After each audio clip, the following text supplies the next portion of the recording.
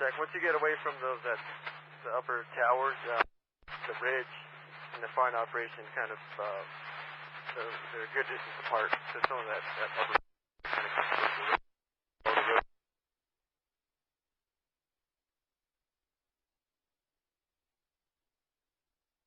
Up.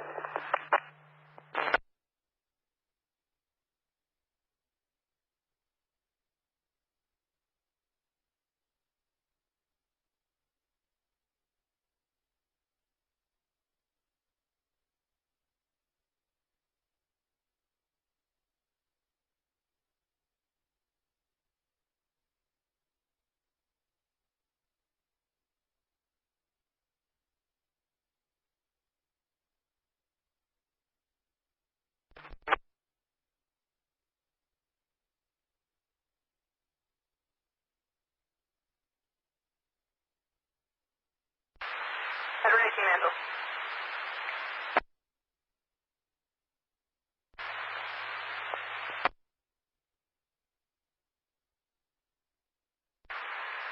Alpha Trainee Bravo 49, ready to come in.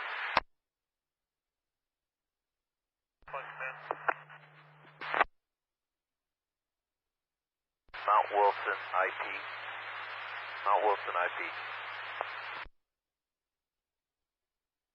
Got the plan going forward tonight. We're just going to mop up that piece that we had engaged on, and we're going to get the Foxtrot to dump all their water. We're going to cool it down, and that way we can get them off the hill and roll them into tomorrow's plan along with the rest of the crews and the Foxtrot.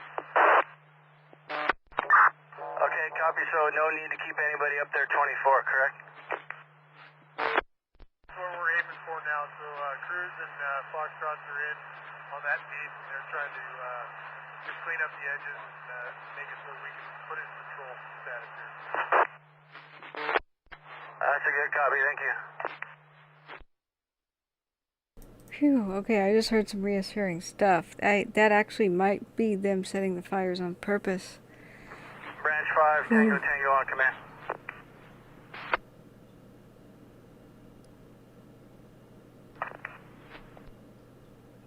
Changing resource status for the Foxtrots and Tango Tango. The guys are saying they're getting everything wrapped up. Are you good with rolling them back to a 12-hour? Oh, yeah. This is starting to sound better. Okay. We couldn't hear what they were saying because the radio chatter was... Branch 5, safety, I'm out of your division. And the radio went dark for a bit when this... Copy, thank you. So, okay, this would make sense as the wind is blowing away from the observatory as far as we could see on Windy. And it didn't make sense that the fire was creeping up. So I was asking people like Torin, hey, is this an example of creeping? Because fire can go up a hill, and what it did, it looked like it crested it, and then came right up to the observatory in between their retardant, you know. And so I'm starting to feel relieved, but I'm not sure still what's going on. They, all this movement happened after they grounded all the tankers because of an idiot with a drone up there. So the fire really exploded in size after they stopped the tanker drops. So if this is a defensive measure, then, oh, okay. But, this is right up to the buildings almost. So if they're making a defensive line of this, which it sounds like they are, they said firing on Mount Wilson Road, but you could see our alarm and we couldn't hear anything. I gotta change.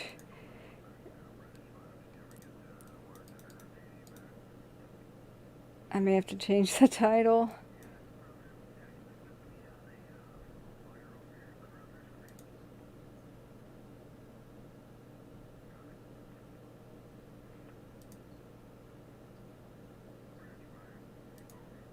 Okay. It's not as bad as I was thinking. Let's continue to listen. We're going to start at Mount Wilson, working towards to the west, over towards Occidental Peak. Down here to the bottom. bottom of this, and it's looking really good. Phew. Down in Big Rock Creek, I made my way into the campground, and I can see from the bottom of this, it's not going to make it to the toe of the slope. There's nothing to carry it across the bottom. It's looking real good. It's probably just going to creep across the top, hit the retardant line. There's just nothing continuous here on the bottom that would allow it to run up towards center. Right. Yeah, I went back in there earlier today, and I felt the same thing. I just couldn't get good eyes. I went all the way back to the campground, and it looked, I made the same assessment.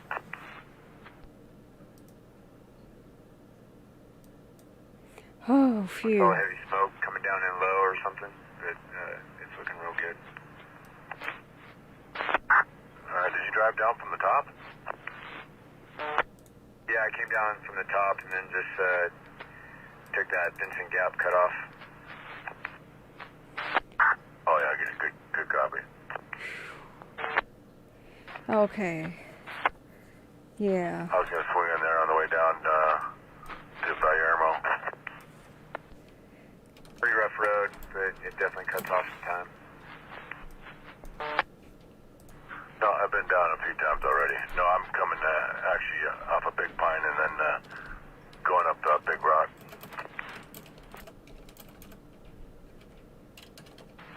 Branch 1, TC.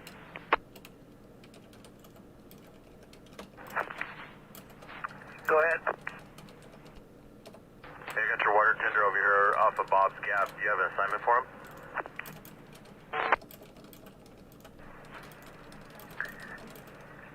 Yeah, does he have a spray bar?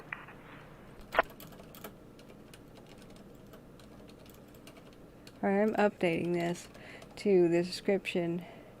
I was just trying to do that. Phew. Looks like this is on purpose firing to protect Mount Wilson Observatory. It gave us a scare. It gave us a scare when the radio went silent. Fires suddenly ran up next to the buildings.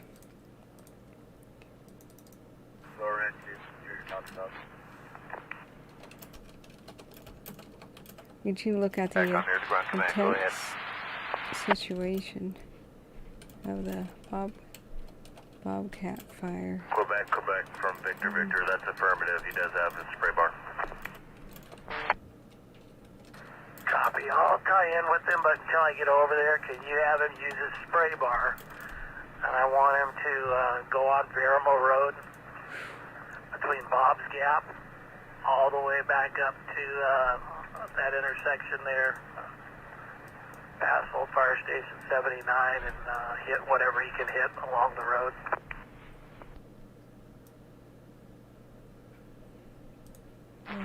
Copy. Confirming from Bob's Gap all the way back to the fire station.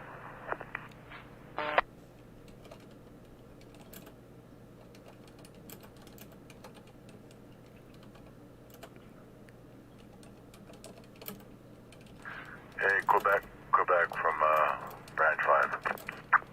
Go ahead. Hey, does the BDC dozers need accommodations? Apparently they made some for them last night and they didn't use them. Can you repeat the last regarding the dozer? The two BDC dozers, do they need accommodations? The incident was trying to supply them. They did not pick up their ticket, so we just need to have an accurate count.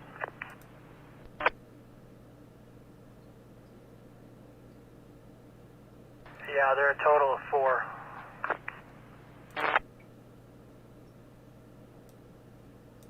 Okay, can you check with them to see if they have their own or they need the instant to supply them? Yeah, stand by 1.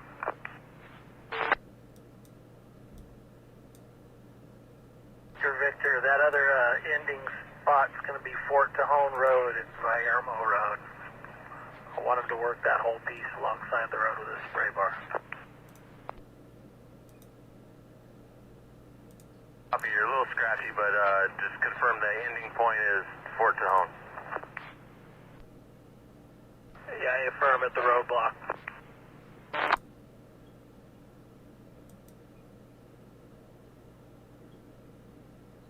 Okay, yeah, we're back on the air. Hey, all divisions on branch 5, make sure your folks know that tomorrow, hot breakfast at camp, so they don't need to stop in town. And that'll be for the duration, hot dinner, hot meal in camp.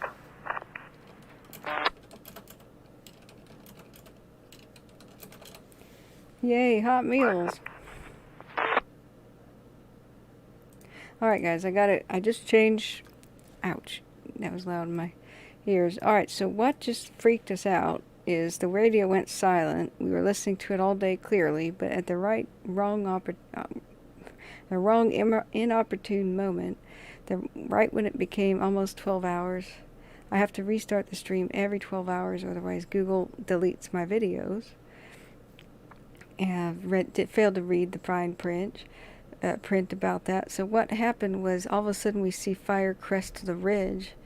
And earlier today, an idiot with a drone made them stop all of their fire retardants as they try to ring Mount Wilson to save the observatory.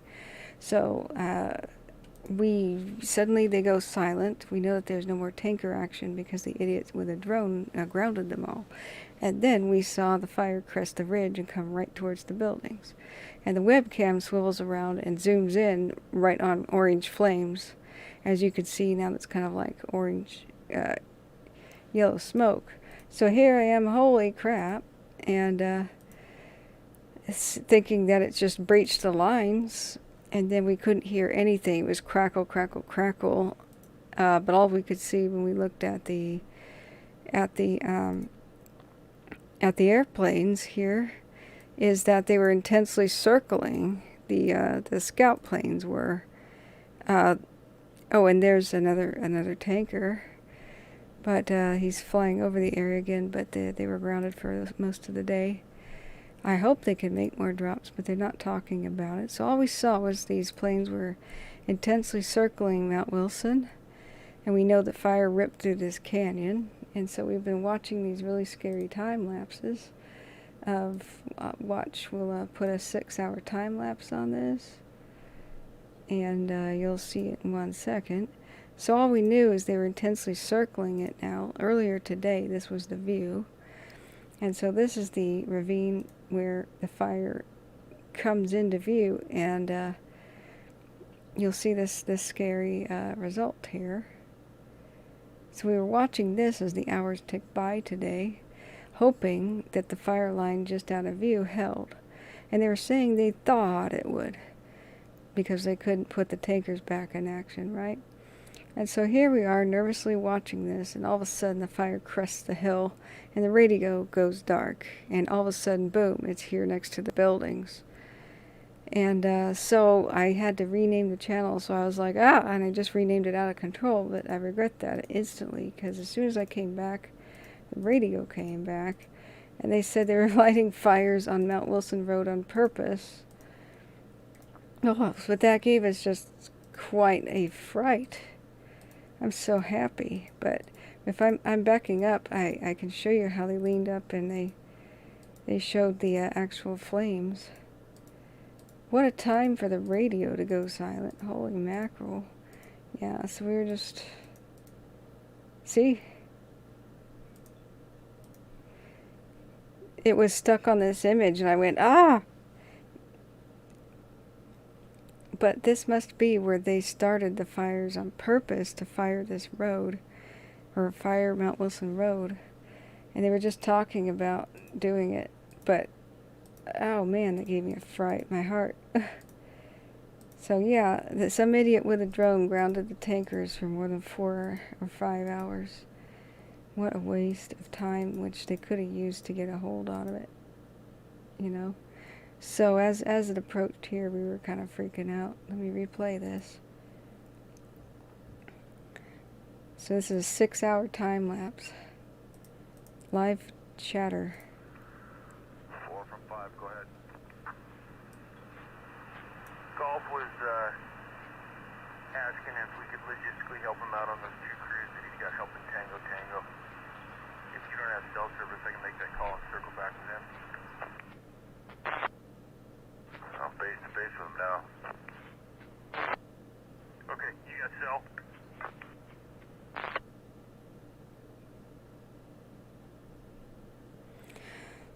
So you can see our extremely elevated level of concern there that we have for a bit. I've renamed it to, you know, threatening situation. I hope nobody feels trolled. I'd never do that. Unit standby for afternoon status check. There's such long periods of silence, I couldn't know whether or not, you know, but once the tankers landed, there was really long periods of 20-minute silence, so I was completely unaware. But when I did refresh Broadcastify, we got it back. I should have thought of that sooner, but then when I did, it was unintelligible. Sorry, it was unintelligible with that level of insane crackles, so even when I got it back, I couldn't tell what's going on.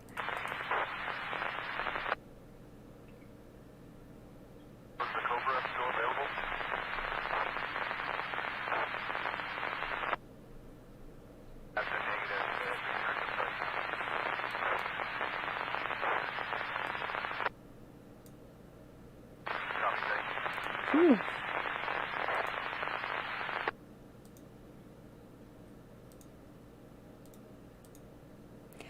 Man, I just had the image in my control panel of a dog holding an electrical cord, and it says, oops, something went wrong. If I see that one more time for YouTube. It's been messing with me for the last 24 hours.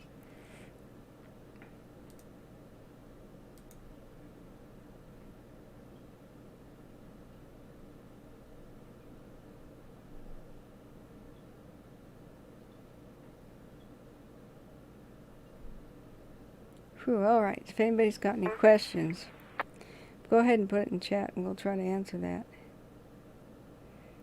310 and water tender 10 in quarters Little Tehaka.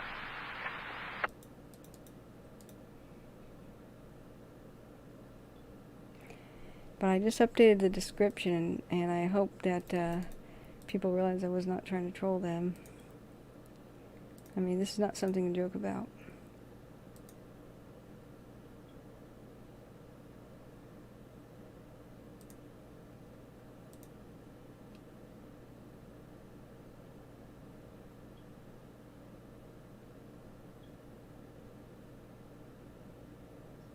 But nobody's out of the woods yet. If you look at, you know, they're being quiet again. But if you look at, man, that's Yellowstone. The in general, Bobcat fire is really not contained at all. There's so many hot spots up here by. They keep cropping up, just when they think they have it extinguished at the Little Rock Reservoir. Look at all this activity, and we've seen a lot of aircraft circle over here. This is kind of threatening Paradise Springs.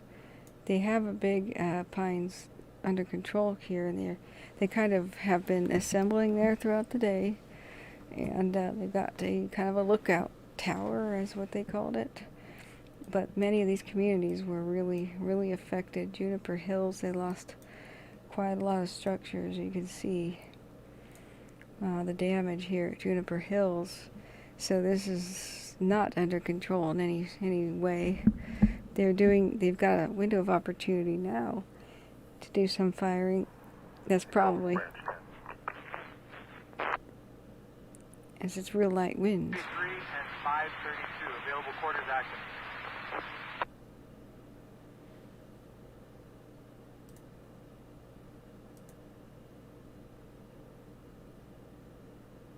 And we can see the lead plane observing all the firing here at Mount Wilson.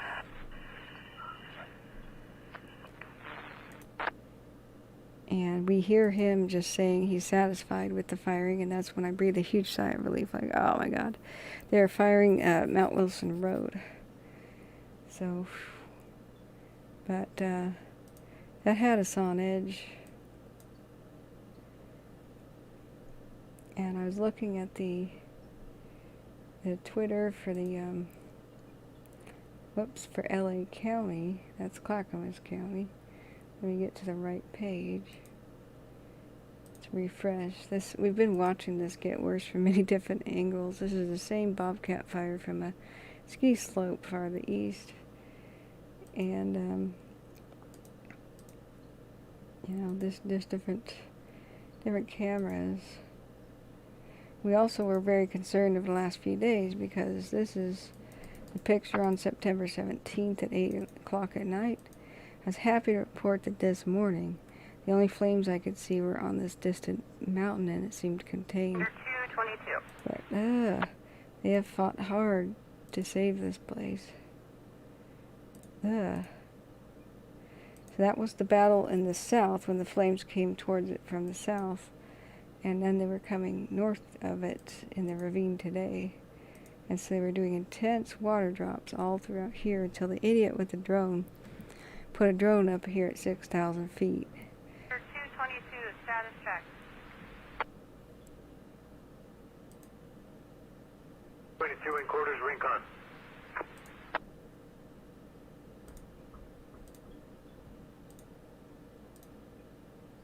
The wind, though, is blowing away from Mount Wilson, so I can see why they're firing right now. We just didn't know they were going to do it. So Mount Wilson Road, this makes sense. Our webcam is looking at the fire going to the left.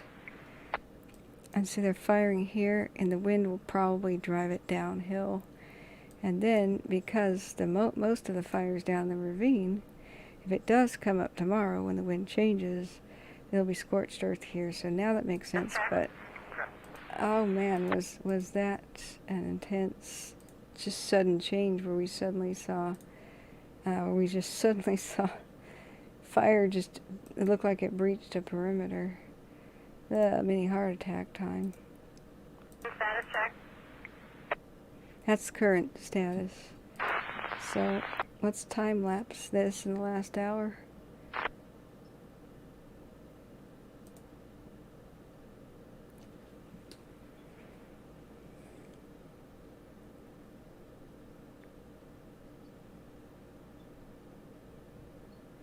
Let's see how it look. Yeah, it even shows like red-orange flames suddenly, and for 1 minute all we saw was flames in the webcam. Before it changes every minute. What? Whew. Man. So that's the current situation, and that's why we're pretty worried about that. This is going to update every minute.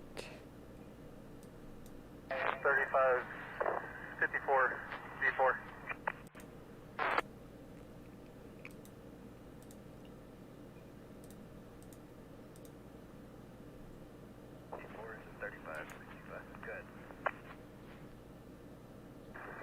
Can we get 2 additional engines over to my location? It was up at 8400. From 2400 Carruthers Road. That Carruthers is up here. 7. So you see the other. This is really not under control. This is a huge swath of land. And, I mean, you know that LA is a big place, right? We'll see. See, this is... 6.5, we'll get 6.5 and 1 other additional engine. This entire fire is about the size of western LA area.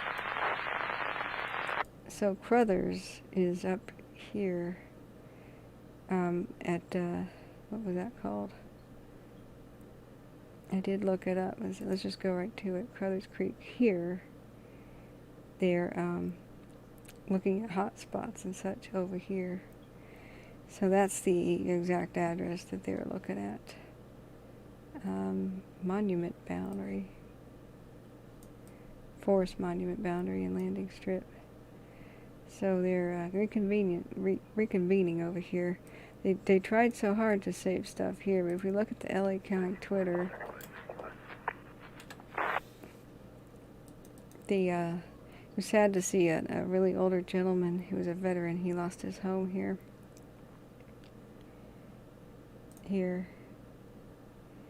This is in Juniper Hills. So this is sometime today. The sheriff was talking to the man who lost his home. They said he was in good spirits, and so, man, I want to go up and hug him, you know. But people are really losing a lot up there. 5, Tango Tango trainee on command. At least he's got a lion. He's got his yard lion statue. Man, really not much left of that, is there? It almost looks like one of those Andrew Lloyd Wright homes, too. So sad. So, yeah, this is... That's the LA County Sheriff's Twitter, if you want to see. So, here's... Yeah. Talking about the underfunding of these sheriff's things. I thought that was... Oh, that's law enforcement. Status check. 2 hours ago, evacuation order has been, let's see, issued in the following areas. Great. I wish they didn't use a JPEG, and that when I try to zoom in, the buttons didn't get bigger. Seriously. Alright, what I have to do is right-click. Affirmative. Doing afternoon status check. I have to right-click save that, and then blow it up in a picture viewer to read the evacuation orders to you. Are you kidding me? Hang on a second. Are you kidding me? Alright, so let me go back to this, and I'm going to open that image. Hang on. Open file.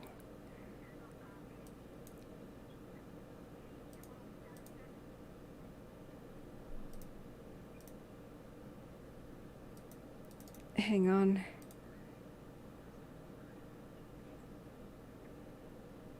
I can't read this. There.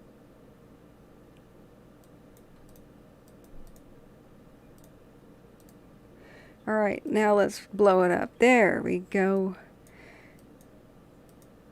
2:45 p.m. an evacuation order has been issued for the residents of the following areas: south and west of Upper Big Tayunga, east of Angeles Forest Highway, and north of Angeles Crest Highway. Residents in these areas should quickly gather their families and pets and head to your preferred planned location out of the evacuation zones. Residents must take these necessary steps to ensure the family's safety. Delaying evacuation will prevent crews from suppression activities and compromise things and blah, blah, blah. It's just generally a good idea to get out of the way of a fire. In my own summary, ensure your emergency supply check kit is in your vehicle. Locate your pets, take them with you. Cover up to protect against heat and flying embers.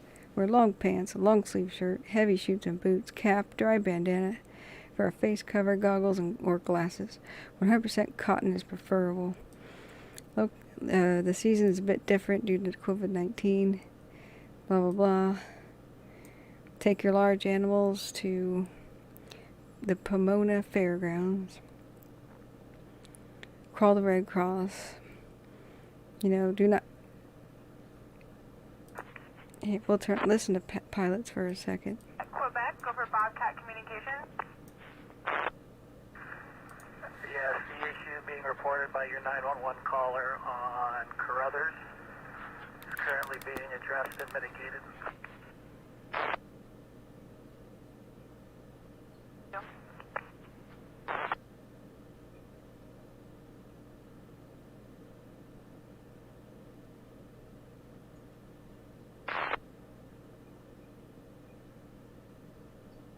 Now, I wish I could just copy and paste this information, but being at the Sheriff's Department doesn't like to do anything but post JPEGs, I have to hand type this into my comment section, so bear with me. This is not from the fire department, this is from the Sheriff's office, but when I was looking up the InsaWeb,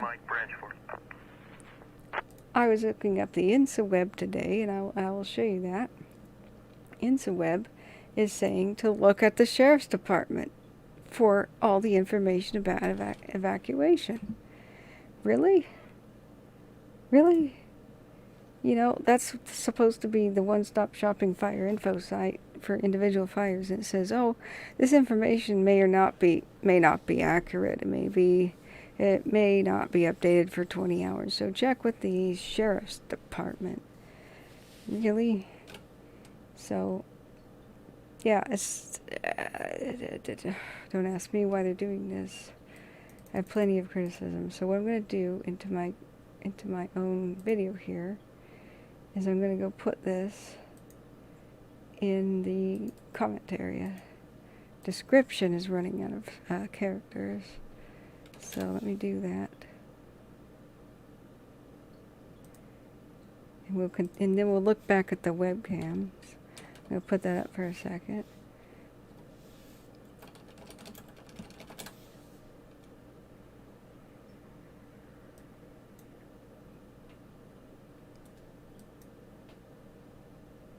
Alright, I'm going to make a comment for my own video.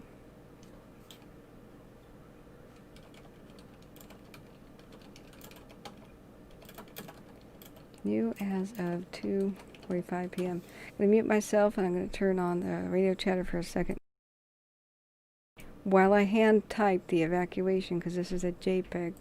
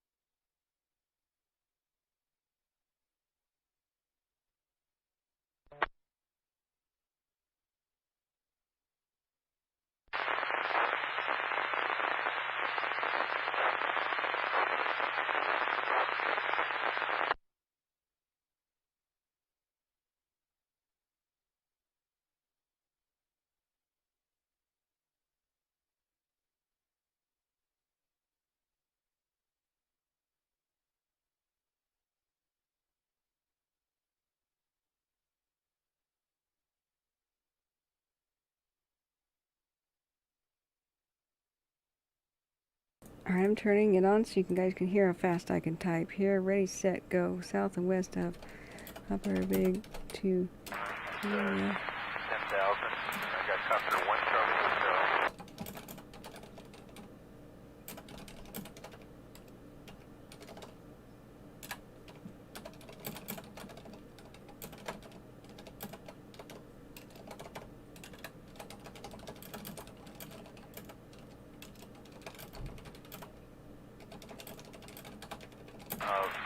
French forward air tech, repeat your last.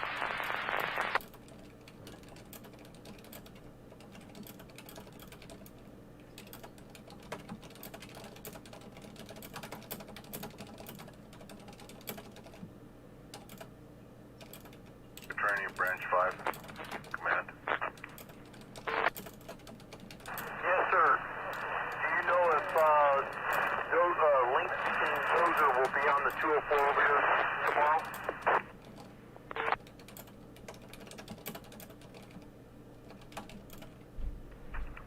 Standby 1, break, division, golf, branch 5.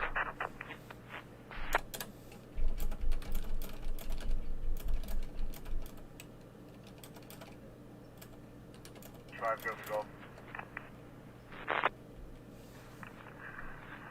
Hey, what's the chances if we give up BD for your mission, can we keep that dozer from Lincoln?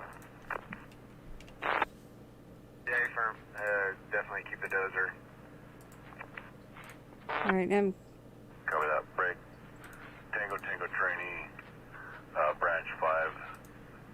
Can you do that project with the 8-9ers? Because it sounds like golf needs them for golf proper.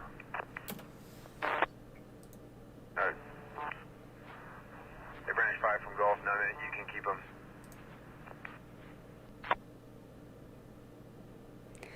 Alright, so I just quickly typed that up so I can move away from the screen now. But I had to correct their grammar.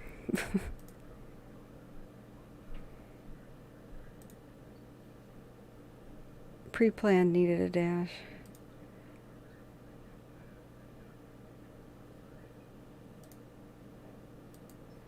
Alright, so we're going to go back to looking at the fire. Let's see what it's doing. Whoa. This is okay. This is actually a firing activity to protect the Wilson Observatory. But man, did that freak us out when we didn't know that, and the radio was too crackly and silent to let us know what was going on.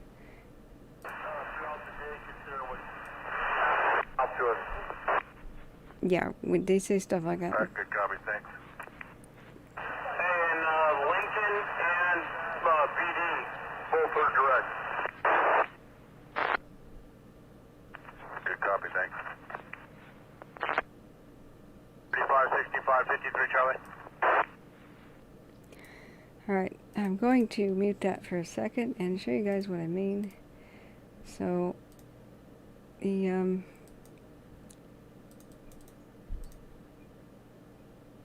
Rebel Videos, welcome back. You fell asleep watching this at my desk and now my neck hurts.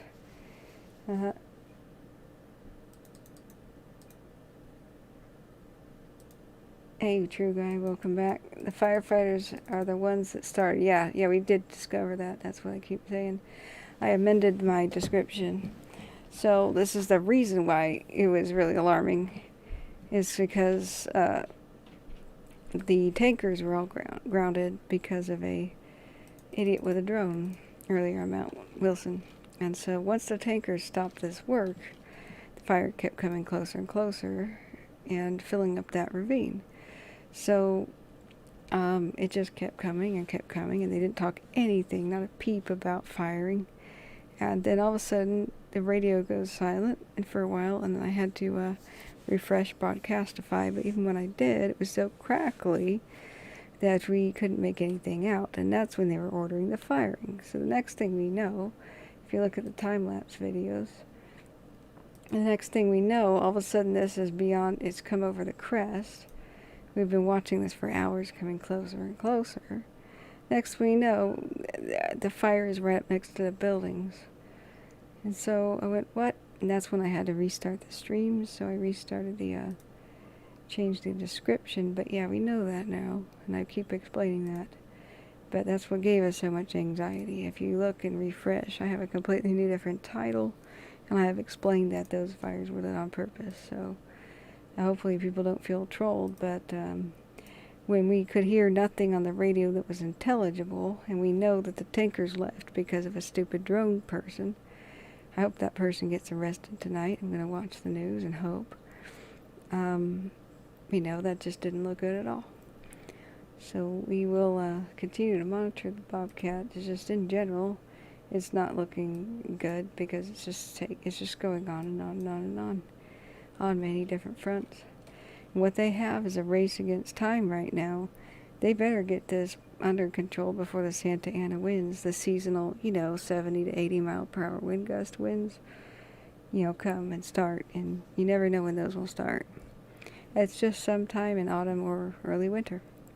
So guess what? It's about autumn. Can you imagine what will happen if the Santa Anas happen? The last 4 days has been hell for them because they had it only to here. It was pretty small and it was just this. Jeez. What were people slamming doors for up here? And then it just exploded over the hills into Juniper Hills and let's turn this down here to Valeyrmo, Big Rock Springs, and Mile High.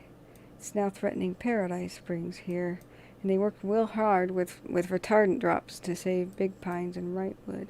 It was just spreading out like in a V shape because there were high winds that came in from the Pacific. So who knows when that'll happen, or who knows when the Santa Anas will happen. Pasadena is still on notice for evacuation, and you see a lot of this is firing today, but it really crept through this canyon, and this did not look this bad this morning. I can tell you that right now. I've been monitoring this since 5 in the morning. So that's what's been going on. What? Yeah, let me see what's going on.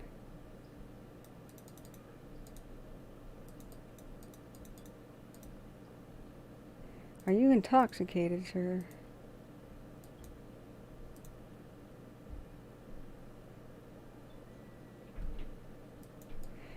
What?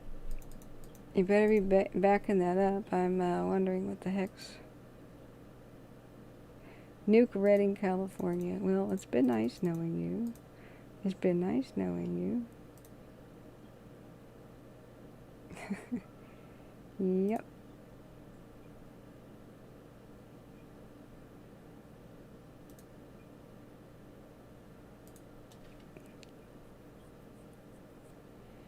We just don't need to be talking like that. Okay? Torin, every time you go, okay. Yeah, exactly, Revel. He's been erratic, and so he's like came in and gave us some really good, he has a meteorology background and really good feedback this one day. And then, yeah, don't respond to it. You don't need to. I already banned him.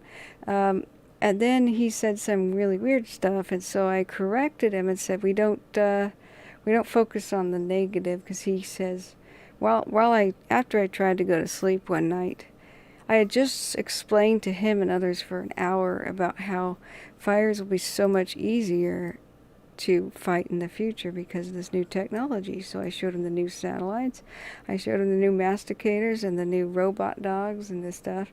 Yeah, Sherlock, and he's gone too. Yeah.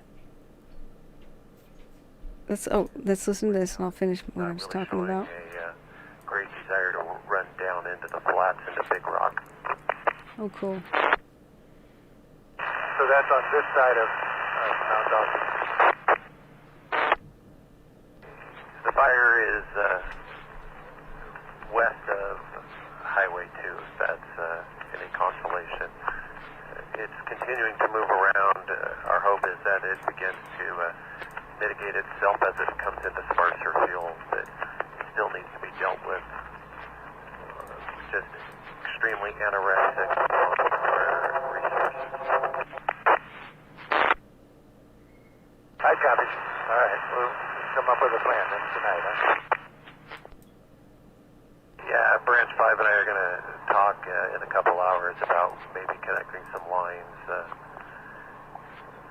Not a lot of options. The lines that we were hoping to work were a bust after they walked down them.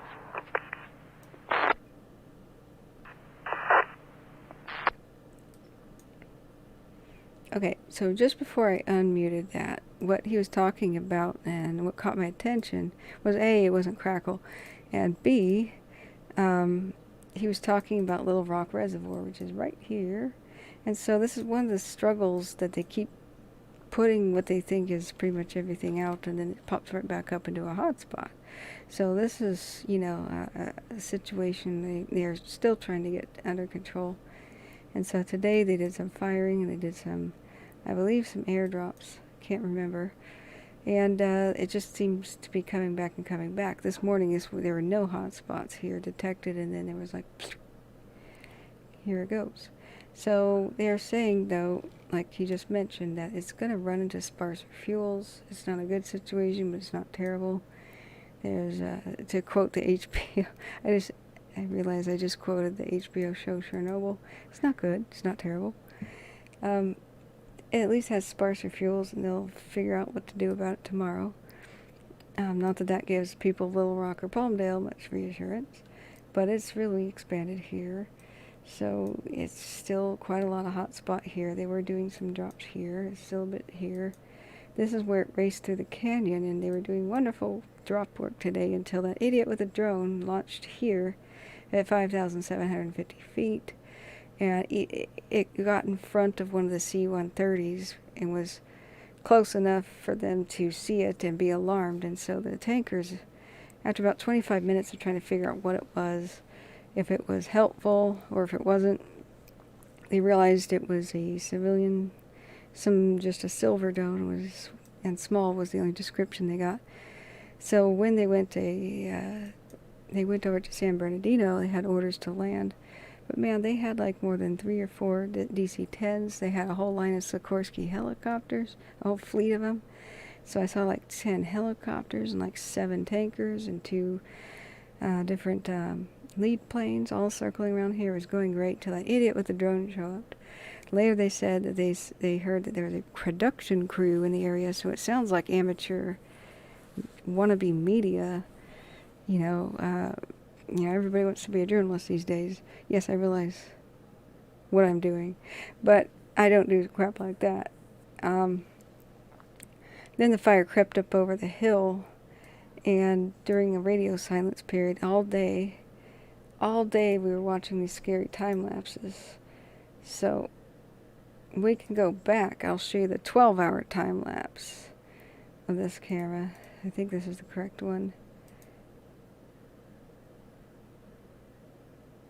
So this is when this is before dawn, and it was really small.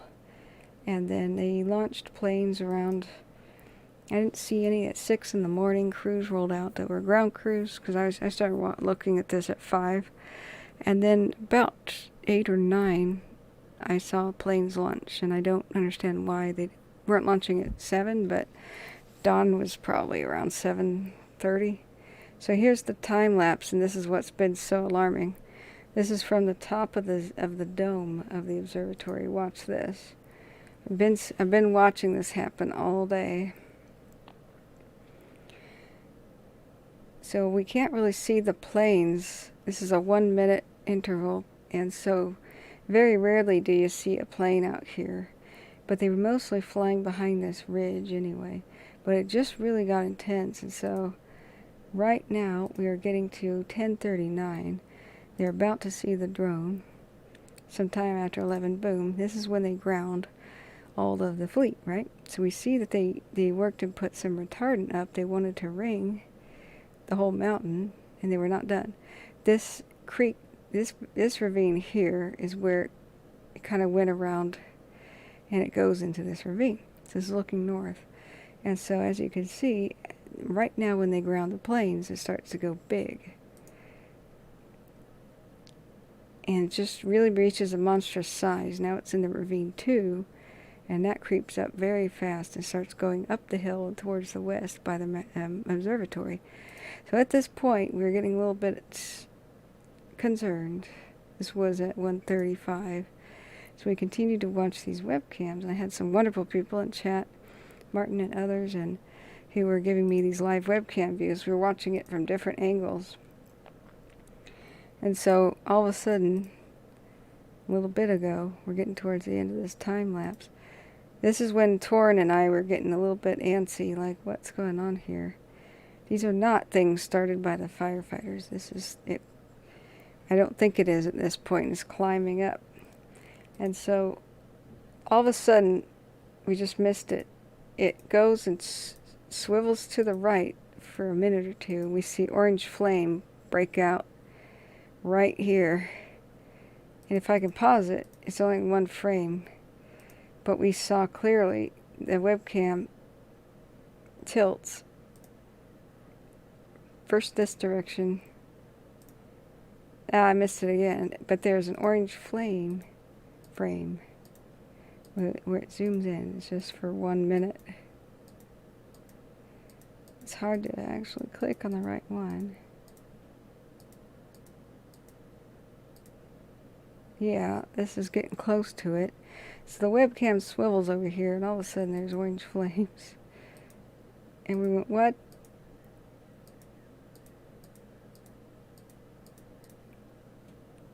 Let's listen to...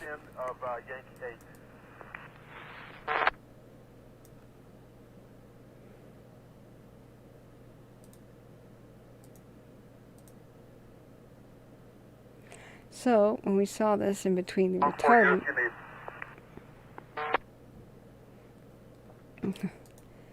that was of quite a big concern. I still can't find the exact frame, because this doesn't... I can't pan to exact frames. but the fire was going past to the west, and all of a sudden it's inside this retardant ring. So that was of serious, like, oh my God, concern. Radio was,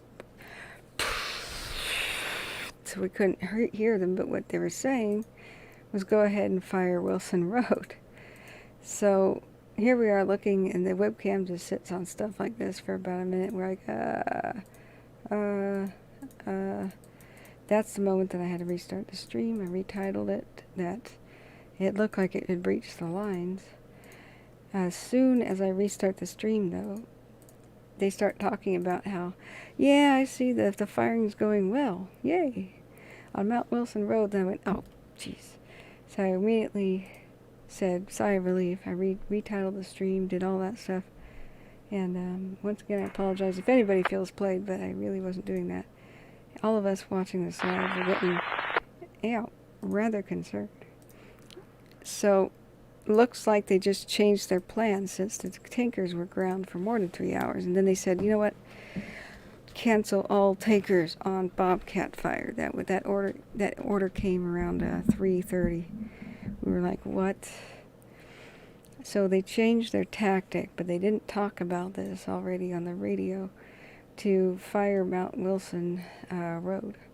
So if I can go back here and show you guys where that is. Here's Mount Wilson Observatory. And looking that same direction here, let me switch views to the map now. 1 second. Here is Mount Wilson Road. Mount Wilson Road, right where the cameras are looking that way.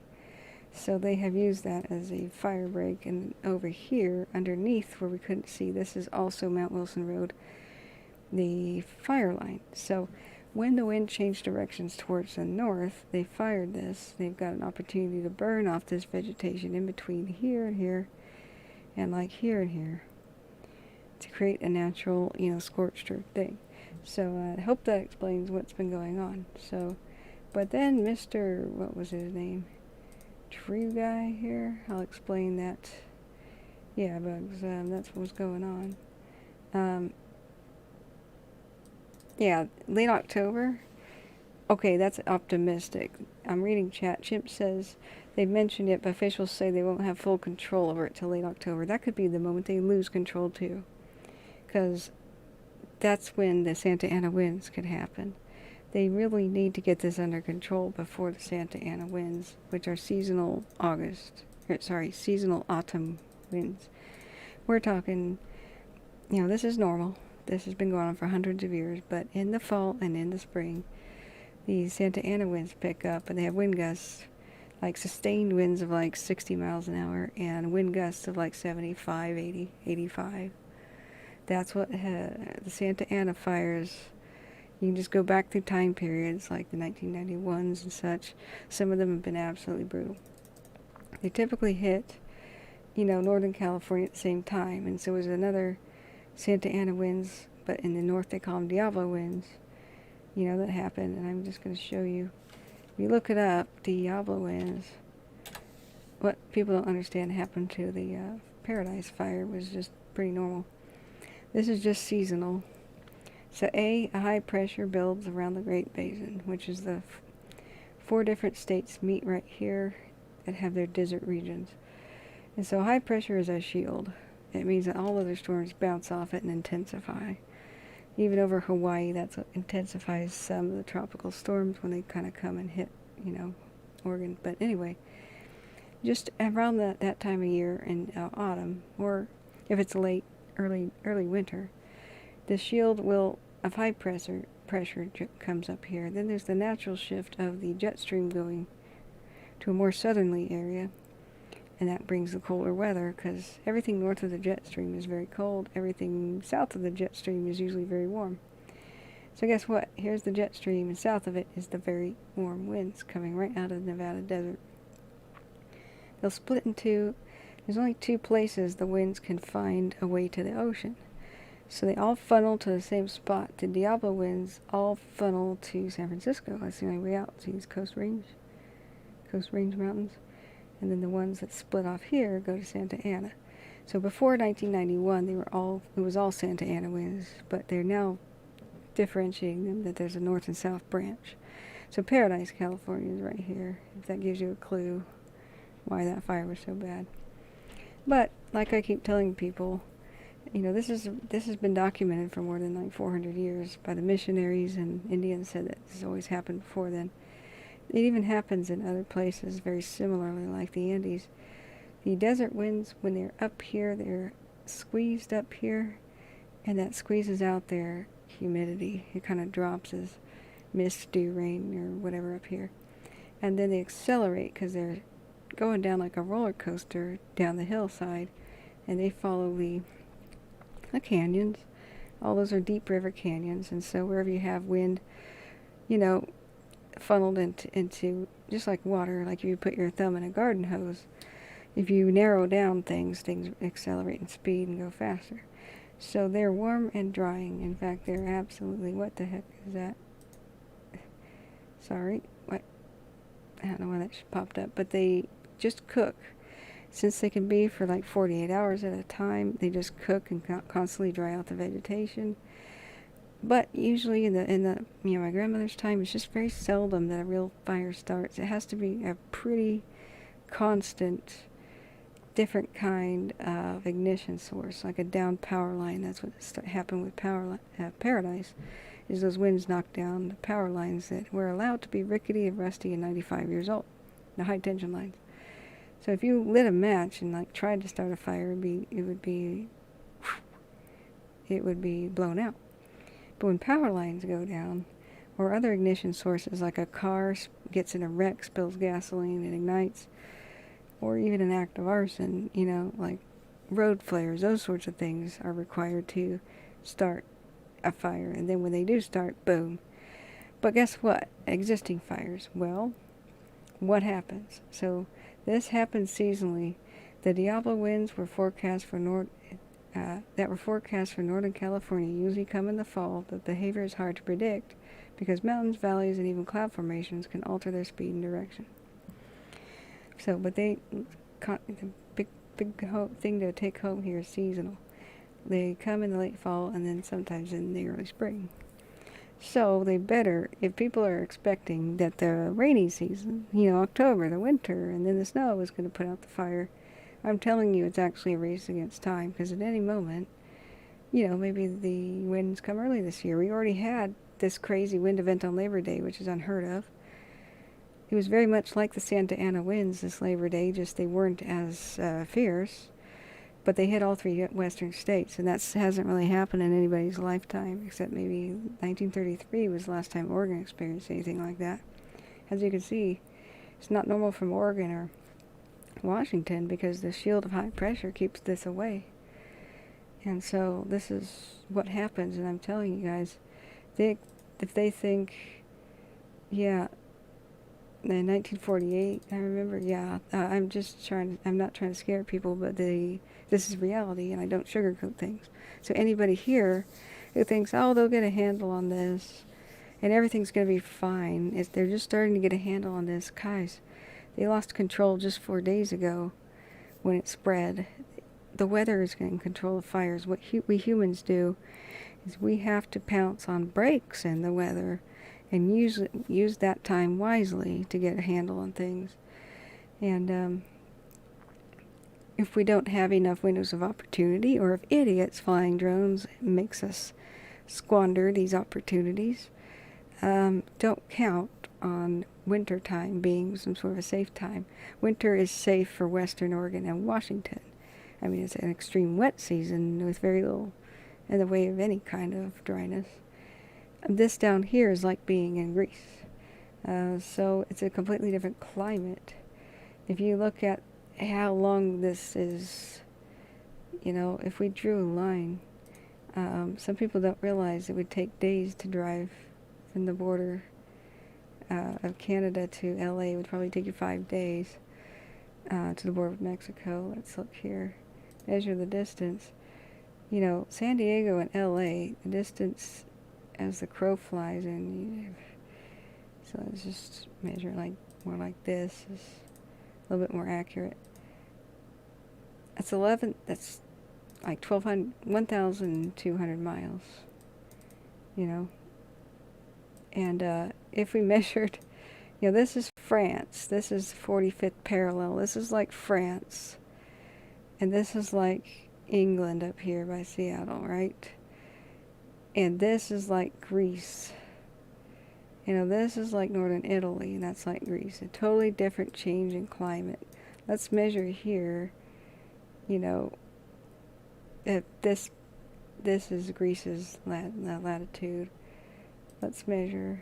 This is also not very scientific, but like to Oregon, Paris, about 955 miles. So you see what I'm talking about. If we measure all the way to London, yeah, about the same distance. London and Seattle is about the same. So you could see how the Alps, which is kind of weird, it's not as tall as the Alps at all. This is mild, but these are the mountains separating Oregon from California. This is kind of like, imagine this being the Alps, and everything south of it, it can still be pretty cold and such up here. And of course, these are high mountains. This is the rugged high Sierras, you know, 6,000 and 7,000 feet up there. But in the valley and down here by LA, this is the Las Vegas desert, the drying effect. This is just almost never rains. If it does rain, it's because of a tropical storm. It was headed towards Hawaii and formed this way, kind of got pushed away from Hawaii, just like when Hawaii has high pressure. That's usually when they have the mudslides. It's like that stupid song, it never rains in California, but it pours, right? That's talking about Southern California. So this is like Greece. Remember the Greece fires, you know, the massive wildfires that Greece had. Even though it can snow up here, that does not mean, you know, the snow might come in November or December. It doesn't mean that they're out of the woods. And so instead of thinking you're safe with this false sense of security, I try to tell people the real deal, the straight dope. You're in Pasadena right now, in Palmdale, in those areas. Keep being prepared for evacuation until this is really over. Like, for real. And so, you know, I'm estimating an October thing. That's basically means we think rainy season will help put this out, not us. That's been pretty much saying. They have this same October date for random wildfires in the north and in eastern Oregon. You know, just basically when it starts to get much cooler. So did fires set this up purposefully? Okay, read my description. It's I changed the description. You might have to refresh the page. But we were very worried about this Mount Wilson area. Let me go back to it. This is purposeful, thank goodness. When we first saw it happening, there was radio crackle like, so we couldn't hear them saying, "Go ahead and fire this," which means, you know, that's a firing is a protective scorched earth policy. The Lost City people aren't aware of, but they'll build lines in between, and in between them they will burn on purpose the vegetation. So that when the real fire comes, it doesn't have anything to burn. It comes up, and we've seen this tactic being used in almost every single fire that we've studied on the West Coast for this fire season and other things. So that is a safe and controlled burn.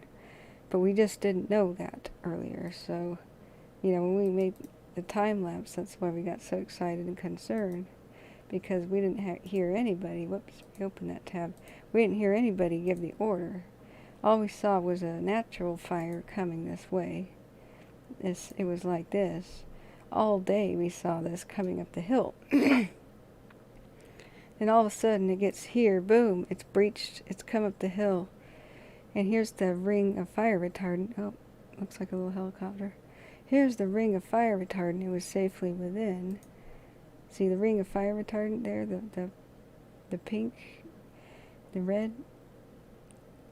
All of a sudden it's within it, and it's climbed up the hill and went, So because I never heard them give the order, I thought it had just popped up over the ridge. Because what we were looking at here is they had a line of defense that they made with bulldozers at this road, Mount Wilson Road, right? So earlier today they were worried because here was the fire in the ravine that this line may not hold. They said it probably will once they had to call off the tankers because of an idiot flying a drone has grounded them. So now it was a much more hairy situation. Now that the tankers were gone, who had been making good progress keeping this minimized, you know, because the idiot with a drone, if a tanker hits, if any aircraft hits a drone, it'll crash. It's worse than bird strike. And so what they were doing, though, that we couldn't hear, was they were preparing to fire in between this road here and this road. So they were going to purposefully light this on fire, and they had the flame retardant ring was right around here that you could see previously. So what they did is they did that where we couldn't hear it. It was all static. So I immediately became very alarmed, and everybody in chat who was watching the live webcam, of course, became alarmed to see that. And this is all we could see was, oh dear, it's getting close. And then as the time ticked by, oh my God, it's getting really close. Okay, we're very concerned now. Oh, maybe it's going this way. But then, all of a sudden, boom, it's here within the fire ring, retardant ring. As you'll see in 1 second, we're like, that looks really close. Bam, here it is within the ring. And it paused on scary images like actual flame, you know, over there. I can't really find it in the pause section here because you can't go frame by frame. But there was just naked orange flame here going near a tree, and I went, ah! So yes, it's been started on purpose, but that is to help the situation. So Steve, they did, I think it was their backup plan, because the tankers could no longer protect this structure. They went to plan B, which is let's take advantage of the wind, which is really mild right now, to do a strategic protection, you know, fire of scorched earth. So now what's going to happen is tomorrow, if the wind does change, we can see here the fire activity. Most of the fires in, excuse me, let me get to the right window. Put this one on. We can see here that here's the observatory. This is that ravine where you see the huge column of smoke. This is where most of the activity is. If the wind changes and it blows south tomorrow and it goes racing up the hill towards the observatory, it's going to meet previously burned out land. It's not going to have much fuel, so that was their strategy they had to switch to because some moron had a drone. They have to now allow more fires to go on here, more smoke pollution, more gas releases, more CO2. All that has to happen because an idiot flew a drone. So I'm going to be watching intently tonight the news, and hopefully we are going to see these people arrested. They said that it was possibly a production team, meaning video production, meaning like wannabe news reporters. And so they may have even gone up there thinking, oh, like totally, I'll fly my drone and I'll get good coverage. You know, they saved the Mount Wilson Observatory the other night. Oh my God, let's go film it. You know, I'm thinking some kind of morons did this. So, yeah, Chimp 6, I hope they can protect it up there as their radio stations and government radios and possibly military towers. Yeah, I was reading an article, and I don't know where it went, but they said that this is where some astronomical observatory observations started. So let me just find the article, Mount Wilson. Observatory. Maybe I can find the article again. Yeah, for the first half of the century, Mount Wilson was the most famous observatory of the world. The biggest telescopes are here, the newest designs are here, and they really revolutionized the study of astronomy. This is mountwilson.edu. And so this is basically one of the world's most important buildings, especially for the study of space. And they still have some really good equipment there. But I think they really should trim back those trees. Come on now. That's every firefighter will tell you that's a little bad. Especially the standing dead trees there. It's time for a trim. It's time for a thin. You know, but this is, this is the current status. Click on the frame by frame. Looks like the east fire. Anyway, so they're saying it's closed. Look at that line of heroes coming to protect it. Here it is in the background. Oh man, did they save it. And here's, first of all, the fire encroached from the south days ago. Look at that. So this is 8 o'clock on September 17th. This is today, earlier today.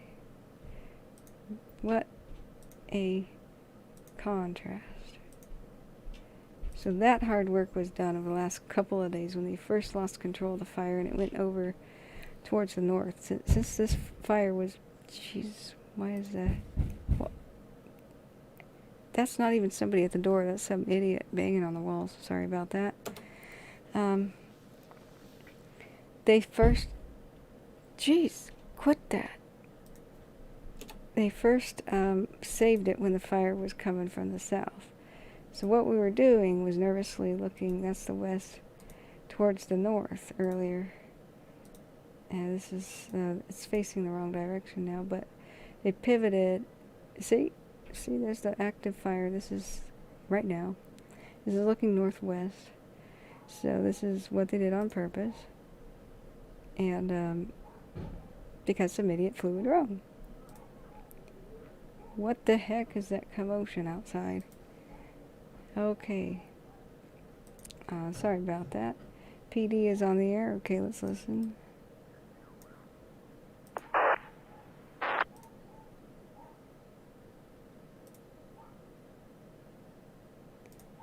Yeah, maybe. That flatten out there.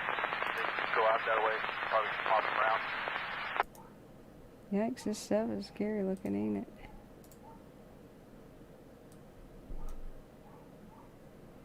Okay, if that dog barks all day, I'm going to be quite upset.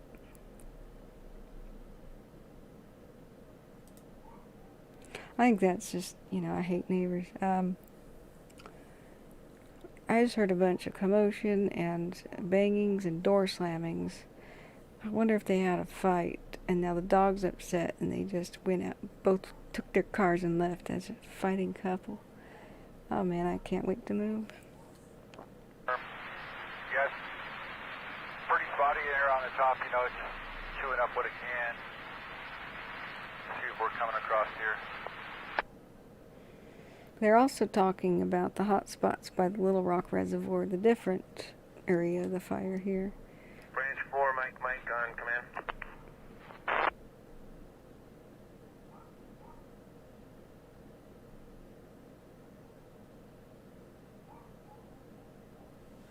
Branch 4.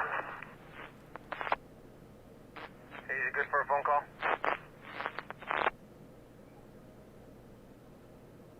We can put some balls in, help with some depth there, kind of where you're at. Is Branch 4 good for a phone call? Paper.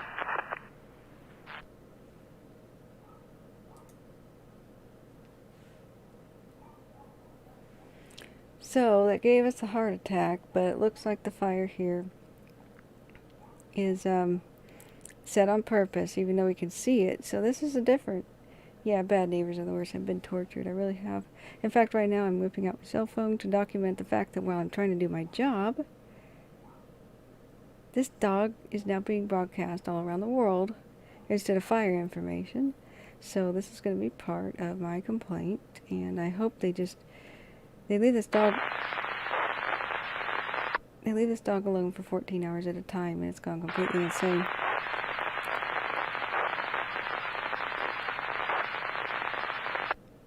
But yeah, now I'm just gonna lean the cell phone in to show that I am live on YouTube.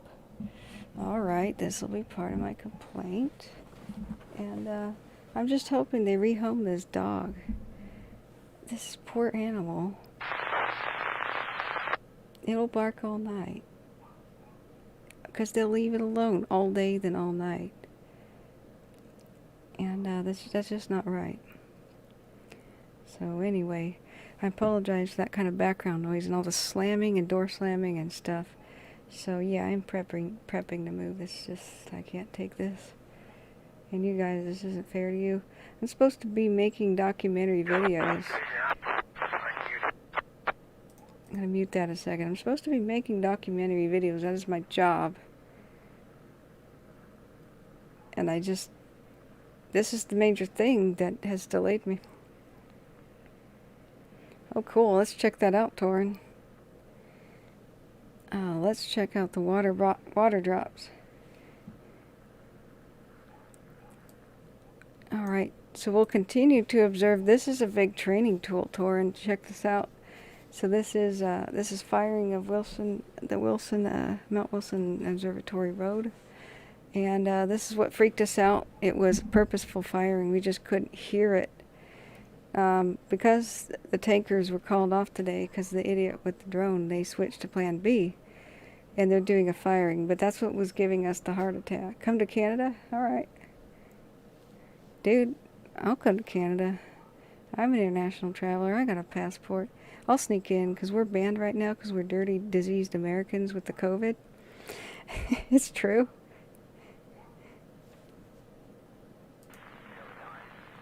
Drop point 61 near Mount Wilson. Let's listen to this a second.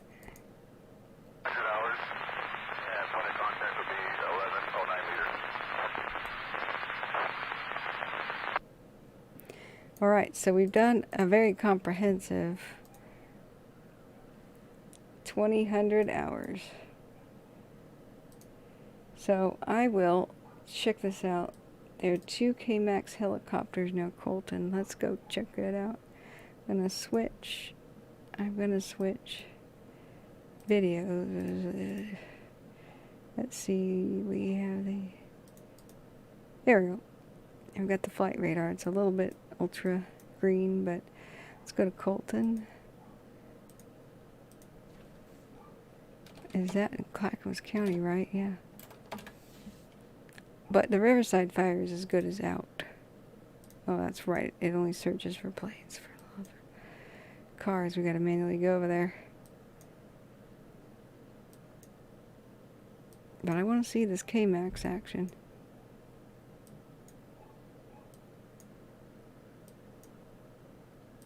Can you guys hear that dog? Jeez.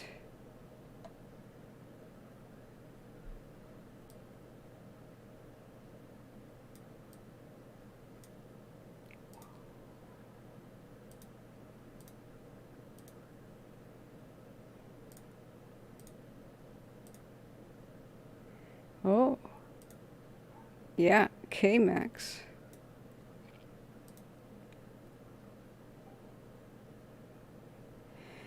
Now, yep, they're coming back to Estacada. Let's try something. Let's try the 3D view. Now, if we could hear their chatter, that would be sweet. So this is Oregon, folks. It's very black right now. Blackened. But this is somewhat accurate. That's the Santiam River. Santiam River Canyon, sorry. That is a Santiam, isn't it? Yeah, I found him. So let's watch him go home to Estacada.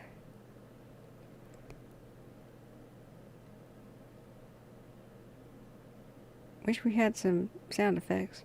I'll make them, guys, don't worry.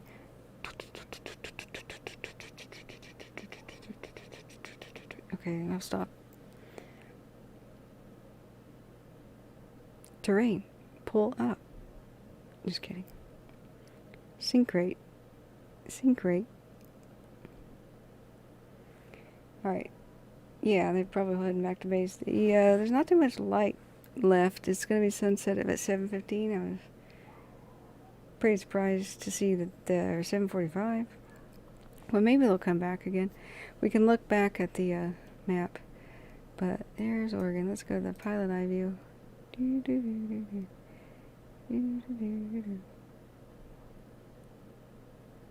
I wanted to see Mount Hood in the distance. Maybe I should turn up the quality.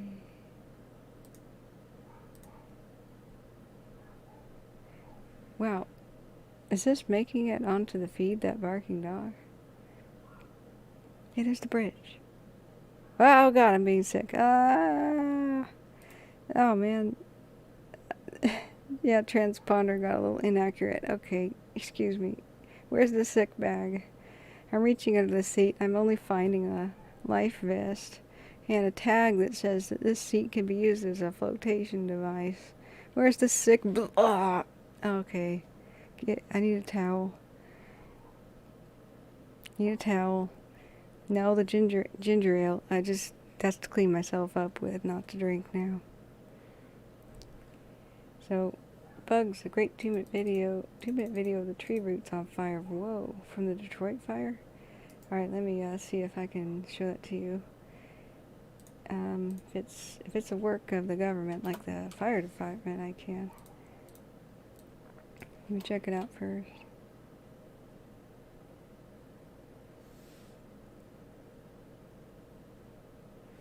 That's good. This is Oregon now. That's we're looking at Clackamas County. They have a different fire. No, it's KGW News. I'm sorry, I can't show you. But follow the link in the chat and you can see what I'm looking at. Oh man, that's just devastating, this stuff. Looks like they saved that structure. Whoa, they saved that house.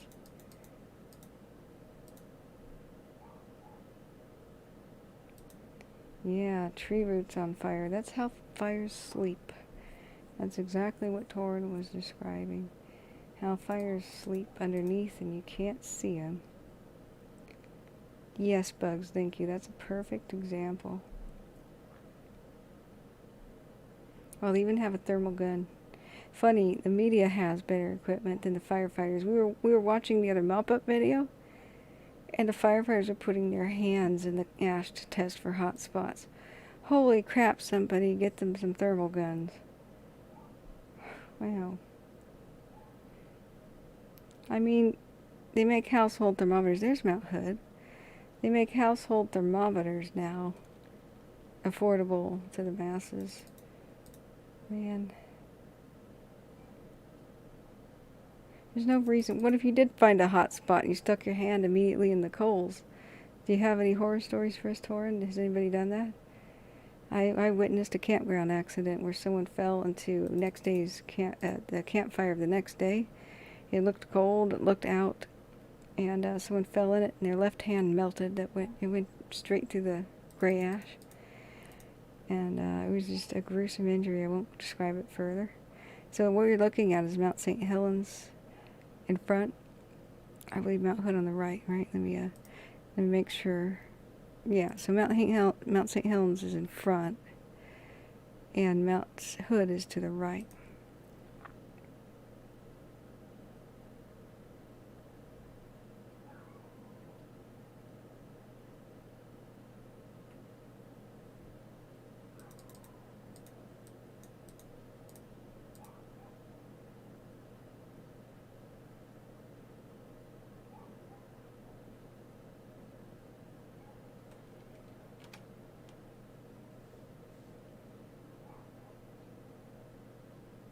Alright, so that's a very good example. Thank you so much. I'm going to bookmark that, even if I can't show you. The thing that would happen is I would get yet another copyright claim, and it gives me this this stupid message that I have to then legally dispute it. That's the funny thing. Instead of them having to prove that their copyright claim is valid, I have to just defend myself, and that's usually not the way the law works. Where are they going? I'm actually not sure where these helicopters are going. Let me take it off 3D view a second. Yeah, they're going to the Columbia. We're going to get a cool tour of the Columbia, folks. I mean, this is so dang cool. Yeah, they're maybe going to Pearson Field or something? What is that line? Yeah,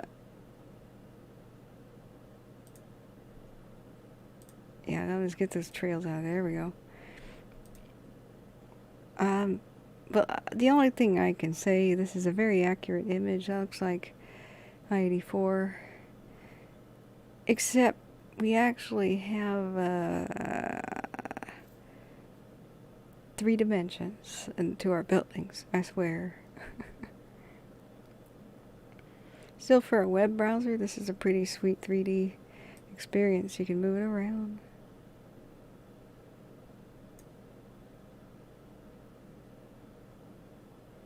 So we're looking to the south in the background. That's the west and the setting sun. Funny how this can fly without the rotors moving, huh? Okay, I'm going to quickly switch back. Look at this. So this is the firing, the current view at the Mount Wilson Observatory in California. We have determined, if anyone's just tuned in, that this was set on purpose to protect the observatory. This is Plan B. Initially, they wanted to put retardant around it and keep putting retardant on the fire and keeping it contained in that valley it was ripping through, right to the north. But when some idiot decided to fly a drone today, they had to ground all of the tankers. You can go back to my previous video, rewind to around 11 in the morning, or noon, I can't remember exactly when that was. And then you can hear him say it live on my channel. All tankers go back to San Bernardino Airport and stand by until we find the person with his drone and make them land it. They never found the person. I hope they get arrested tonight. So Plan B was make a ring around Mount Wilson utilizing the existing roads. And now that the wind's pretty calm, we'll go ahead and set the vegetation on fire so that it can't race up the hill, and you know, the regular fire can't do that. It'll find scorched earth already and stop theoretically tomorrow or tonight, whenever that fire decides to move again because of a wind change in direction.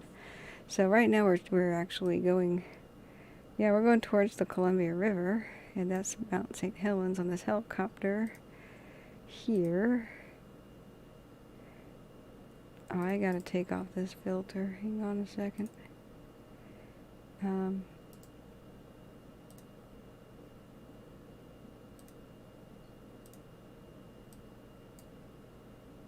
Still don't understand why it's this dark. Okay. Excuse me. There we go. That's a bit more like it. We thought this was a firefighting helicopter, and it seems like it is. It's a K-Max. But it's skipping Estacada and going somewhere, so because we are curious, we keep looking at it, but I can go back and forth between... That's the live updates of the Mount Wilson area. Everything's fine. That fire's protecting it. And then this is kind of a fun little ride here.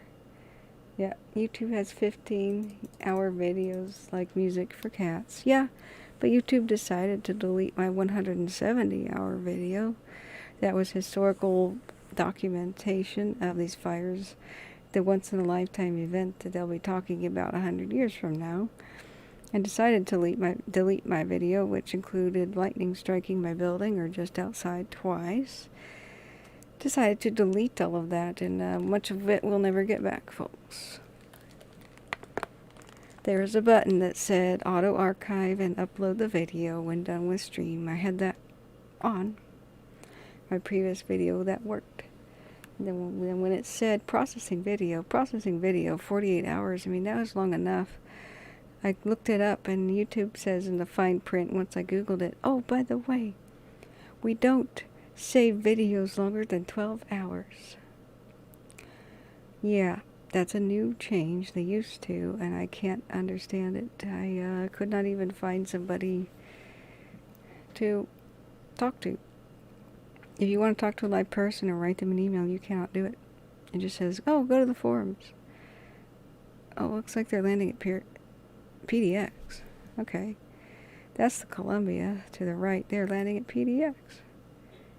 Woo! Yeah, they're up there by PDX. Huh. Alright, let's watch them land and then burn the mosquitoes. Yep. But I'm not going to show that comment. I'm sorry. Because we're keeping this kid friendly. We're trying not to curse too much. Yeah, there's a lot of mosquitoes that will die in the fire, which is great. Yeah, Angie, welcome. We are hoping the observatory doesn't burn down, but this is to protect it. That's interesting. That's PDX. They're landing the helicopter. This is to protect it. This is a live webcam. It's, man, they had to resort to this because some moron flew a drone today, and they grounded all the tankers. So we're switching back and forth to aircraft that does firefighting up and down the west coast, and this one was flying over by the fire in Clackamas County, Oregon. And so we're going to get rid of this view. Let's go see if we can find any other aircraft fighting the Riverside fire. It's really a done deal, folks, though. With the rain we got. Yeah, that's Alaska. American General, I don't think that has anything to do with the fire. Don't believe that does either. But invisibly here, the Riverside fire is a monster. It's all the way here. The Beachy fire is another monster. And I don't really see... Let's check out the fires like the Bratton fire by Paisley and Cave Falls. This is about time that they land because it's dusk. Yeah, I don't see anything going on over the Oregon fire, so we can move right back down to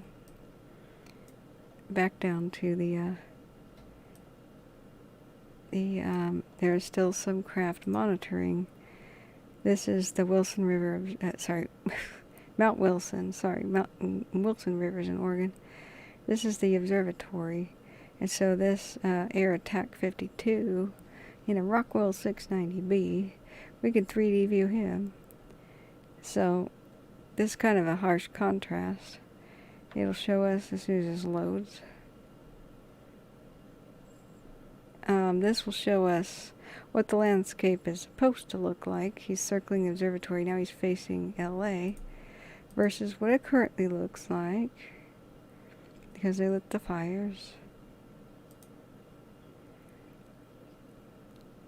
This landscape of brutal smoke conditions. Yeah, screen record my videos and repost them. That's what I have to do. I'm running out of... Since I've been covering this for 3 weeks, I'm running out of hard drive space. I'll try and find a solution. I have a 10 terabyte drive and I'm running out of space. It tells you how many videos I produced. Thank God that dog stopped. Oh, thank God.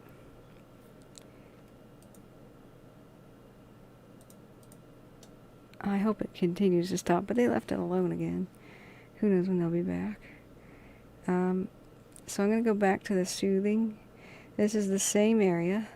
So on flight simulator type view, this is what it's supposed to look like without smoke. This is facing west, and this is kind of facing northwest. It's almost beautiful now in the pink. That's yeah, sometimes fires are strangely beautiful. I wish there was a compass in this view.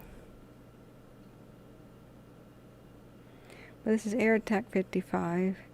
Let's turn on pilot chatter. Sima Mesa area. Guess when you get some cell phone coverage, just give me a call. I think I got cell coverage. Wow. Bobby, can you shoot me a text with your number? I never grabbed it. Yeah, that's hurtful. I'll send it to you. Yep, we keep hearing, even though there's radio towers everywhere, there's terrible cell phone coverage and radio coverage for the firefighters. They keep saying my radio is no good here. When I'm in cell phone range, I'm gonna call you. Oh my gosh. Buy a bunch of USB drives? Yeah. I'm not sure if I prefer more or Idiot 2 for this, for the drone. Sorry, excuse for a pilot. A disgrace to our,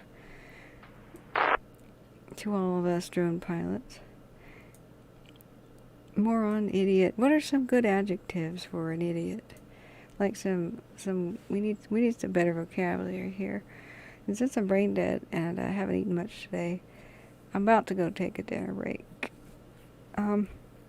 What are some good thesaurus type words for idiot and moron?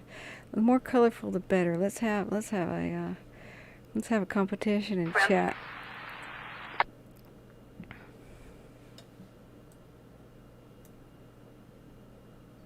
So we're watching Air Attack 55. This is the command, plane where they keep monitoring. Oh my gosh, they updated the texture to be blackened? Or is that supposed to be nighttime texture? I don't know. Wow. This is current. I'm going to make sure this is current. Yep. Keep refreshing it. This is what it's actually looking like at Mount Wilson as dusk sets in. And this is the airplane circling Mount Wilson. So that's down here is the observatory. But they lit it on fire up here, all around it in a ring, to save it. Branch 10. That's what it looks like now. Don't be alarmed, that's on purpose. Go ahead for branch 5. Put it down canyon, right around Paradise, and a little bit further up canyon towards center. So there's a block in front of it. The wind's got it. Hopefully it runs out of fuel and scabs out, but it's coming to you, I think. They mean Paradise Springs. Alright, so I heard they took a line down to Paradise, and then they went one over by Fenner, and I had lost that transmission after that. Yeah, they went down from Paradise, a little bit up toward Fenner, but not all the way to Fenner. The way it's coming, it's aimed right at Paradise. They didn't put anything on the shoulder of it. It looks like it's going to come down. After looking at it, I think it may have a chance of scabbing out on some of those clipped out sections, but there's nothing we can do with it from up top. Yeah, that's a good copy. It might correct itself when things start smelling out a little bit. Yep. So, see you in the morning. I'll give you a call a little bit later about some line placements that we came up with. That's a good copy. So they're trying to protect this little community of Paradise Springs, and they're just talking about it not looking good. And 101, number 2.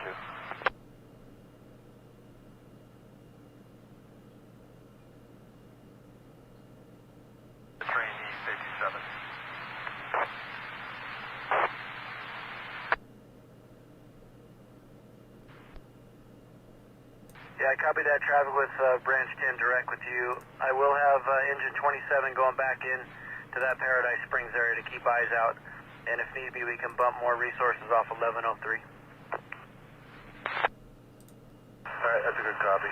When I was in there a little while ago, it had some pretty decent down canyon winds, so there's a lot of rock and stuff in there too, so just big issue is the ember cast. Yeah, copy. I'm still holding on to 1133 and 1151 Charlie for right now, and I'll to see what it does and probably release them here in a little bit if nothing happens.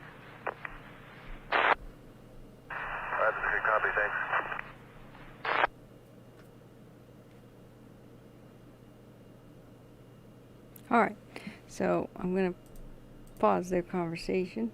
Yep, we got some colorful language in the chat. This is great. Gormless, that sounds like a good, yeah, that's a good one. Dolt. Troglodyte, that's a good one too.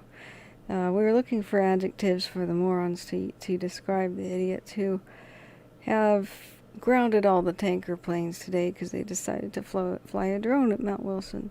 So I was kind of overusing the term moron. So we could call them gormless or dolts, bright as a bag of soot. In Newfoundland, we say stunned as me ours. Okay. Yeah, the brain dead, bubble heads. We can go with it. Yeah, I mean, airhead's kind of old. Then I like sharp as a bag of hammers. That's a good one. And I just got no respect for these people. Let's see. So we are looking here at the 3D view of the air attack, which is the leader here. So he's looking and he's observing and making sure that this firing operation they just did around Mount Wilson is all going according to plan. And there's another helicopter here doing the same thing, and a lead plane, lead 49, is back. So let's check out the 3D view of lead 49. But it is dusk. Nightfall is a-coming. Terminally bewildered. That's great. I love these terms. Keep coming. We're looking for colorful language and colloquialisms. Yeah.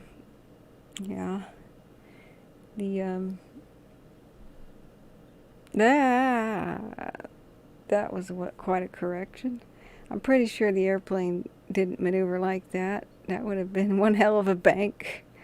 I think this is a correction where the transponder data was missing for a few blips. That too. Oh wow, either that or he's gone full acrobat, full air show. Air Command is a trick pilot. Oh man. So yeah, dumb as a box of rocks. That's a good one. I say that a lot. Let's see here. What's some other good ones? Intellectually challenged is actually not good. But let's see. Single digit IQ club. Let's see. You're back again. Welcome back, Martin. So they have lit Mount Wilson on fire on purpose. So we are watching that, and this is this one is lead plane 49, I believe. This is on purpose. So the fire that climbed up the hill to Mount Wilson was actually lit on purpose to save it, because a moron was grounding all the tankers earlier today. So instead of dropping retardant like they wanted to, they decided to do a scorched earth policy, and this is the current webcam view of Mount Wilson. Don't be alarmed though, they're monitoring it and doing this on purpose. We can even see a little bit of orange flame over there. So I keep switching back and forth. Here's Mount Wilson 2 in 3D view. It's right here where the observatory is, or right here. And so this is the observance plane. Yeah, a gene pool failure. Yeah. So we're also taking submissions for, at like thesaurus, similar words for idiot and moron to describe this drone operators today. They were probably part of an actual, they said that they got word that there was a film crew, or at least what they called a production team, which means video production, I believe. That's absolutely illegal to do that. It's got to be morons. Or the terminally bewildered. Yeah, Chimp 6. I like that. And Judy, I hope you left that guy. Your husband used to call you moron and brain dead? Did he have an accident, or you left him? I hope one of the two occurred. Just kidding. Let's see here. Oh, Jeez, there was a static, horrible noise in the radio. I keep turning it on. There is now a new area of concern for, they're worried about fire over at let's see what it was again. I have to go and eat. I'm gonna just, Paradise Springs. So they said they saw fire coming towards Paradise Springs. They're trying to get ground units to try and do something about it tonight, but they're quite worried. Wind's blowing to the north, so I imagine it's from here going down that way that they're worried. So, but we'll go back to the soothing plane ride, you know, and I continue to monitor. Every once in a while we're looking back at how the fire operation is going. So, wow. Oh no, you guys just missed it. There was this really cool, it just changed, beautiful sunset picture from this webcam. So I'm going to go back and monitor the webcams. Oh, that's an ugly one. That's live. This is from the ski slope. Look at all that.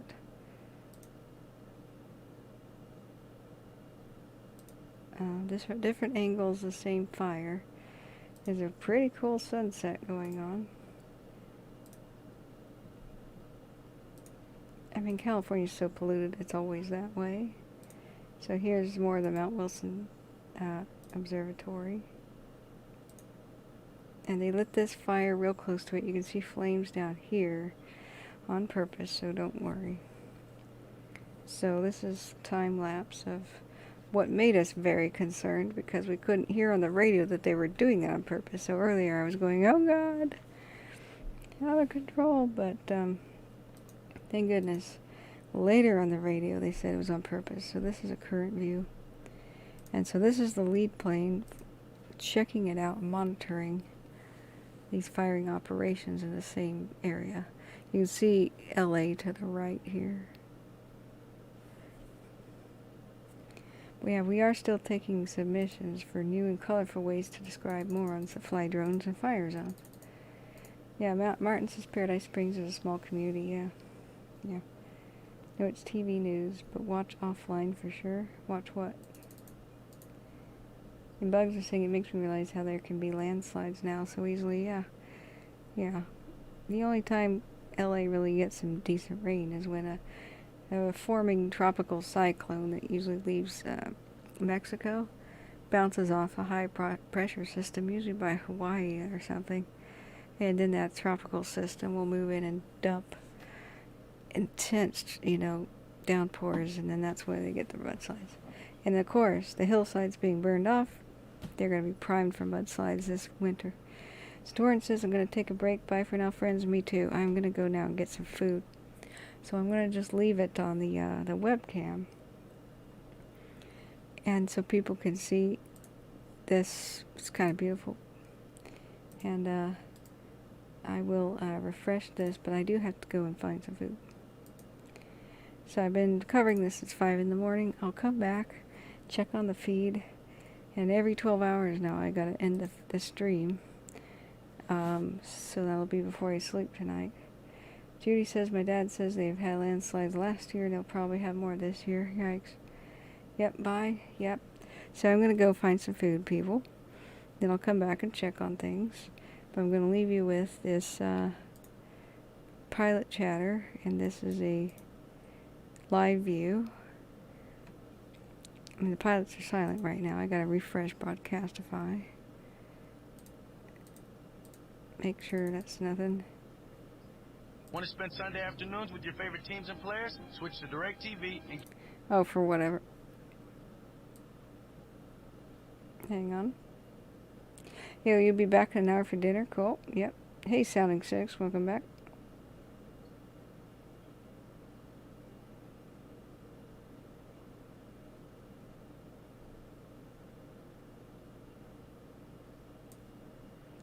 Terms and restrictions apply. Oh my gosh. Okay, so the pilot chatter is back. They're just being a little silent. I hope we're connected well now.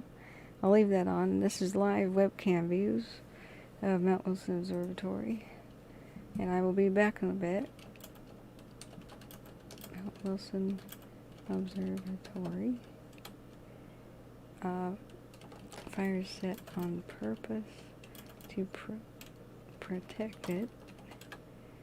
And back after dinner. So, everybody here, I'll be back. At least to say goodnight, because I'm getting very tired. And then we will put the stream on all night, and we can hear the pilots. They monitor all night, even though it gets pretty, low-key. Knock on wood. Low-key. So what we're worried about, more than Mount Wilson, is Paradise Springs, which is a different hotspot of this Bobcat fire. So, yep, it's so insane and so sad. True, Julie. True, Judy. All right, see you guys in a little bit. Might be more than half an hour, but I will come back.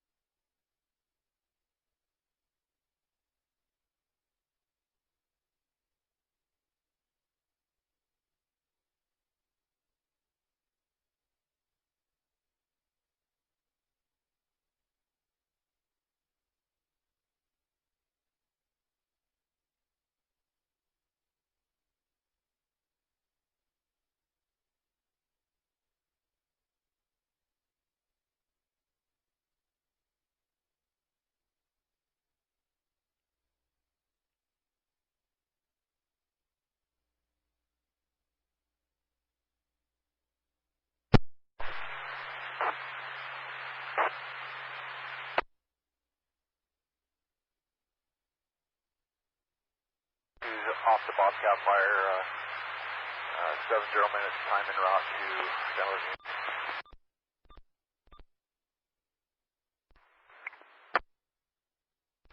Angeles, Charles 1, can you show me 10-7? Have a good night. Copy, you too.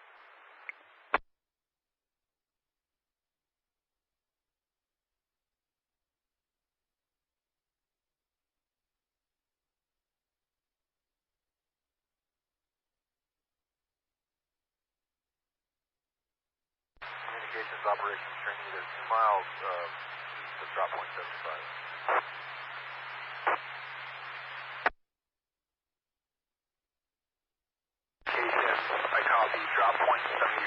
And Highway 2.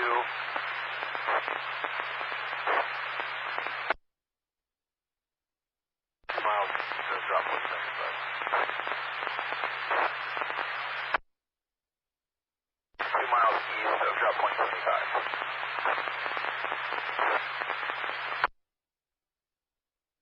Mario, did you copy that traffic as well? 531 is pulling up and ground contact to be solved.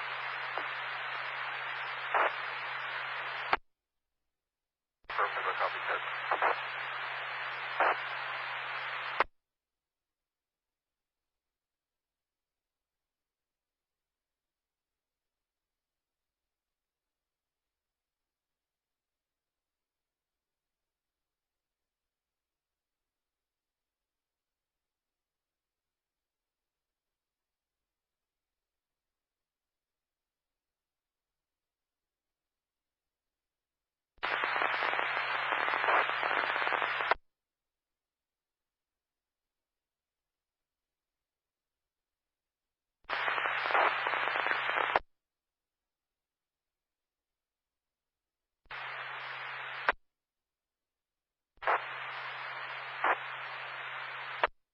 Communications, air support training on command.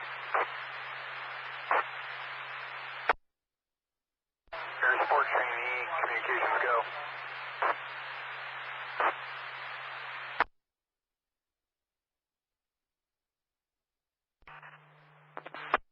Communications, air support trainee on command, V4.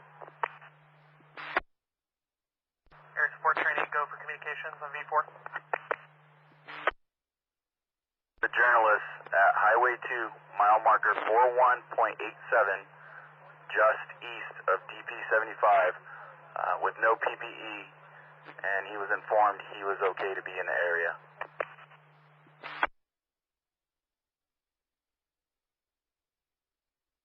Copy. Highway 2, mile marker 41.87, no PPE.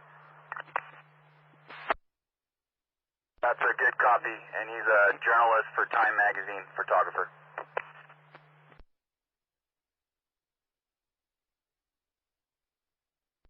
Time Magazine photographer.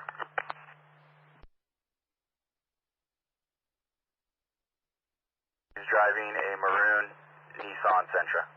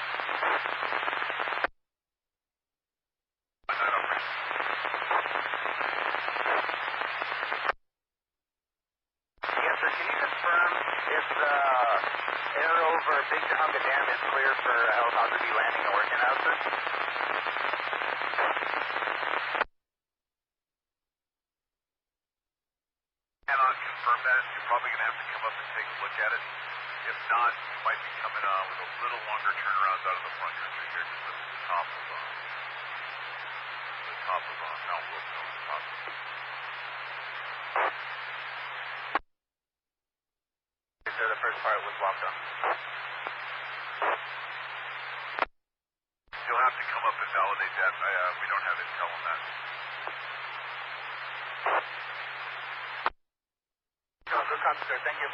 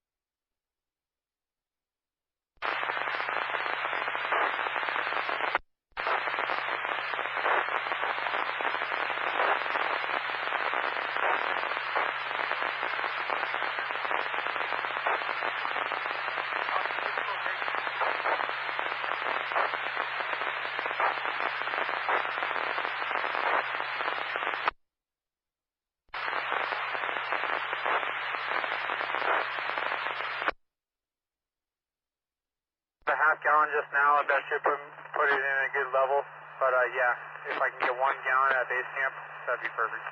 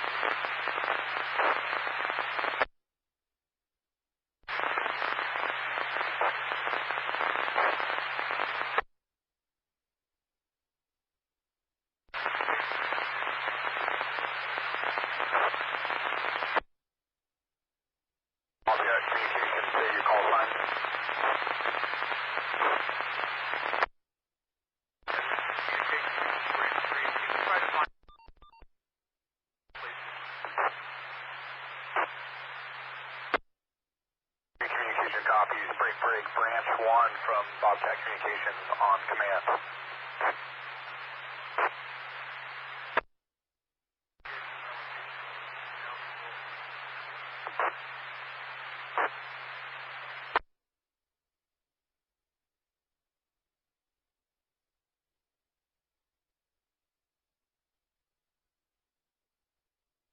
Branch 1 from Bobcat Communications on command.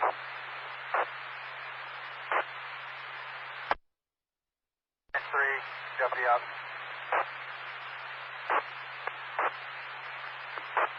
Branch 3. One is up at Mount Wilson. I can hear him, but he can hear you. You just can't hear him. Copy. Thanks, Billy. Hey, Branch 1, Branch 3, place a call to me if you're making within about next hour.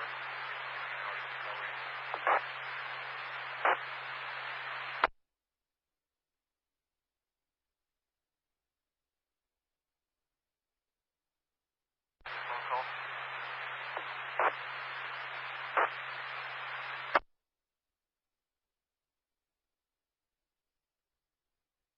Branch 3, if you didn't copy, he copied that. Give you a phone call. Communication copies.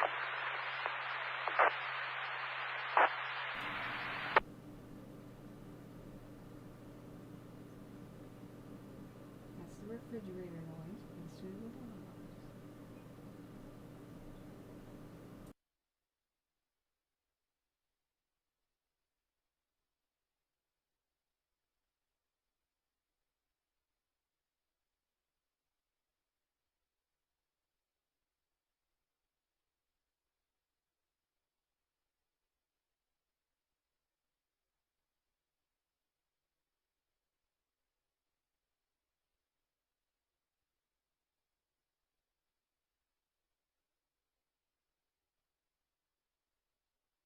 I'm going to dive in here and have them check the tire.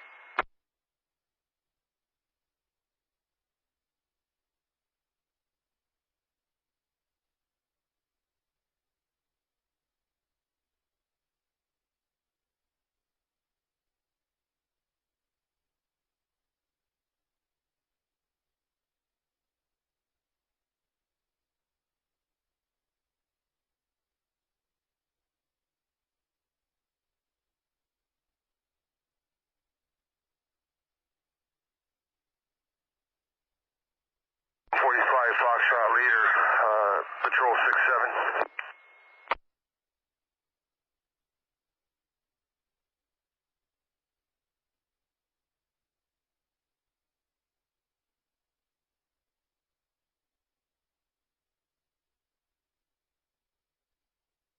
Foxtrot leader, patrol 6-7 on blue 6 to repeat.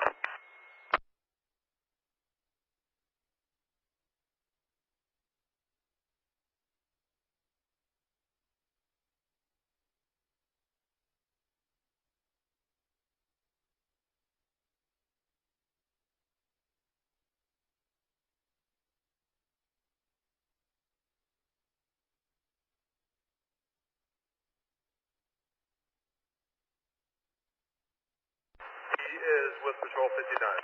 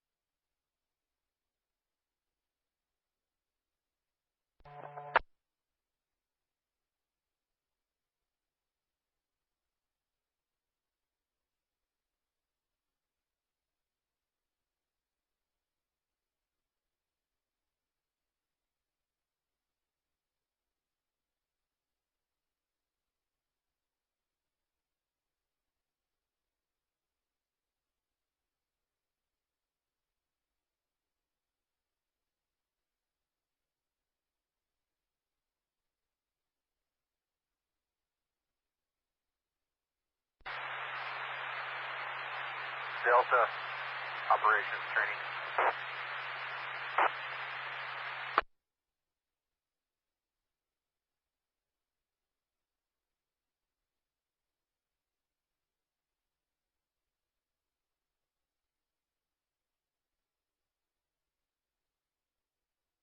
Delta, ops training.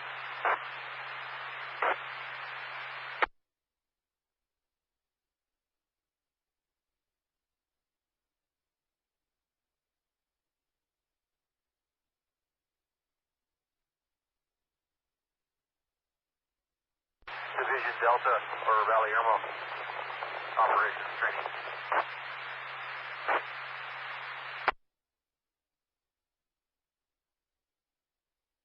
Operations training, Delta on command. Hey Mike, could you get the identifier from Valeyrmo for the training for tomorrow? Yeah, copy that.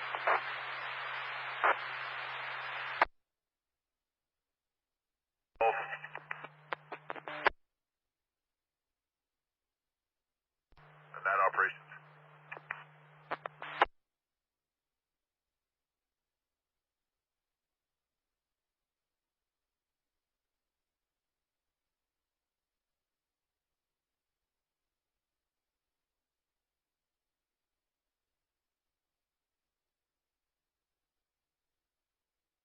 Golf, night operations, 3-4.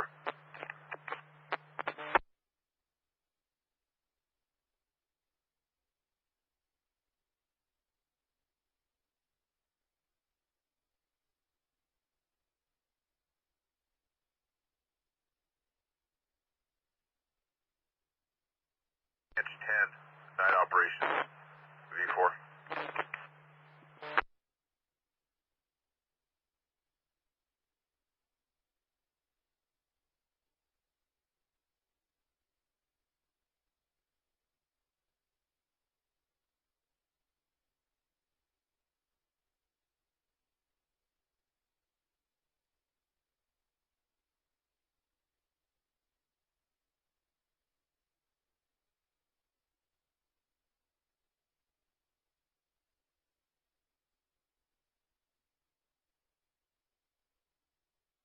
You can go to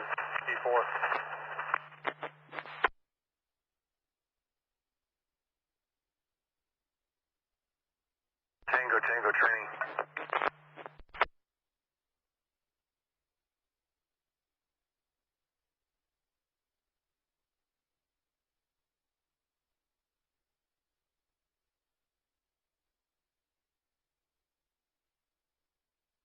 Jack.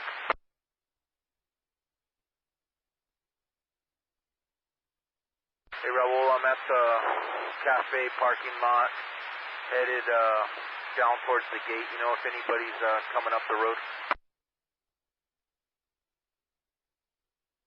Ops training, Delta.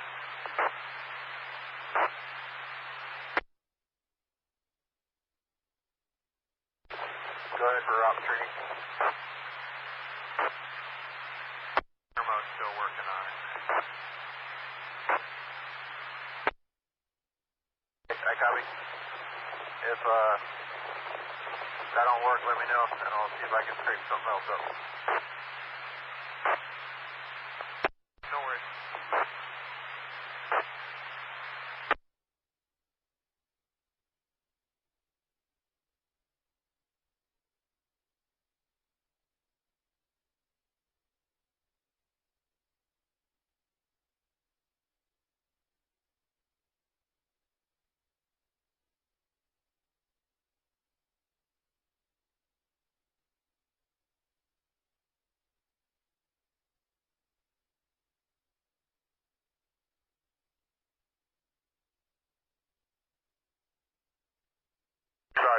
TAC.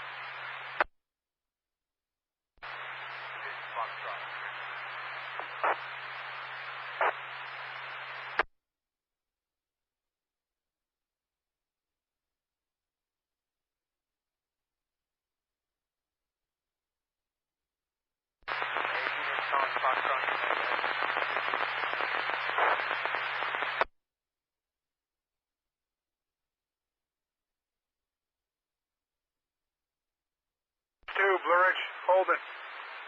TAC 4.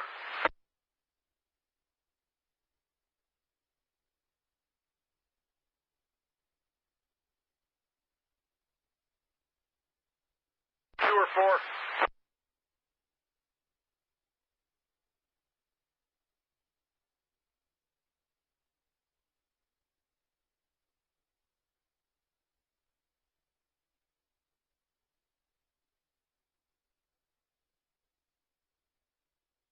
Northlick Alpha Mode 0801. You come on in and we'll get you some dinner and swap you out.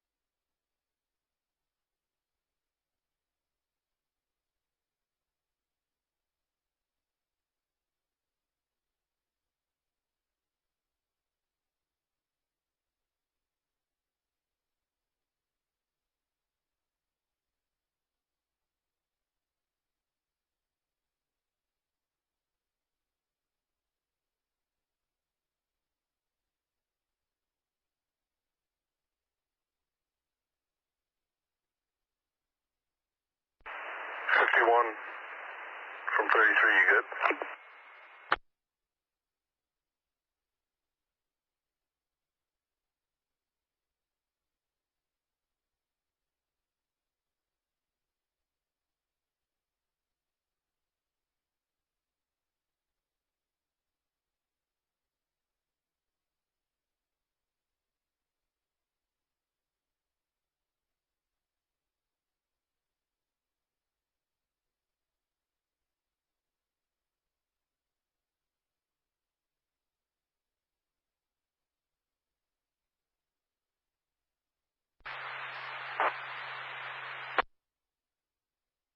Division Mike from Bobcat Communications.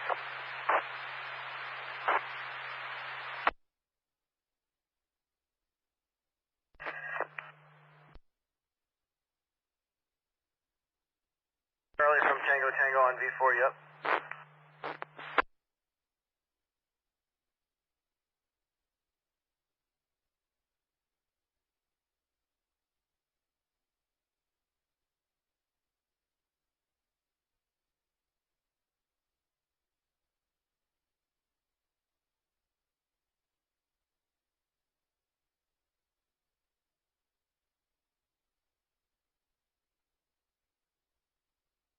Division Mike from Bobcat Communications.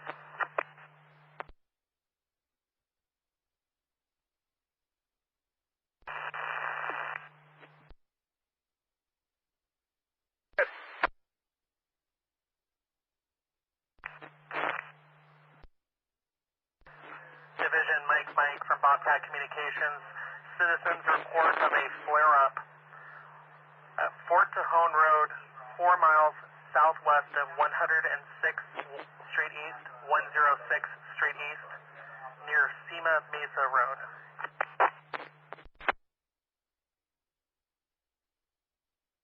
Yeah, copy that. I'll have units check on it. And then I'm going to snag 322 for right here where the burn's going to come around these structures and hit the highway again.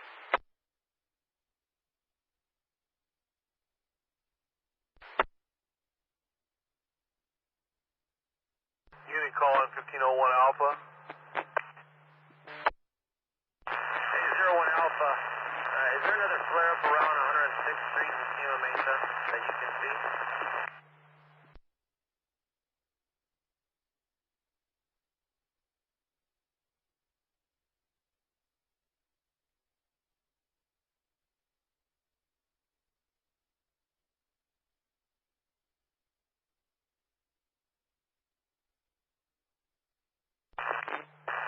Alpha, 01 Alpha, Mike, V4.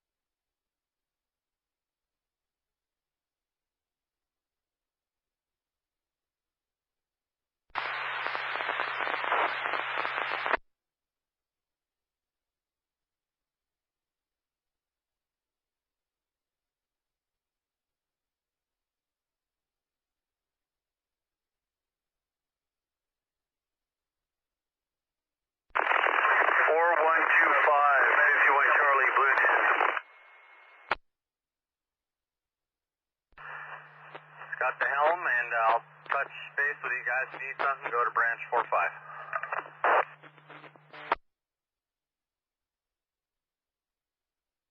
Tango training, copy.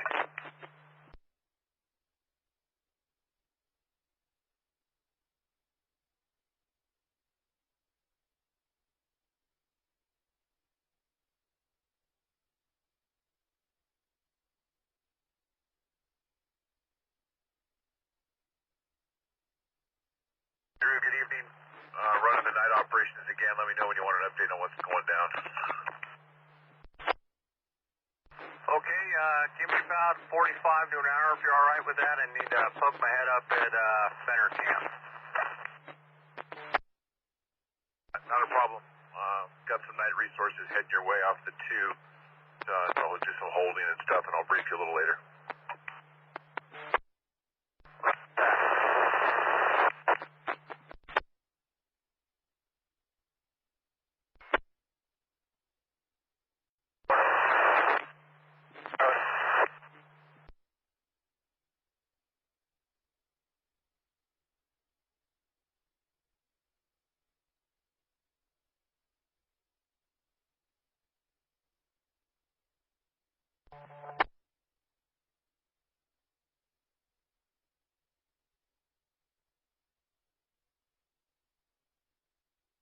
Division Mike, Bobcat Communications. Yeah, go for Mike. Division Mike, Bobcat Communications. Citizen report to LA of a flare-up in the area of 9408 East Avenue Y8 of fire in the hills. No further information. Copy. 9408 Y8.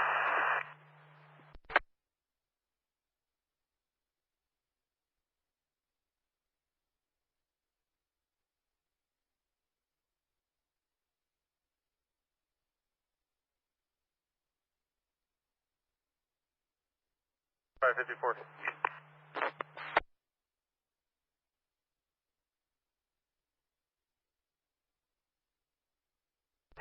Gulf Branch 10 on V4.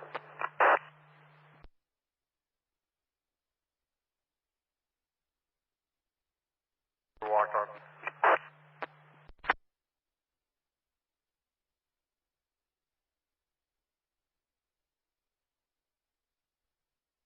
And go ahead for Gulf.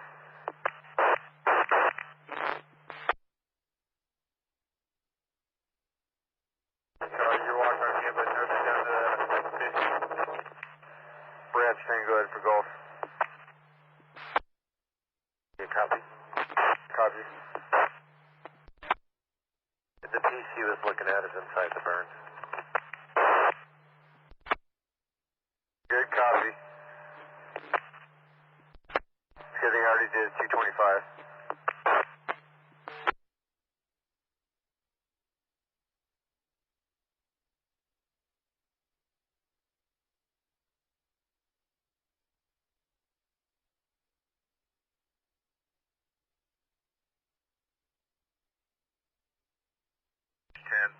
Jim, when you come down into cell service, can you give me a call?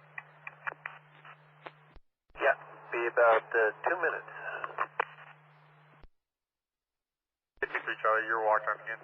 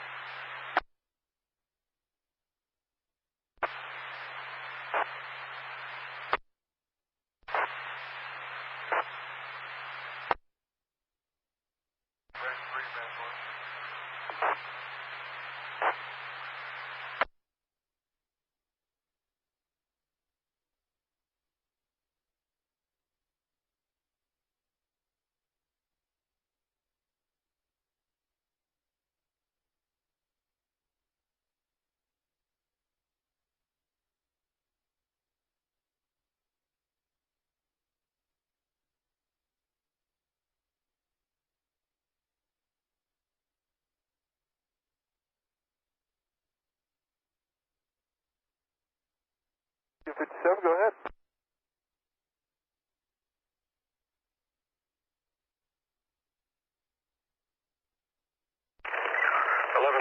Alpha units, you got 1133 Alpha on Blue 10.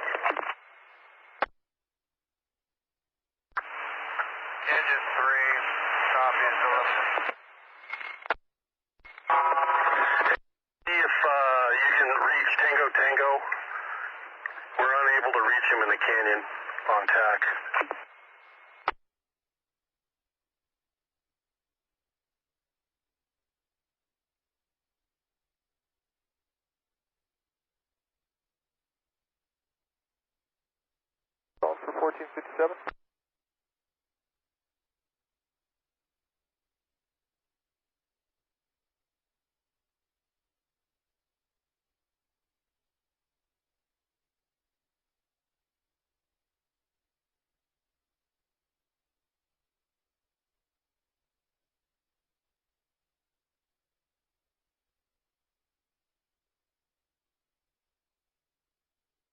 Tango Tango on command.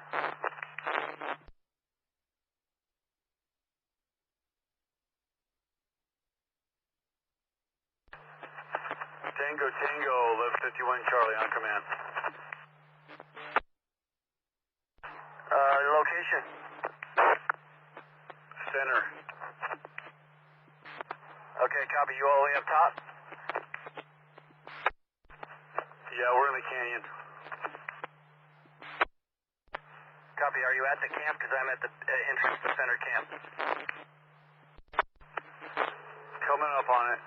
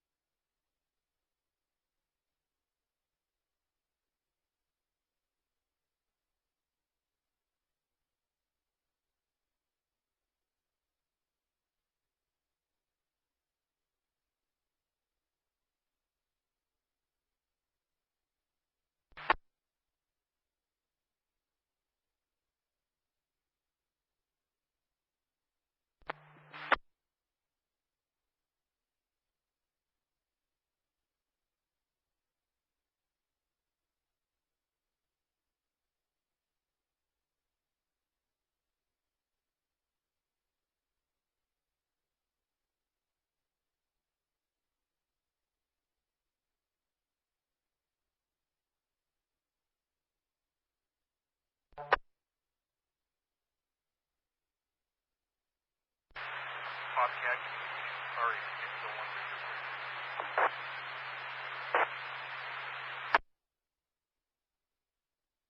I'll go for Bobcat communications.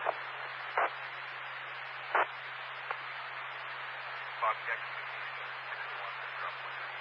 How you coming? See loud and clear, drop point 94. How do you have Bobcat communications? The one copy loud and clear.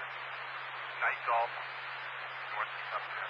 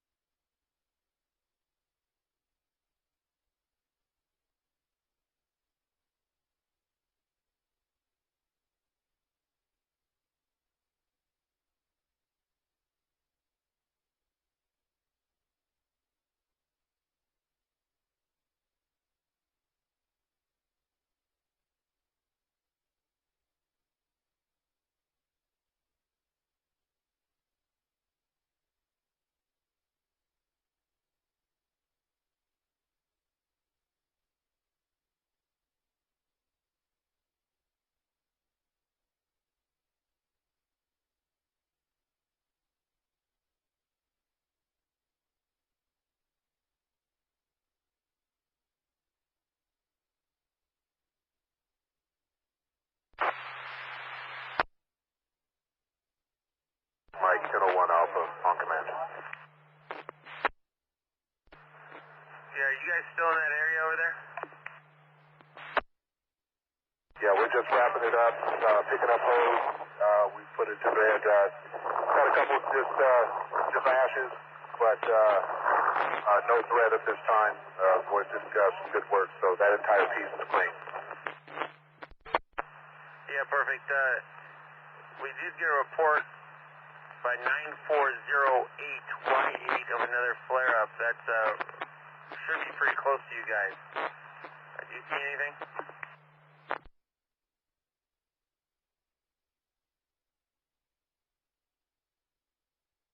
We're still in the area. That main fire that's pushing from the Mount Wilson area is starting to show its face. That may be what they see, but we'll check everything out around the area before we leave. Yeah, copy that. And I got two engines starting to head that way from over here. Thank you. Yeah, copy. That's a good copy. Mike, thanks for letting us work today.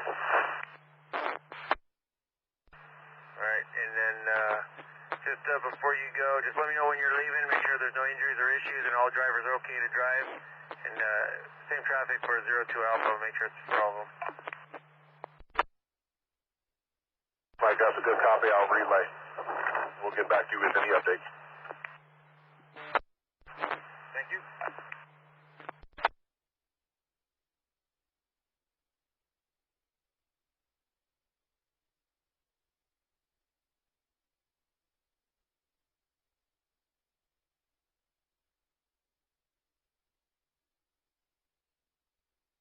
Stage out to Night Division South.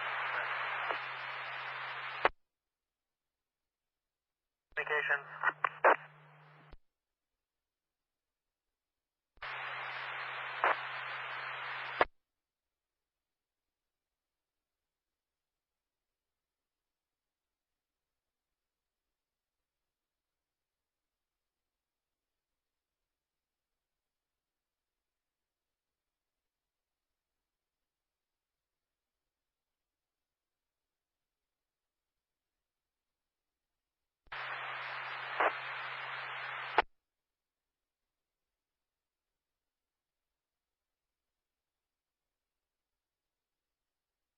For Mike, Vision Mike, Bobcat Communications. Citizens report to LA of another flare-up, Devil's Punch Bowl on Holcomb Ridge. No further info.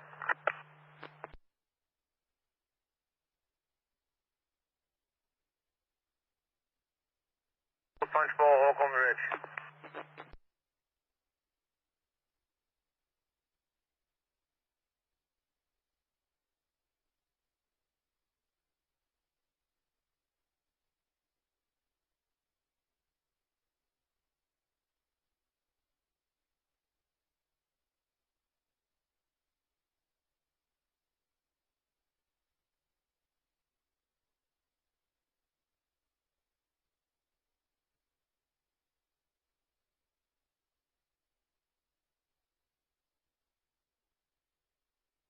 All right.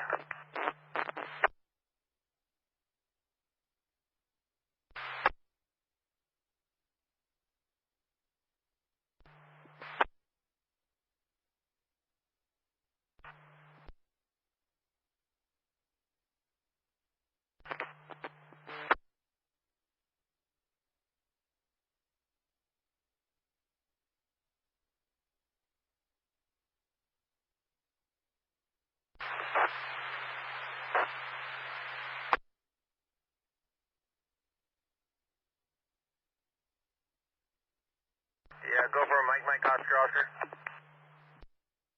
Division Oscar, Bobcat Communications. Citizens report to LA of a flare-up 29009 195th Street East, cross of Deer Pass. No information.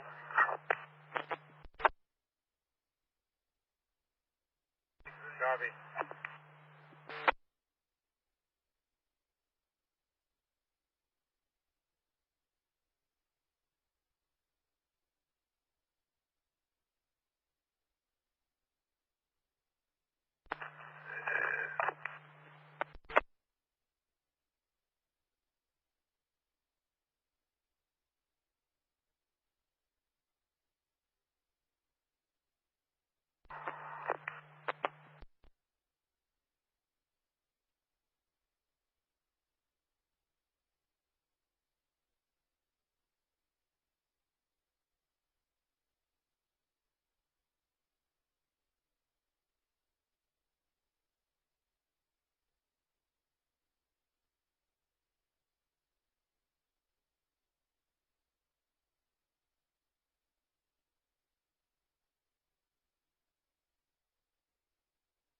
Vision, Mike, Bobcat communication.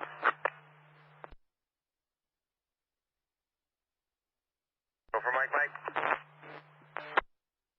Mike, Bobcat communication. Citizens report QLA of a person starting a fire at 9408 East Avenue Y8. No further info.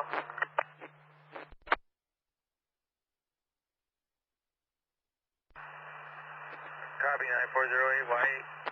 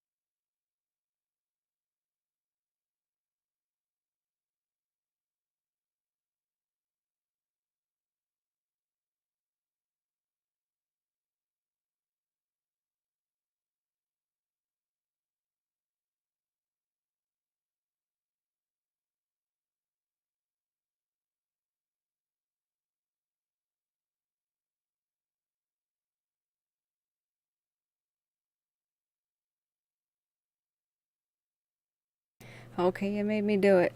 I said I wasn't going to do it till I ate, but now I'm going to do it. I gotta explain it. So, alright, what we're looking at currently. So, I think I have older images. Yeah, this is from today. So, explain it real quick. The Bobcat fire first. Let me go to let's zoom out. It's big and sprawling, but even before they kind of lost control about 4 days ago or something, it was only about to here, right? Kind of like in a J, like a boot. Only like here and here, right? And so the observatory is here. So I'm going to turn off fire activity. Here's the observatory. Now the webcam we keep looking at is kind of aimed that way. Kind of that way. So that one is, this is a current view. So some of these can rotate around. This is probably looking actually more like due north or a bit more northwest. This is the way it was looking earlier today. So we see here on the map, not that one, on this map, that they have the towers up here for radios. Lost KOST FM Los Angeles, right? So looking that way, that to the northwest, that's the radio towers for FM stations. So you can see that the fire a little bit earlier before dusk, this is what they purposefully lit, is right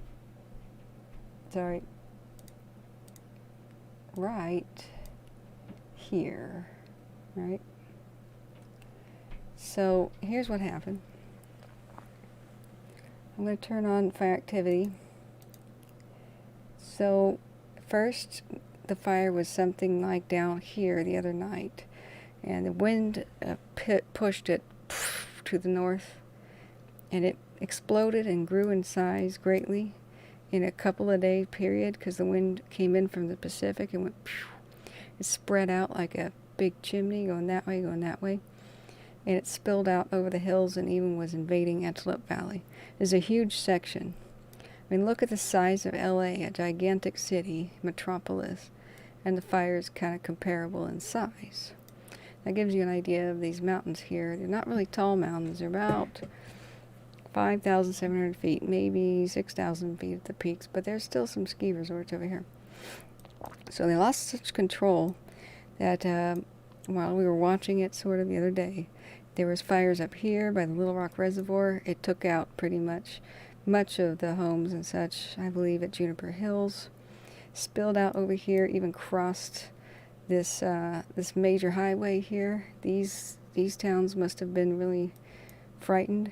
Valeyrmo evacuated Juniper Hills. They did emergency get out stuff. Mile High, Largo Vista, Big Pines, and put Wrightwood on notice. And so they're still battling, but they did massive airdrops here to protect these ski runs in the town of Wrightwood. So this is still going on locally right here at Mount Baden-Powell or Lewis or whatever that is, right? Currently, just hours ago, they were talking Paradise Springs is threatened because this is going to push over, they think, during the night, and they're trying to protect it, but they don't know if they can. So unfortunately, it's the moron who grounded the drones today, grounded any kind of air work from this area too. So that is the fires going north with the light winds right now, but hopefully they don't pick up. They did massive attacks the last couple of days to prevent this from just spilling out to a normal, flatland fire and taking out major towns. Up here's the Air Force Base, Edwards Air Force Base. I mean, this is nuts. So what it was doing on the south side, meanwhile, is it was underneath the observatory, came up here. So I'm going to show you the scary picture that was frightening us the other night. This is almost 8 p.m. on the 17th. So we were just watching it spread and become completely out of control. All the containment they had was pretty much out the window. So they made a line and they made a stand and they attacked 24 hours a day trying to defend this place. And this was the image of the 17th. That's the image this morning. Happy to report. Even though there's still some smoking and some active flame over here that I saw this morning before dawn, it seems contained. They made a line here on this road. So this is looking south. Once again, that was how it was originally saved, because the fire, the fire was coming in from the south. Remember, the winds were blowing north? Everything changed, and they kind of saved it that night, even though it got really frightening, right up to its doorstep in the south. So the other camera views face north and northwest, like I was showing you. So enter today. Today I get up at 5 in the morning. They roll out trucks at 6 in the morning, but they still can't see until after 8 in the morning when it's truly dawn and the skies kind of clear out. I believe it was 9 when they got an impressive, huge amount of tankers. We were watching it, and it was just cool, really, really cool this morning. We were watching the, let's see, where's the flight radar? Here's current flight radar, but it was boom, boom, boom, boom, boom from like 10 air tankers, right? And then like 10 helicopters too, one after another, because here was the ridge where the fire was, and it went down here, and then finally just started eating up this canyon and racing west. So I'm going to show you the time lapse of how that happened. I think I still have that. That's the current one. So yeah, this is current too, but I had time lapse. Yeah, let's just go back to it. Okay, this is current, but I'm going to make a time lapse. So this is going to go back 12 hours. See, this is starting earlier today. So this is looking north, right? And this is the ravine in front. You know, so there's maybe a little bit of fire here, but over here they just dropped tons and tons of tankers. Over here's the red stripe. They wanted to make a ring of retardant around here, right? Down here is a road, and the dozers were enlarging the road where you can't see it down here. In fact, I'll just show it to you here because it's relevant. So, the road,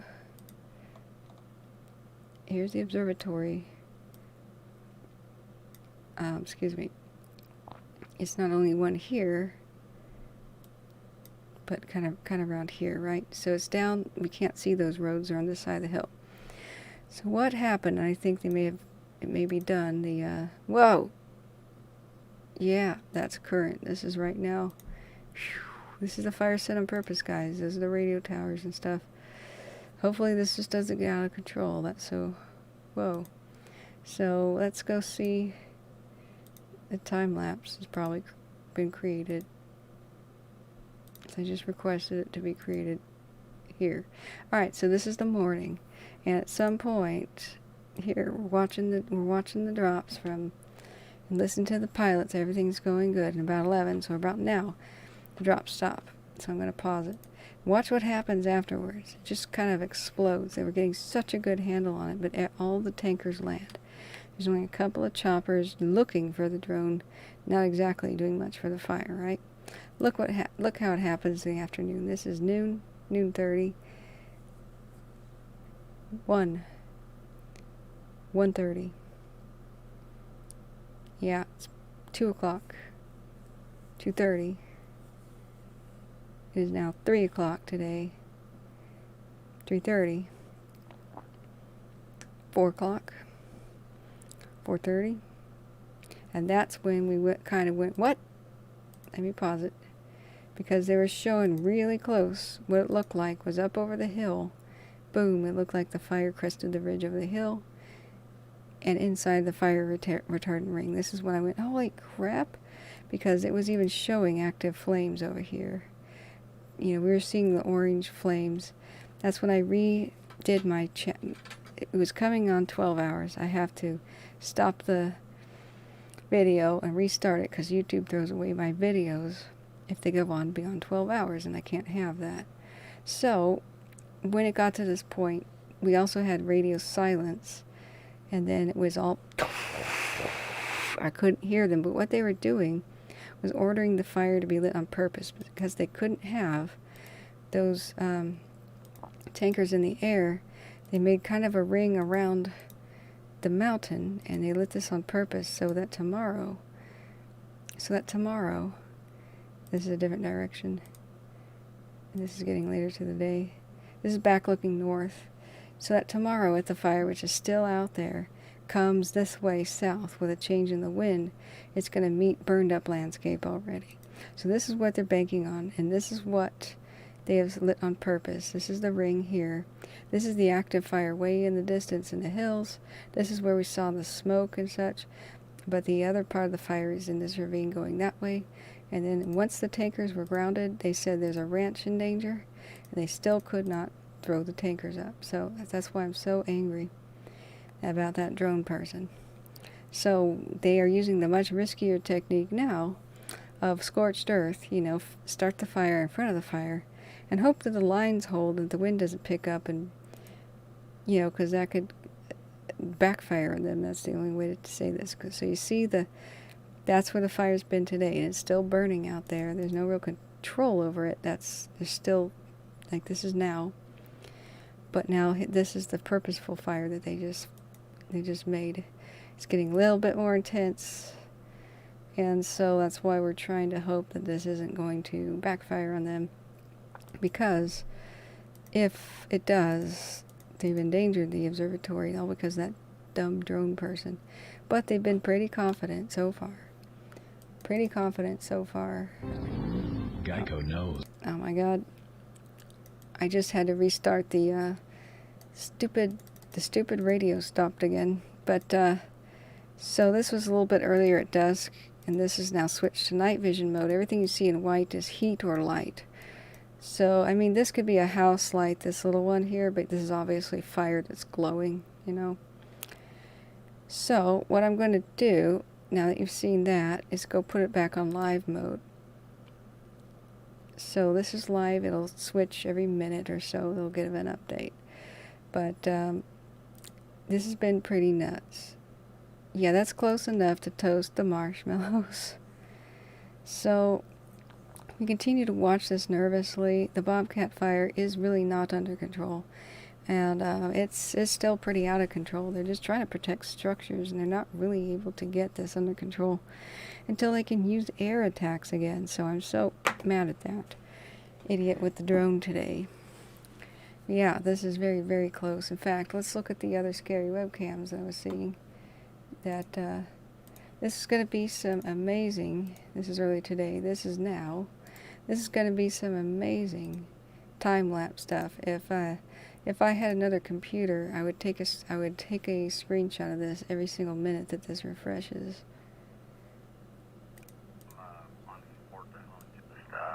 West of Pallet Creek. Mostly that chatter is about other places. Some idiot just started a fire by Valeyrmo up there, which is way in a different spot, but this is the moon. This is the moon. Oh my god, but see how just, I mean, this is on purpose, but wow. Wow, you know, I just hope that this doesn't get out of control. This is beautiful, but wow, you know. So this would be one heck of a time-lapse. Somebody will time-lapse this in the future. So I do have something to show you. So this, remember, is days ago. I believe that's the start of the Bobcat fire. This is the 7th. So this is how it became approaching from the south. This is looking southeast. You can see LA over here. I believe this is how the Bobcat fire started. Man, if only they could have done a quick aerial attack and got this under control at this point, right? Well, you know, the Labor Day winds were insane. So here we go. This is the start. This is a time lapse. That's why everything looks like it's 1,000,000 miles an hour. So this is the time lapse of one day and one night. So each one of these frames is about 5 minutes apart or 1 minute apart. We don't have the timestamp here, so we don't know what time it is, but as it turns into night, we kind of understand. So this is how the Bobcat fire seems to have started, or at least in this area. This is when they had to protect it when it came north from the south. And don't be alarmed at the flashes of light by the towers. And that's vehicle headlights. That's the firefighting crew. They made a big line around it, and they fought real hard, and they won. But round 2 is that now the fire's coming around from the north. So This shows you just how intense this Bobcat fire is, and just they really don't have any control. They're just trying to stop it right now and do what they can, because these are crazy circumstances. They're fighting with some extremely old equipment. Their radios keep failing. We had a breakdown today of equipment where they had to abandon an engine and a dozer, I believe, but definitely a dozer. They had to abandon it today because it broke down and evacuate the crew. They parked it in a spot where they don't think the fire will get it, but they have had multiple radio failures. A lot of the times, crews don't respond when they hail them on the radio, because in this terrain, there's not enough radio towers for the first responder channels. There's all these big radio towers for FM stations, which are crystal clear, but they haven't spent the money to make radio towers for first responders. This is insane. They've had a lot of fires here since 1919. This is just completely nuts. So, and their equipment is just getting old and breaking down. So time after time again, because they didn't have internet out there, when the radios broke, they say, oh, can you drive to cell phone service to such and such area? You should get it. And you're like, okay. I mean, that's the delays in communication. That's why this fire gets so big. They can't put it out when it's small, when the small spots happen, because they can't even talk to each other, and then they can't send maps to each other. So today, earlier in the morning, a scout plane was supposed to go out here to look at where the fire was. It took 48 minutes for the guy to figure out on the map where he should go, because he was trying to look up paper maps, because he was out of cell phone service. You know, so there's just insane. This is all optional. This is out of control because we've hamstrung the first responders out here, and you know, and I can't believe, like, looking at the old pictures of the observatory, that they allowed the standing dead trees and really, excuse me, let's go back to it. They're really dense. This is their own website, and it shows, whoa, that's cool. It shows all the trees that are growing up. Let me see here. That are dead trees right here on their website. Is too dense. You know, how can you protect this structure if they allow this amount of trees? So let me refresh it. It was showing it. It's kind of like a slideshow. I can't make it make you guys see it. But where's... There. Too many dang trees up next to it, guys. You could thin that out. That's a nightmare to defend. So, you know, this is all preventable. This is human stupidity. What's the odds of this happening, right? Well, very good. Very good, actually, because the repeat fires here. Very, very good, because if you look here, the Santa Ana winds go right to it. The seasonal Santa Ana winds that pick up every either early winter or late fall, or sometimes even early in the fall. The Santa Ana wind phenomenon is yearly, and it's about 80-mile-an-hour wind gusts for a couple of days, maybe 48 hours in a row. So what they were saying, and people came in the chat earlier, was, oh man, they don't expect to have this under control until there's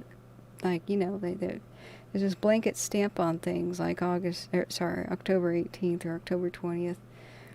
They're putting that on multiple fires in the west, and that just means they expect the rains of October, for example, you know, to put this stuff out. But that was reassuring to people, and I said, heck no, it shouldn't be. If they don't put this out before the Santa Ana winds come, you're going to have an inferno. Hey, Brian, what's up? So this is, I hope explains things, that this is such an intense situation. So I encourage everybody to read my actual description. These fires were set on purpose to protect the observatory, but they look like they're just so scary. Like this is earlier today, and the live images are kind of nuts. Like these are all live webcams, like that one.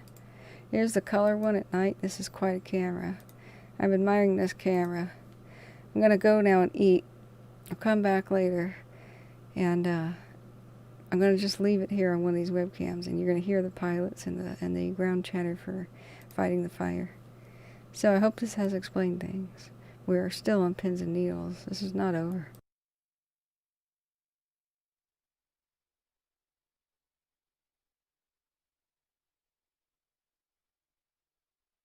Training from communications.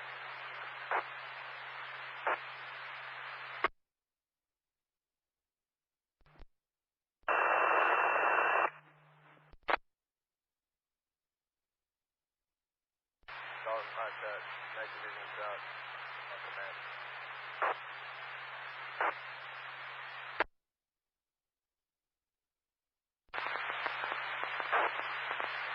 Communications, go ahead for ops treatment.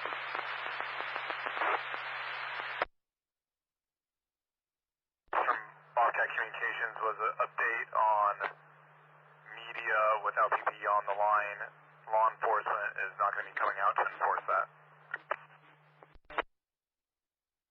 Okay, I copy that.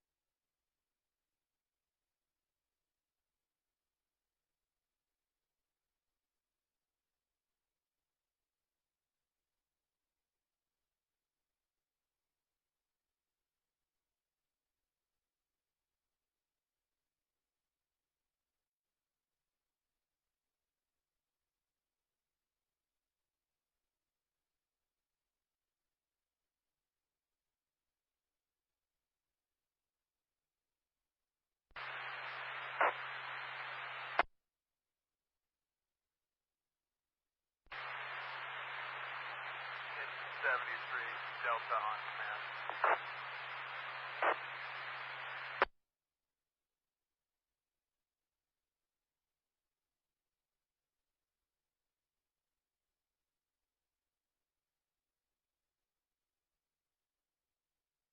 Trainee, night off.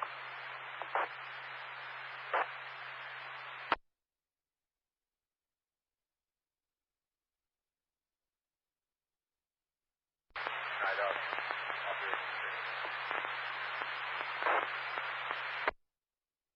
Hey Mario, are you guys still on the line? I made it back to ICP. Okay, disregard. I'm up on Delta.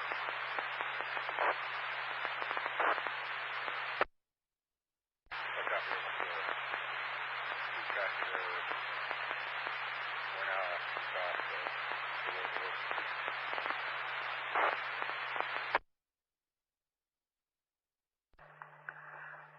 Day Golf from Night Golf, LAC.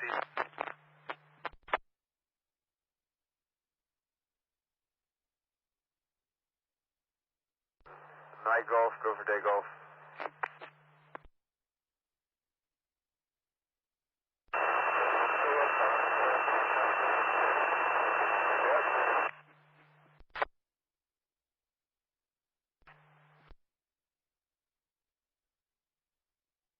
I'll be working my way across there now.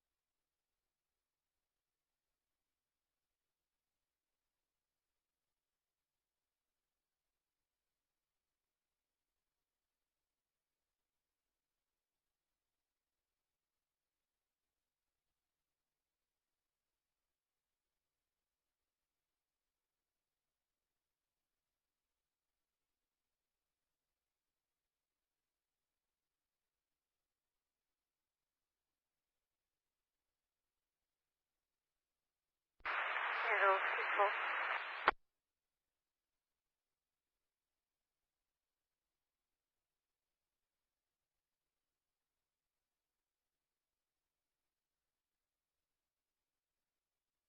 You call me guys. You call yourself off.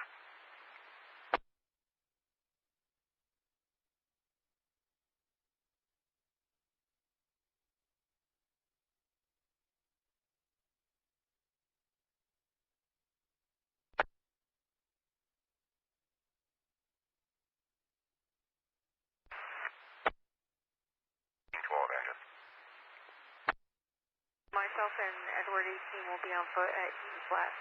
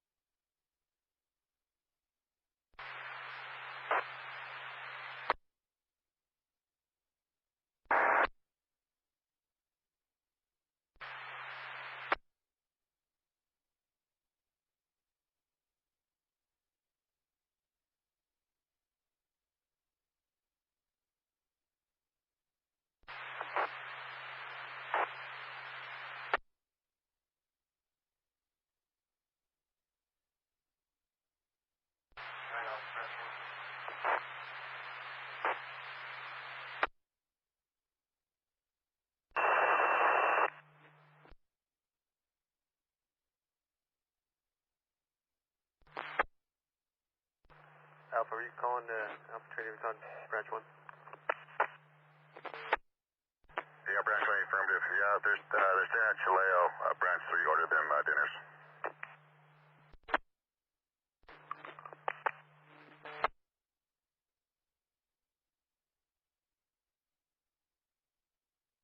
Branch 1, did you copy that? Yeah, that's affirmative. I copied that. Chileo. Put on this through here. You can just pass a message to them. Thanks.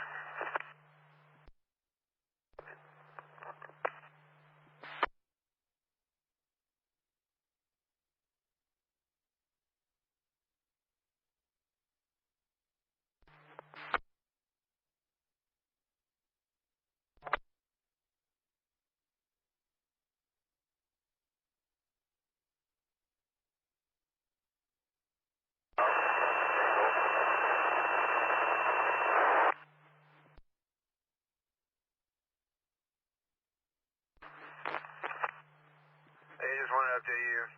Still up here, but fire just came up through the Dawson Saddle really hard, and we're bound to have multiple spots across the 2 and through the saddle.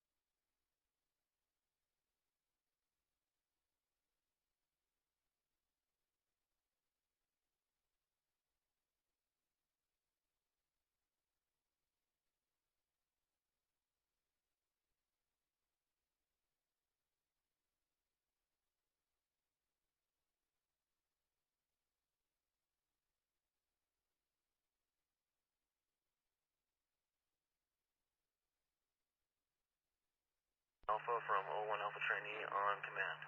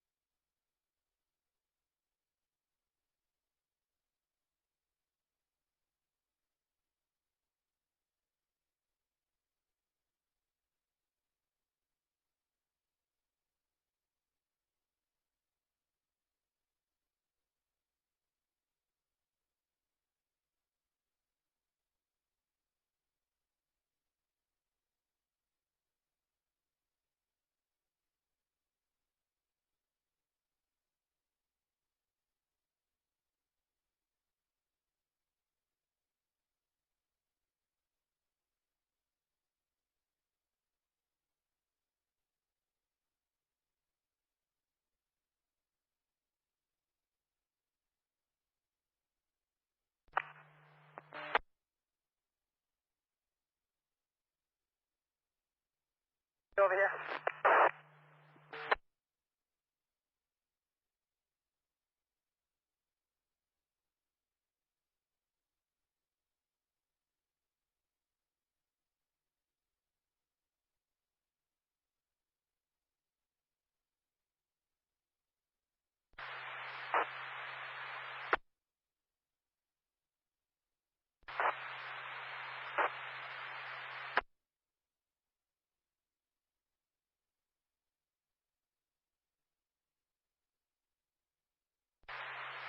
Branch 1, that operation.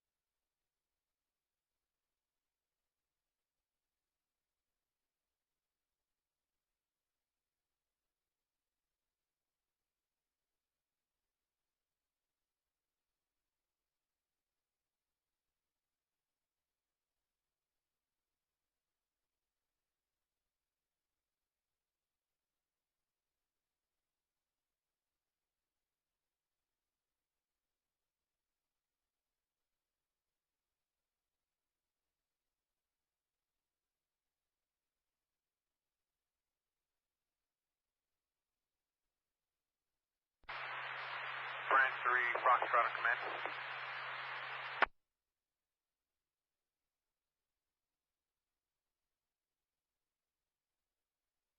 Branch 3.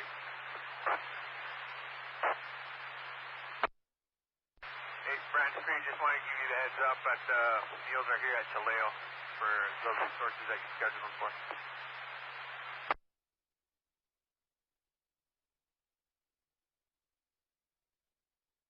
Hi, my understanding is that Geronimo and Blue Ridge should be coming up there for the meals and the biking out there tonight.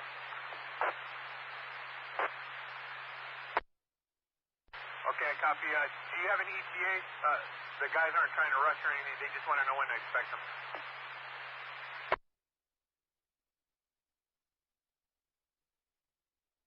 Give Alpha a call. They were working for Alpha today.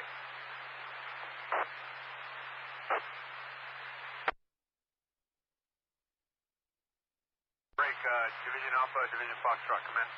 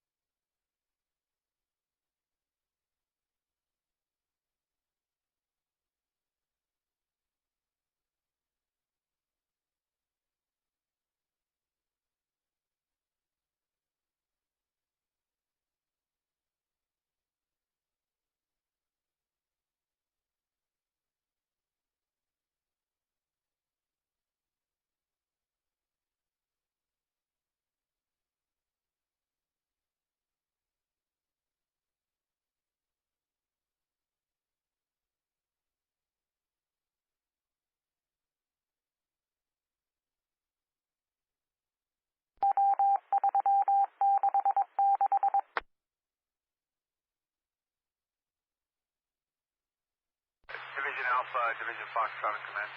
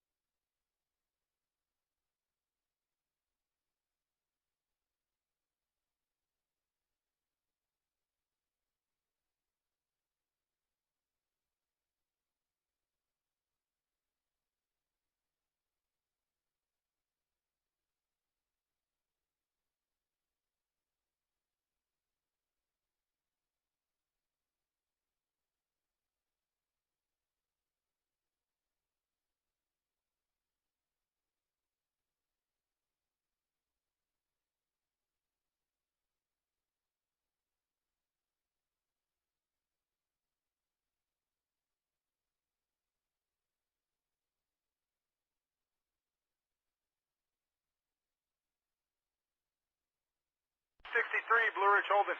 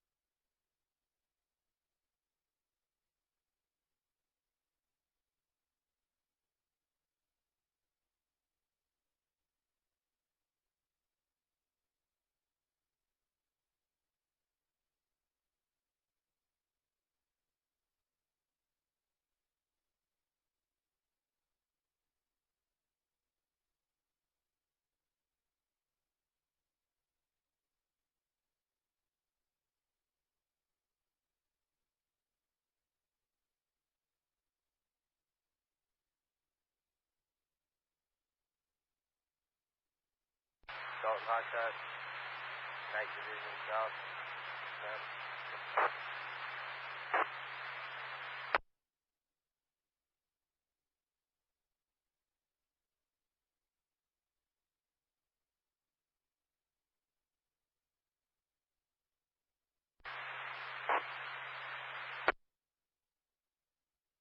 That communications, stay gold.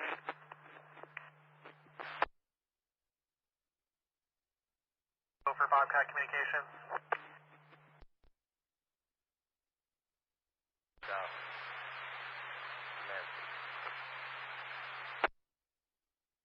Hey, unit calling Dalton Hotshots here, extremely unreadable. Sources off the line, heading to camp.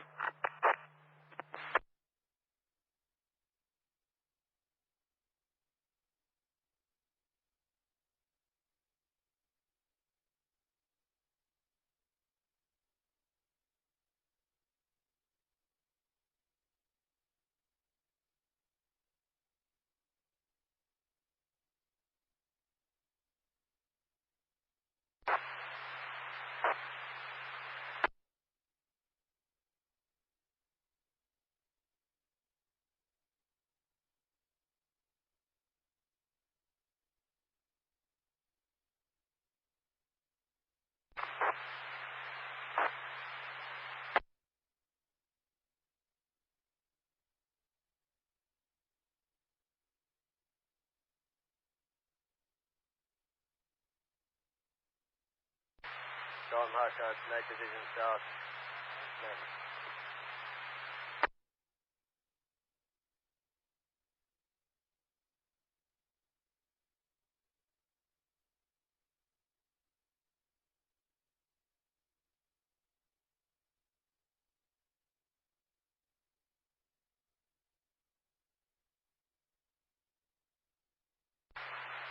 Dalton Hotshot, Night Division South, command.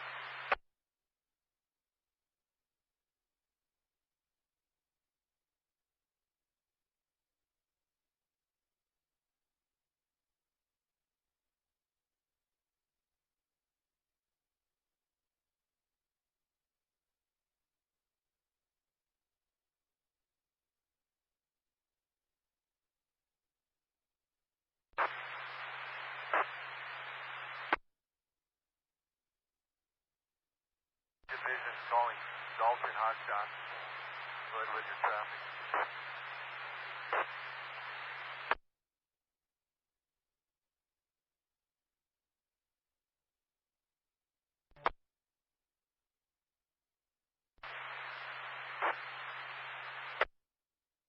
Go ahead with your traffic. Hey Scott, I got a fuel tender here that I was told you were looking for.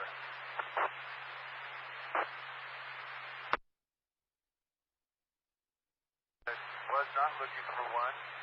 Just went into town and got fuel, actually. It would have been nice to know about that one. But thanks for letting me know. Okay, well, I'm going to leave him stage there at drop point 75. If that works for you guys.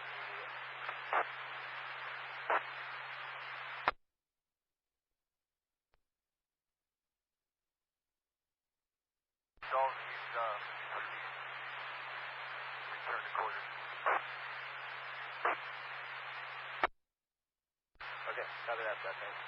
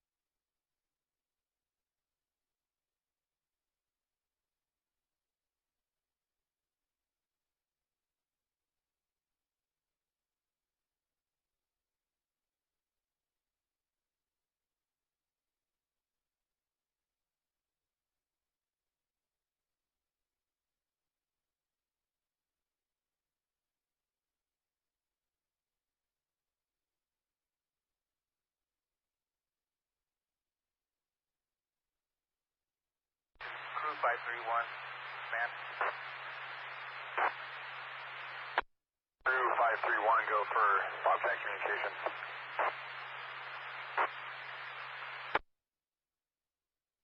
Just want to make positive comms with you. 531 from communications, I have you loud and clear. How do you have me?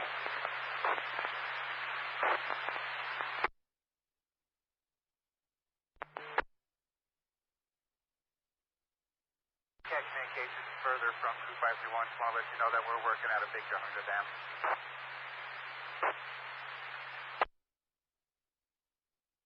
Morning, and we're going to request the same mechanic come out. Jeff Koo, I think is his name, because he's got all the stuff lined out. And then I'll get a hold of ground support in the morning and request him. Copy that. Jack's the man. Copy, thanks. We'll be off the air. Have a good night. Copy that. See you tomorrow.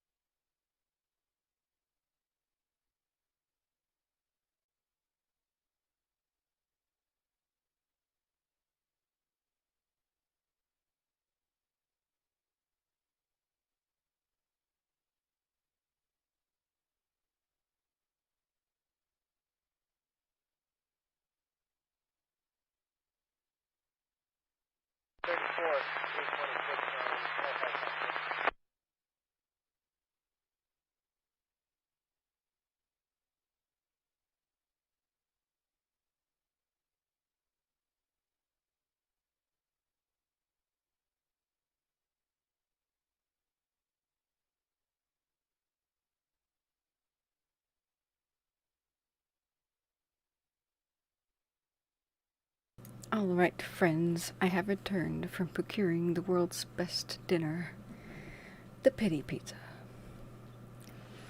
And I will make sure that that feed is live, and I need to make sure that this camera is live. Let's do another.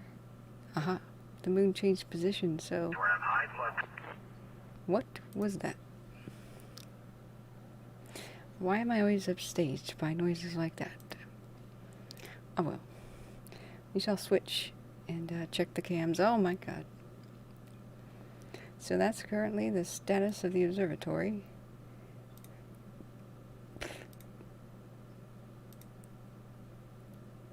And this is for the distance. But oh my god. Well, nobody said that firing was easy. When you gotta fight fire with fire, eh? So, my goodness. Welcome back. Thank you so much, Six. Good Sherlock. Hey, Judy. Yep, I have returned. Chimp, hey, James. Let me go look up at the chat. Let's see here. I did not pass out after my meal. I had to go and procure it. I had to bring home the bacon. The best meals don't procure themselves. One must go out and seek them like a hunter-gatherer. For I cannot cook. I'm looking back up. Photoshop a laser beam coming out of that transmitter for the conspiracy freaks. Okay. Yeah, that's definitely what I should do. Where is it? Which one? What an image. Which one is it? Where? Yeah, we'll just paint like a saucer in the front here, put some different lights, we'll put some sort of like a ray, a wide V ray. It's obviously a UFO because the moon is not full, right? This does look like a laser already. What the hell? Proof.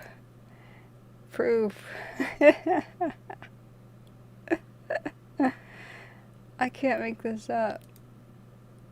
Good eye. Oh man, I bet this would show up on a conspiracy site. Oh man, I'm tempted to just put this on Reddit with no explanation. Guys, should we do it? Should we do it? Yeah, the Phew. It's the Phew. Maybe we should do it and see what happens. Okay, you have to be extremely vague, right? So there has to be a title. Should it be laser question mark? Should that just be the title that we troll everyone here with, just to see what happens? And which Reddit, guys? I haven't stayed up with the conspiracy stuff. That's why I'm endlessly amused by the new things I come up with. But which Reddit exactly deserves this image? I just right-click saved it. And if you're here, welcome. We sometimes get silly in the middle of the night because sometimes my channel is invaded by people insisting that the fires are started by space lasers, aliens, mole people, reptile people, and the like. So, Good night, Delta. Night operations. Good night, Delta. Good night, operations. Yes, good night, Delta. Good work today. Good work.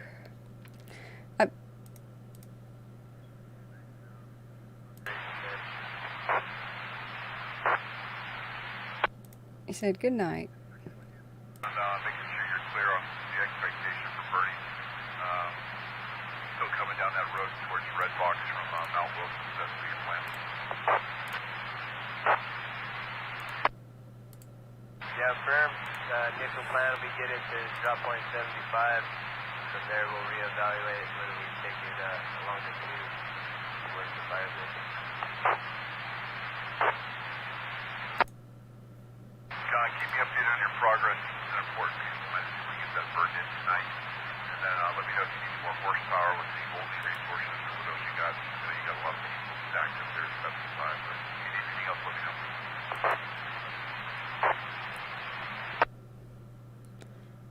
Yeah, I think we'll be good with what we have, and then also,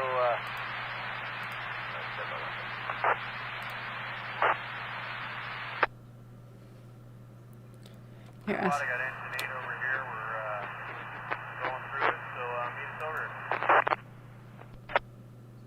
Yeah, copy that. Same spot where we were. Roger that. We got 1143 Bobcat and 1139 Alpha in the party.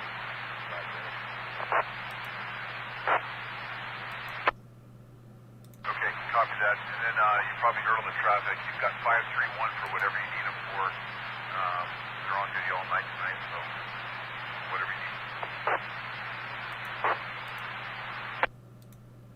Okay, copy that. Are they committed to anything, or are they in our back pocket? They're working with Dalton on that swap, but yeah, they're up here for, you can pull them off for anything you want, but they've been working that swap, so they're working with the team down there.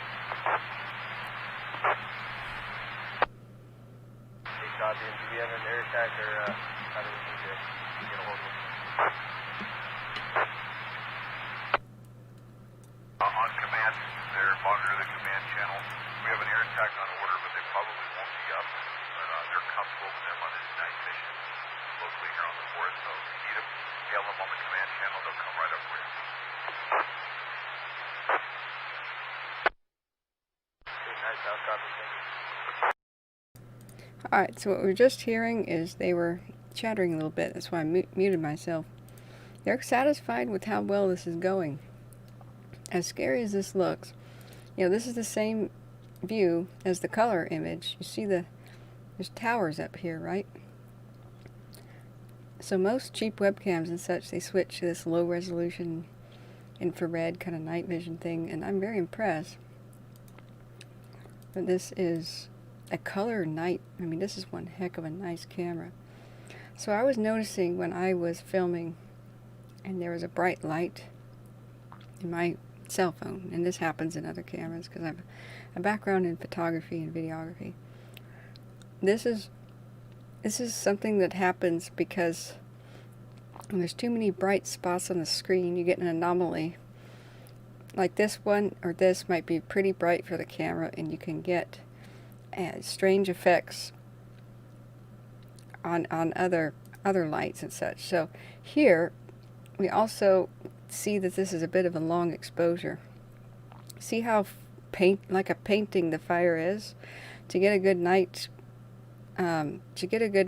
shot like this, it's definitely long exposure. So we would see, like, you know, this is the thing that this is the difference between taking a picture of a creek and it looks like you keep the shutter open 20 seconds and all of the waves just look like a painting, a smooth brush stroke.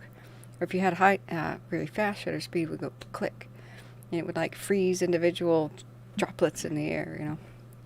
So here, whenever you have night photography, you know, this is a long exposure.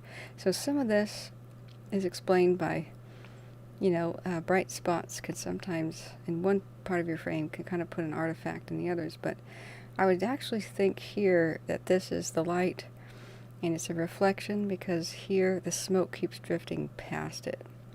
And so that's where you see the, these are very bright. These are to keep helicopters from running into the towers, right?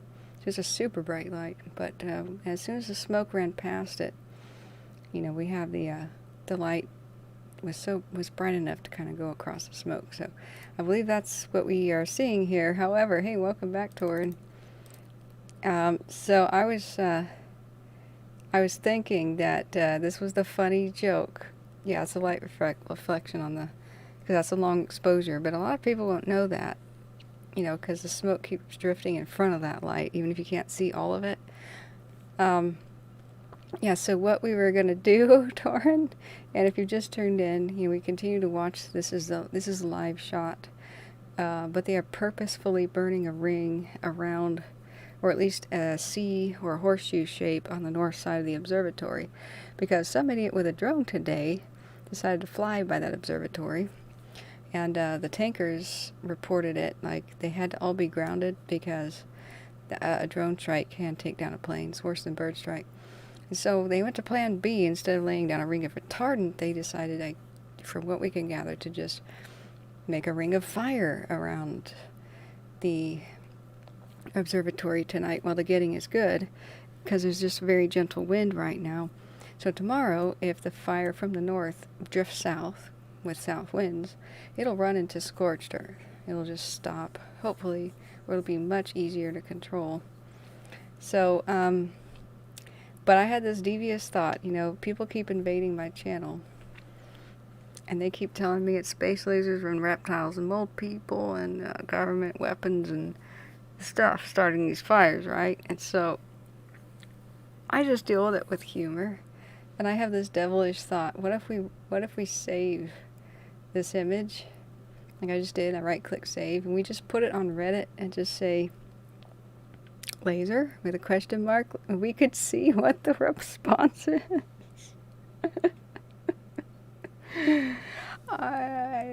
Do you think we should do it? Do you think we should do it? Or is that just a little too troll? I've never trolled anybody that hard before, you know. So let's look up. I'm going to look back up at chat. Yeah, Torin says, hey, I just got here. Is this a conspiracy channel? I know the guys at Area 51 told me about the channel. Good one, good one. And Sounding Sick says, thou shalt not speak of the Greys. Oh, nice, nice. Make it the thumbnail, make it a bunch, and then you'll get a bunch of viewers, and then you can educate them and maybe look at a grip on reality. But what if I could control them? You know, what if I could control them, you know, with just going hook, line, and sinker? You know, just I could be a charismatic cult leader and say that I would protect them from such rays. it's a good thing that the world, I could do so much harm to the world. It's a good thing I'm a good person, right? So, yeah.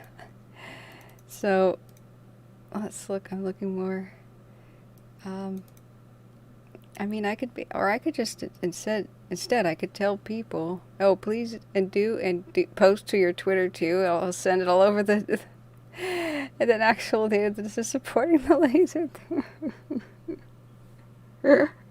I don't have a Twitter, maybe I should get one. Yeah.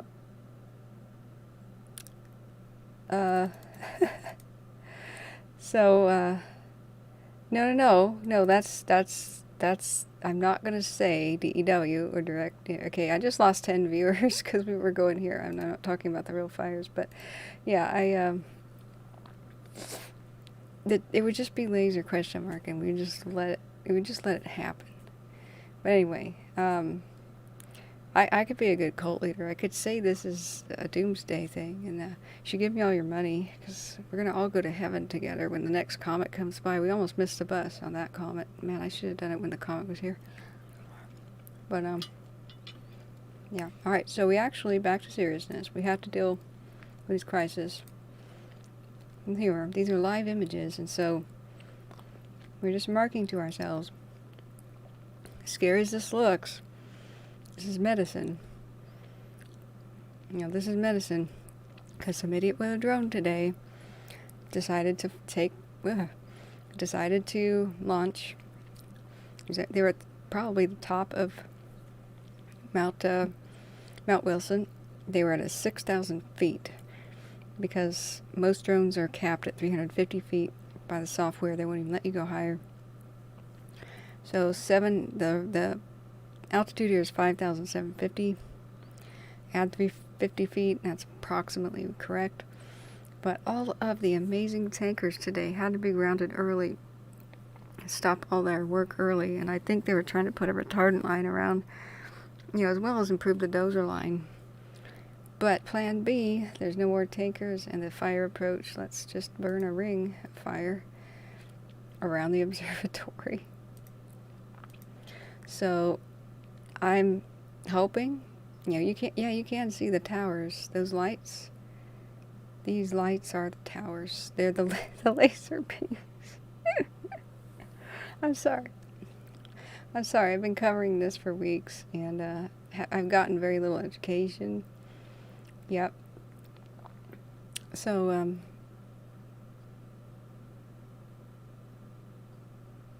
okay. Oh, I'm looking at some of those hidden comments and stuff. They get held for review. I have to go back and put my rules in. We're not mentioning other streamers on my chat because that takes away people from viewing my videos. That happened the other day, and I was a bit irritated. A whole bunch of people came in and said, there's this other streamer who does amazing stuff, and here's all this stuff, and the government's trying to kill him, and so watch his stuff before he gets taken out by the government. And then I saw 12 viewers trample out as soon as they started posting the links and mentioning that person's name. So that was part of the rules, kind of a good etiquette, that don't poach people away from my channel, please. Yeah, they're fighting this through the night. They don't do it by air. They can monitor it by air sometimes, but there are ground crews on the night shift. And we just saw a tender and sweet thing right when I came back with my food, where they said, tender something, or, group something. I can't remember what it was. And they're like, group something. And then they said, just wanted to say goodnight. That was so cute, So, reading the description is a good idea about what the channel is about. In fact, I don't know that I actually put it back on this comment after I ended yesterday's, but this is the oasis of just the facts. This is traumatized people coming here, and so the reason that I don't entertain the people saying laser weapons and this sort of stuff is that's anxiety inducing, and in reality we have to be tender. People here that are coming here for information, a lot of the questions I get are, is my house still standing? Can we look at the map and see if the fire has overwhelmed my house?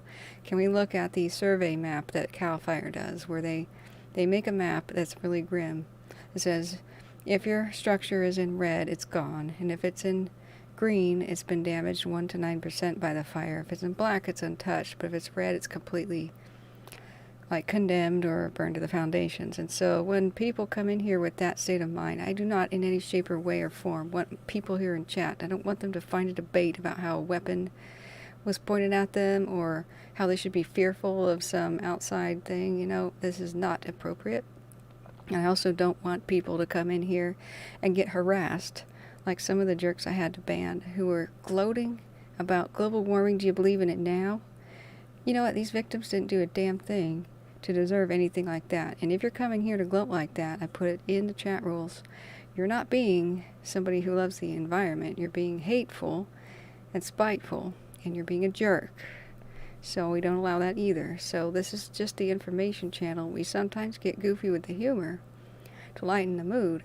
But this is an oasis. This is the old-fashioned journalism. We're not going to say anything here that can't be absolutely verified. We don't sit there and talk about depressing things that don't have a solution either. We are not going to be talking about, oh, woe is us, China keeps putting CO2, therefore we have to resign ourselves to monster fires. Absolutely not.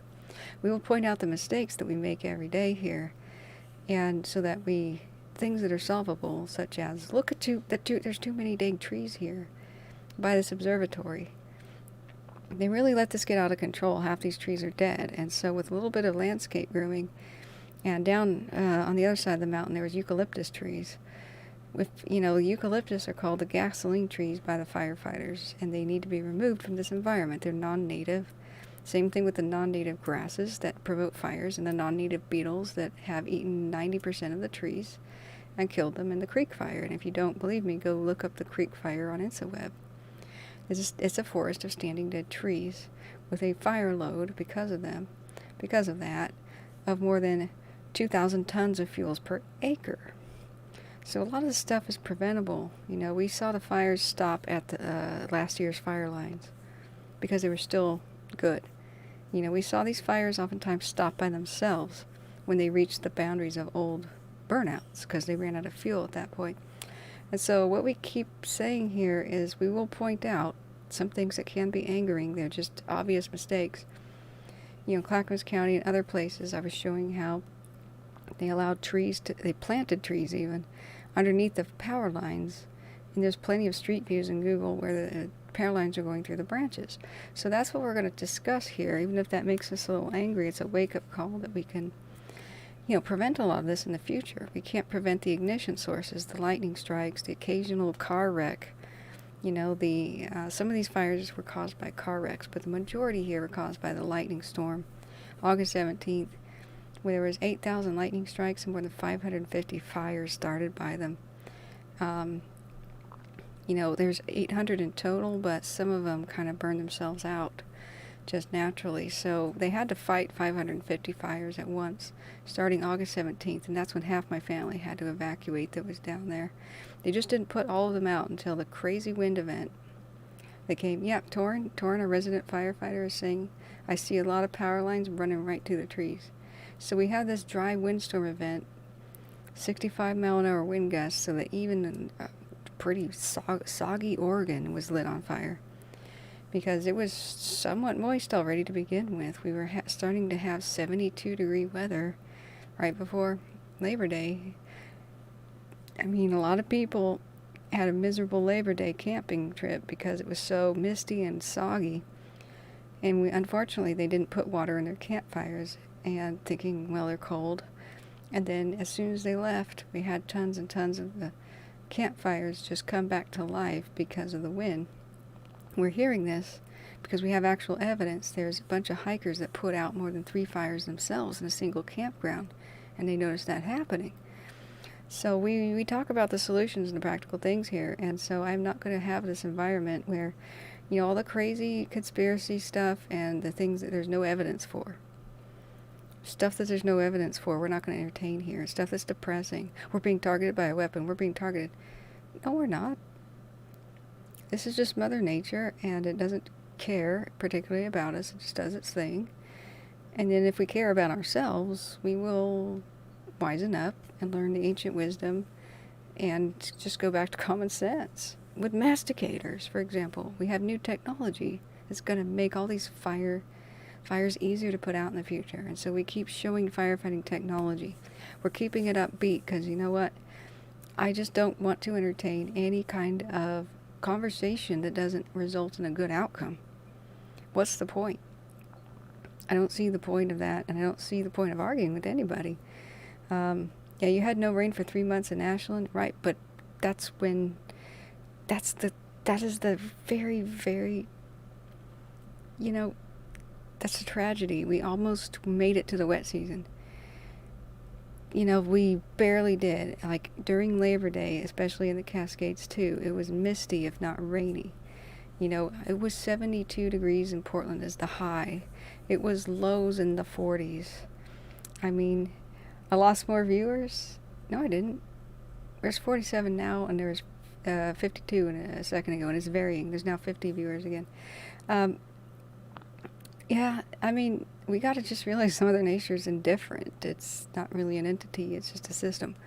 But we really have only ourselves to blame, but that's great because we can fix most everything here in the short term, and then climate change things in a long-term project. So, but there's so much angry depression, and if we indulge that, we're not going to look up and see the solutions. There's a whole bunch of solutions we've already gone through here. Whoa, look at the fire moving around. We've already pointed out a lot of common sense solutions, and we're going to tell the public here what firefighters want the public to know. And if we demand those solutions, we'll get them. And even by next fire season, if we really worked our butts off, we could build preemptive fire lines instead of reactive fire lines. We could groom at least not the forest right now, that's a long-term project, but we can groom the roads with masticators. These awesome machines, they're like buzz saws and wood chippers on the end of a caterpillar. I was showing those. Those things can quickly make, they can trim the trees away from the power lines and roads instead of being these death traps. Most majority of Sorry, I was listening to the radio, but they're just talking about a roadblock. But did you know that right now, in the past, when they used to keep trees away from roads for a bit, that those were natural forest blocks, and now with trees right up next to the roads and right up next to the power lines, they become death traps. Most people die in their cars on the roads because a tree or a power line blocks them because it's blown over in the wind or the fire weakens those things. And so we just, these masticators are not that expensive, and they look really fun, actually, to operate. And if we actually put federal money into disaster prevention like this, we would have so much progress. We could have next fire season be mild compared to this junk. We can't prevent a lot of the sources of ignition, whether it's like the car fire that was so deadly was because of a car that spilled gasoline and there was ignition. We can't stop the lightning, and for a while we won't be able to stop power lines being down. However, we can make strategic fire breaks and just turn our roads into things that help us instead of hinder us. There's so many things to do here, but what if we are depressed about, we're convinced that there's no solution? Because China won't stop polluting, or India, or other countries, or us, or whatever. Therefore, we just have to sit there and drink and get angry that there is no solution there. And I'm just trying to lift people up. Look up. We have so much to look forward to. Very easy, low-cost solutions. Prevention. This is an option. Every single monster fire is an option. It's not inevitable. It's not some sort of a trend. It's just we abandoned common sense kind of as a group and forgotten a lot of the wisdom that our ancestors had. Before the European Americans here came, there was like a history of probably 14,000 years of thinning out brush with little fires that don't really affect trees, but just thin out the brush. Trees are really dang fire resistant, as long as, if you try to start, a fire, like pick up a giant chunk of your firewood and just put a cigarette lighter on it, it doesn't do anything. To light your campfire, you gotta have the little pine needles and the little wads of paper and all that stuff. That's what brush is to a tree. And so if you thin out the brush, masticators or little control burns or what, the goats. Goats are part of the solution. Get rid of the invasive weeds with some goats. We could have a much better fire season starting next one. We just have to wisen up and utilize these really non-chemical and really environmentally friendly ways to reduce fire load and just be smart. We could, make new fire access roads, put a big gate on it so nobody else can get past there. Only the firefighters have the keys. But we're seeing that we can also give them radios that work. Imagine that, So let's go back and look at the chat. This is what the conversation is about. This is what the channel is about. I'm sorry. Oh my God. Who the hell's calling me? Hang on. I gotta take this.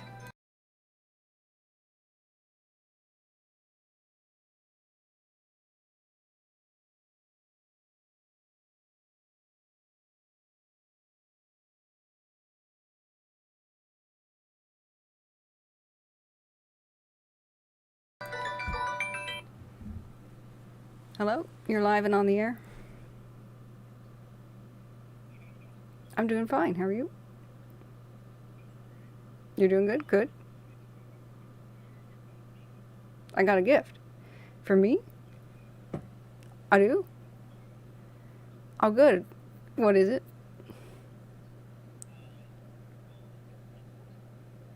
Yeah, if you told me it wouldn't be a surprise. Okay, oh boy, oh boy, oh boy, oh boy, I got a prize. Oh boy, oh boy, oh boy. You really actually are on the air.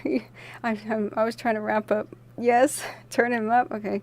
Can I put you on speaker? He says okay, all right. He says okay. Don't identify yourself, okay?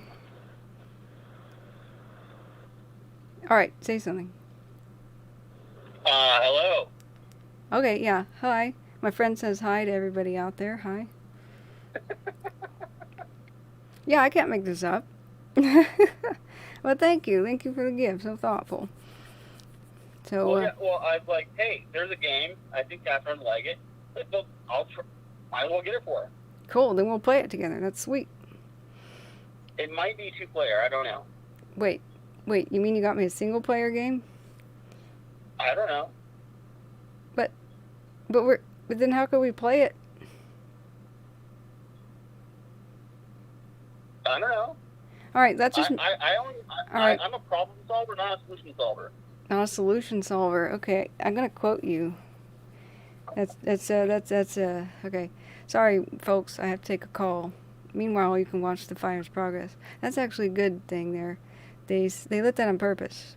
They lit that on purpose, and we're just kind of monitoring it to make sure it doesn't go out of control and burn down the observatory. But so far, the progress is going well.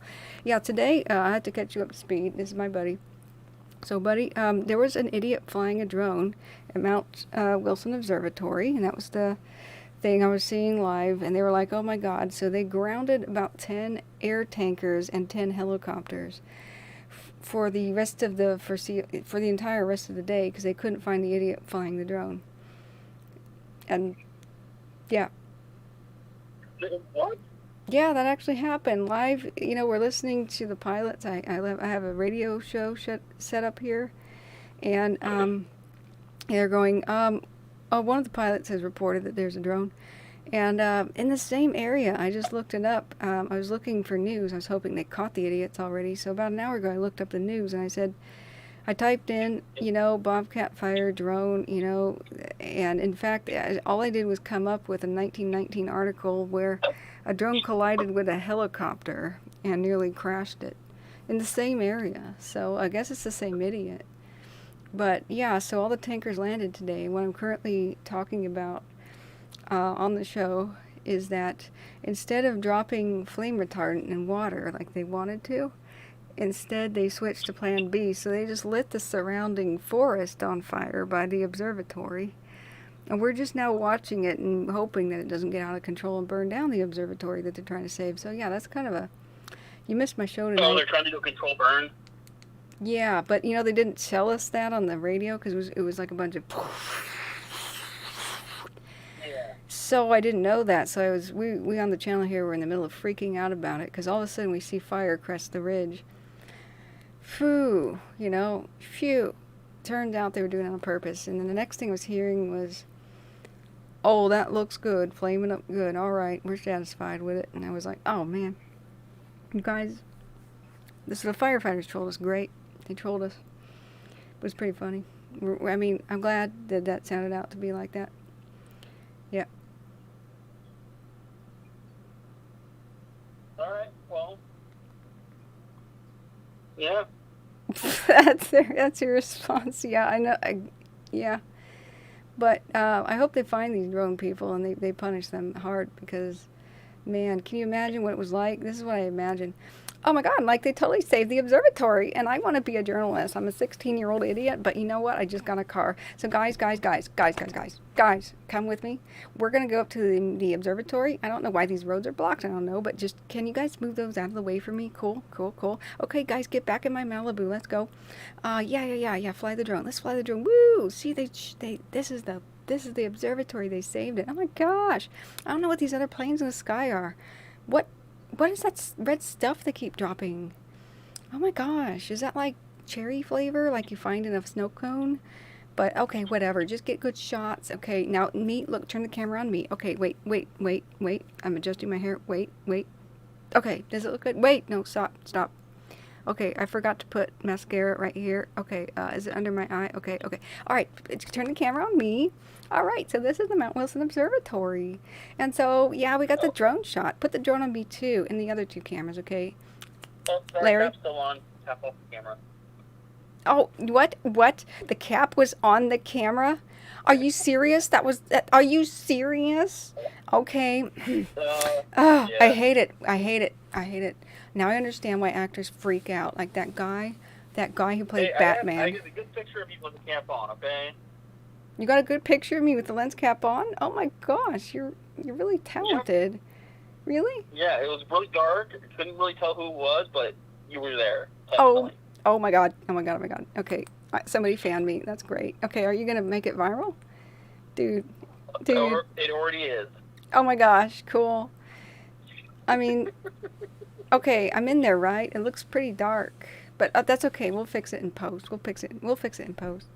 So yeah, that's what I imagine how it went. But these people, I hope they get the door kicked down tonight when they trace their cell phone pings, because even if that drone doesn't have any sort of God, I lost 8 viewers. Some people don't like my humor. No, I'm kidding. They probably just went to bed. But we're getting through this with humor. We're currently watching the forest surrounding the observatory kind of burn down live on a webcam, and some of these images are quite scary. But we keep listening, and the pilots. This is the other day, and this is today, so it works. But some of the images are really scary. So, but you know what about that game? It's okay.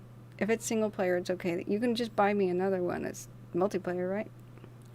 Well, I probably will anyway, so why would you even talk about it? Okay. All right, well, thanks for calling, and I'm going to wrap up my show. I'm delirious. I get kind of drunk when I'm too sleep deprived. And so, I'm just wrapping up the show, and then I'm going to leave it on all night, and we'll listen to the pilots. And I'm sure somebody will call me if it gets out of hand, so, yeah. But anyway, that's what's going on. Thank you so much, dear. Yep. I'll give you a call tomorrow, all right? All right. Talk to you later. Thanks. Bye. Thank you. Bye-bye. All right. The mute. Sorry. Do not disturb. I didn't have it on, and whoopsie. But I figured I would entertain you. Somebody was requesting a cheer up. So, oh man, I lost 10 viewers. But yeah. So this is what's going on. Back to seriousness. This fire's on purpose. And unfortunately, they actually did have to light this ring of fire around the observatory to protect it from the fire that's headed its way tomorrow. I mean, the color ones are amazing. Not that one, sorry. I keep showing that. That's actually from days ago. But this one's really cool. Well, the moon's set in the background, I guess. Actually, we have to save this one, guys, because that one could be a UFO, right? Just kidding. So, But yeah, I'm impressed with this photography. This is a pretty expensive real camera rather than a webcam, you know. It's wide angle, it's got a little bit of the, you know, the black around the edges. That's okay. But I really am impressed with this view. And it's mesmerizing. I wish it was in real time, you know. If they had a Sony A7 III, or sorry, A7S III, or an A7S II, they could do this live in 4K. That's the camera I want. That's what I'm going to fundraise to. So, yeah, let's go back up to the chat. If anybody wants me to give them the skinny on any wildfire before we all go to bed here, let me know. And I can give you an update, but all the Oregon fires look good except for the ones by Klamath Falls. And the Bratton fire by Paisley is touch and go. But for the most part, they've saved the town of Paisley. Northern California is faring okay as well. It's just down here, you know, they're struggling with this Bobcat fire. This has been devastating. And, you know, people have lost their properties and stuff today. So our heart goes out to them, of course. And every once in a while we get silly because, you know, we just deal with it in humor. I get a lot of people invading my channel really, really mad at me when I won't let them talk about weapons and bad things and just, you know, make believe. So, yeah, I'm looking at the chat. I hate to fly home Sunday, Judy says, but I'm going unless my flight gets canceled. You should stay in Oregon. Isn't it clear that Oregon is the promised land? There's no sales tax here. You go buy a car and you're just buying a car, you know. So let's see here. Okay, somebody else is flying somewhere. Don't leave. Let's see. Who says Aslan? I like Wine, the Witch, and the Wardrobe. And they're talking about Alaska Air. Oh, this is not a 4K camera at all. This is not even, I don't know what resolution this is. This may not even be 1080 actually, but it's a good lens quality, and that matters more than you're like, it's 1080 at 720. If you've ever bought like a tiny drone from the store, and it says it has a 720p camera, and it looks as bad as the flip phone cameras of 1994, that's because it is technically 720p, but it's got a bad lens. Yeah, the Klamath fire is not, it's called the 242 fire, and they're looking at the next couple of days of really high winds and low humidities, and they predicted to the northwest and southwest structure loss. And that's called the 242 fire, and every time I look at it, I've been vexed and frustrated because we can't get any good satellite info on it. It's like a black hole. It's either being ignored by the satellites or there's some problem. See, this is the outline we've been seeing for days, and they won't update the thing. And if we go, this is the structures that are presumably next to be lost. It'll spread southwest. They're saying it'll spread northwest to Fort Klamath. So they're just trying to save structures, but, you know, they've got really sometimes single-digit humidity forecasts. You know, no exact moisture and stuff. So this one, though, when we click on satellite info, look, we can't even see hot spots. We can only see the outline. So I'm just, you know, I put on the Sentinel. So this has been the same Sentinel image for a really long time. It's like this is a forgotten fire. Okay, this is saying it was today, but it really hasn't looked... Okay, we'll shut my mouth. This is dated today, but we don't see the details that I'm used to with a Sentinel. We can go put it on True Color, and this is kind of a general thing, but maybe, no, it looks more like buildings. So there's just such little information. It's updated so infrequently, it's been hard to understand what's really going on with the 242. But the InsaWeb report that anybody can read is just dismal. And the only thing out here too, the Bratton fire, is they're going to have the same kind of several days into the future of really kind of bad not terrible, but bad weather with higher wind gusts. It's going to go towards the northeast here, and that is Paisley, but on this front, that might help in the short term. If the fire will blow back on the places it's already burned, it will just exhaust some fuel. So I'm going back to chat here. Okay, thanks. Sure, Trog. And I hope you enjoyed that cheer up phone call thing. That was for you. And Sounding Sick says you don't see the mountains like that out east. Yeah. And so, what do you mean this is all on top? I don't remember. So, KCR, hey, CAL FIRE just bought a bunch of Blackhawks that can work through the nights. Yes. Yes. So, that's good. You know, I could have had them earlier, but that's good. Aren't those $22 million each? Yeah. So, oh, this is all in topo. Yeah, oh, you corrected yourself. All on top, you really confused me. Topo. Yeah, this is Cal Topo. I can, this is one person made this. One man made this. And, I wish we could put the airplane layer on here. But somebody already asked for that. And, he said no, because for some other reason. But, I already tried to put an airplane layer so we could see the tankers on top of the fires doing the dumps, right? But because he hasn't arranged for it, we don't have it. But we can't complain. I mean, this is the power. We're looking at Google-based terrain. This is enhanced shading slider, so you get enhanced thing. Let's put that around 60. Let's put the Forest Service map around 80, and now we can see the contours and all the intimate details. So it goes from being a flat kind of a map to more of three-dimensional. And without the Forest Service map, we don't get these details. You wouldn't even see those roads, would you? So this is Forest Service layer, and then we can start moving in the Sentinel. And sometimes we're able to see the seat of the flames. Let's look over here. Sentinel. Yeah, we're not seeing any glow. But let's go down and apply this to the Bobcat fire. I imagine that they actually did some sort of a sentinel pass. Let's go check it out. So we go to Mount Wilson Observatory, California. Maybe that'll just, yeah, here it is. So let's go ahead and apply it. We can see the hotspot detections made within the last 6 hours. Of course, this is where they're firing. But we can look up here.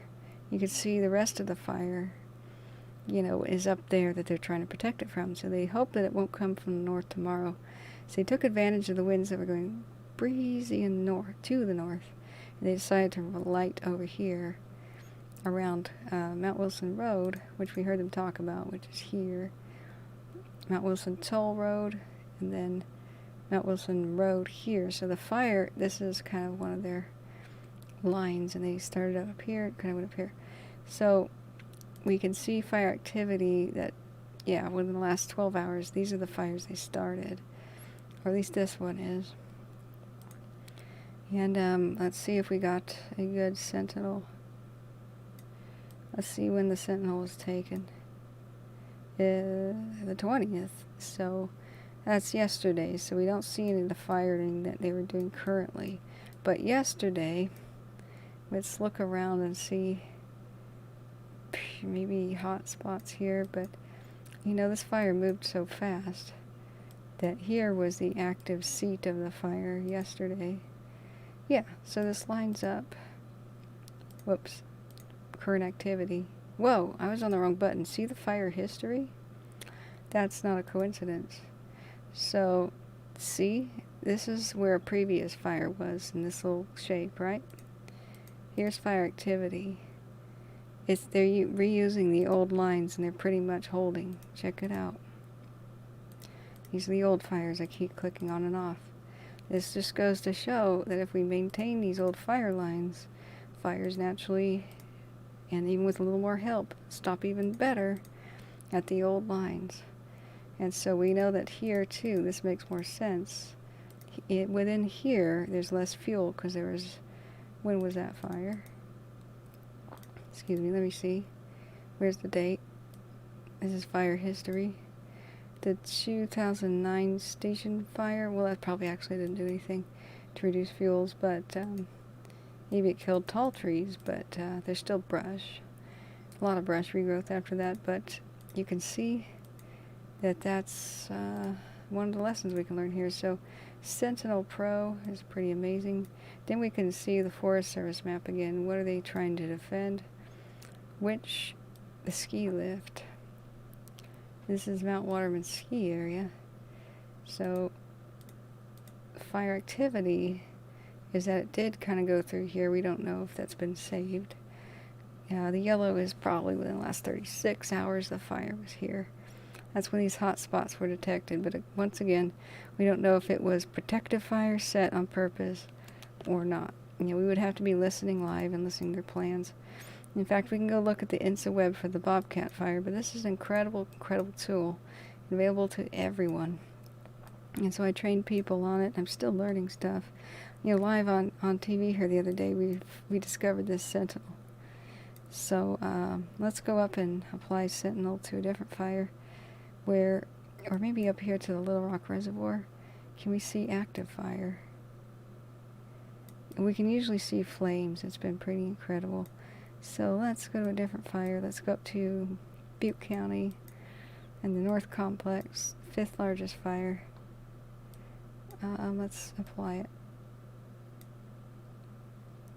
Can we see active flames? They're kind of winding this one down too. Yeah, we could see in Oroville, here's the lake. And right here it was trying to jump the South Fork of the river / part of the lake. And they've been doing aerial drops. But I wanted to show the really impressive actual flames that we can see with this thing. And we got different modes. Like we got true color. And in true color mode, we see the cloud cover for the most part. False color burn is the one. Sorry, maybe that was what I was doing wrong the whole time. Yeah, false color burn. See the flames. So this is incredible way they can layer on the hotspot detection. So the red is hotspots detected within the last 12 hours when it's in the circle mode here with MODIS and VIIRS satellites. Here's GOES 17. This hotspot was detected somewhere within the last 10 minutes. So here in yellow is just within these giant blocks of areas. Something was detected within 1 to 6 hours ago. And orange is up to an hour ago. So we know that there's a hotspot here detected in the last 12 minutes thanks to the satellite. I know it. The boots on the ground know it. Now everybody in the world can know it. So this is, let's look at the Bucks Lake area. Turn off the activity. You can still see here, this is the false color burn right around the activity. Let's see current hotspots. Alright, a gray was detected 12 hours ago. So that's, and then the red is anywhere from 1 to 12 hours ago. But they're holding really steady up here, knock on wood. So we can go to true color again. And this is like true satellite image. Pretty good. So let's look at others. Slater fire. Sometimes clouds show up, but that's clearly smoke. So we can see the Slater fire in true color, now in false color. This one was helped. It's in smoldering mode because of some of the rain, except on the east side we got some creep here. This was taken on the 19th though. So if we turn on the fire history, activity I mean, yeah, so hotspots detected within the last 12 hours. So this is in line with the wind blowing it towards the east. So this is a pretty intense tool. Anybody can use caltopo.com. It's free. One guy made it. Can you imagine if there was a team working on the ultimate fire analysis tool? Can you imagine if this was just like InstaWeb 2? So let's just go to InstaWeb. And all of this was in one place, plus all of the information for evacuation, that the public could push buttons and see all of this, be completely informed, not have to go from website to website looking for the evacuation information. Yeah, we got a 13% containment on the Bobcat. It's updated 47 minutes ago. The size of the Bobcat is 106,000 acres. Go to incident. Couldn't this all be one website? Yuck. Okay, it's odd how there's nothing more beautiful or more ugly than a fire.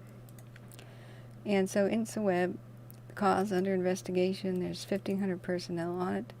Today, the fire remained active in the western, northern, and southwestern portions. New evacuations were issued for the areas near Colby Ranch and Hidden Springs, where crews worked to prepare structures and build contingency lines. The area around Mount Wilson experienced unfavorable wind conditions throughout the afternoon, delaying the strategic firing operations. Fire crews worked on the fire perimeter near Pinon Ridge, where there was an increased fire activity. Additionally, near Dawson Saddle, they saw increased activity as the fire pushed up Highway 2, where resources remained in place. There was minimal fire activity on the eastern flank by Crystal Road down to San Gabriel Reservoir. On the southern perimeter, crews continued to mop up and maintain existing containment lines. A virtual community meeting was held today and can be seen at this place. Oh, we should watch that. No mention of the drone immediately grounding the planes, where they waited at least 3 hours to take to the air. They didn't find the drone. I'm very surprised that is not part of it. So it says yesterday, blah blah blah, this is how the fire behaved.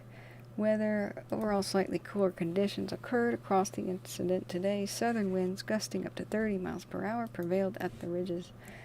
For tonight and Tuesday, little noticeable change is anticipated, so the winds are kind of blowing towards the north. Across the incident with respects to warm and dry temperatures and low humidity. Oh, whoops. That was the same sentence. It's broken up here.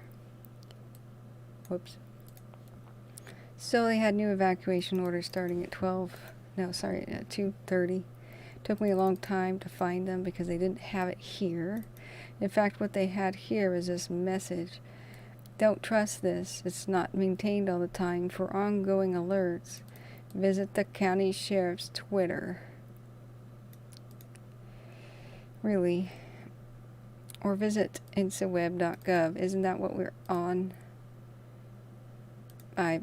So I went to Twitter and found out it was ahead of schedule. This gets updated like sometimes every 20 hours.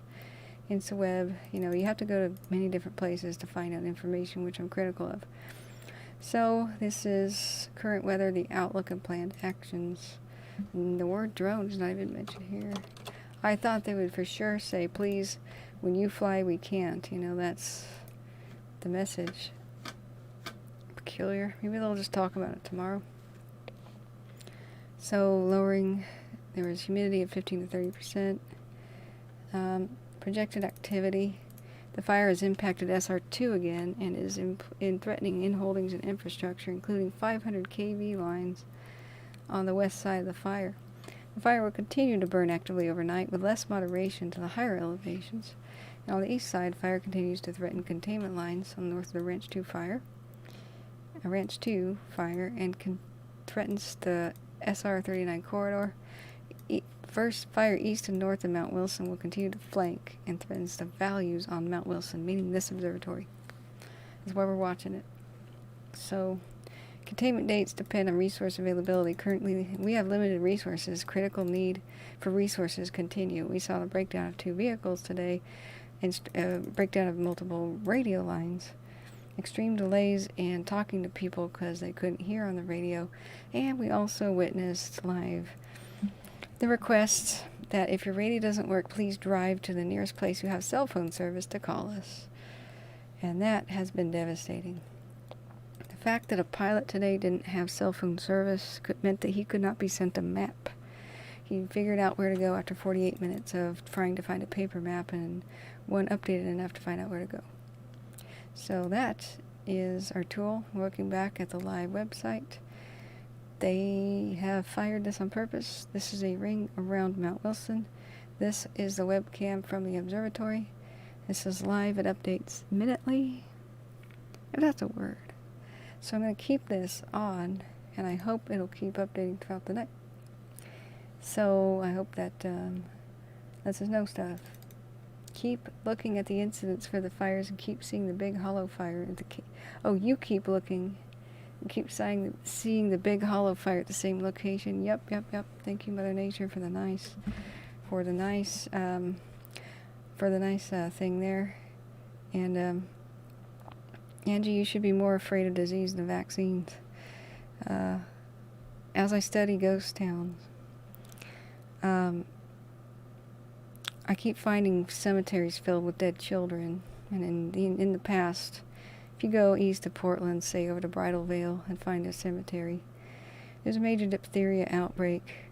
It killed like 24 children. And there's all these little sad lambs in the marble tombstones. Vaccines have done nothing but help us. The number one cause of death was illness. People used to lose 2 out of 5 children before vaccines in some of the worst times of plague. I mean, things like the diphtheria shot today, we take for granted. When kids used to get tetanus, or when adults did, they call it the back-breaking illness because it would cause all your muscles to cramp harder and harder and harder, out of control, until your jaw clenched. That's why it's called lockjaw. And you shatter your own teeth eventually, then break your own back as your back arched into a semicircle. And then finally you were killed that way. Just study diseases. Vaccines are never going to be 100% safe. There's always going to be an occasional problem, especially with people who are allergic to eggs or whatnot. But you really got to be more scared of disease. You know, that's all I got to say about that. Vaccines are the reason we get to have all of our children survive, but that was not the case in, say, the Victorian era. So, but back to fires. You had lockjaw as a kid, Mr. Trog? Sometimes now they can save you. Did you actually have tetanus? You know, they have some medications now, but before the treatment, oh man, I'm not going to show you the gory pictures, but look them up of the old, there's still 35,000 kids that die of rabies in Africa because they can't get the vaccine. And you can actually see medical videos on YouTube of kids dying of rabies. It's, we shouldn't complain about vaccines here, and we should just be so damn grateful we've got them.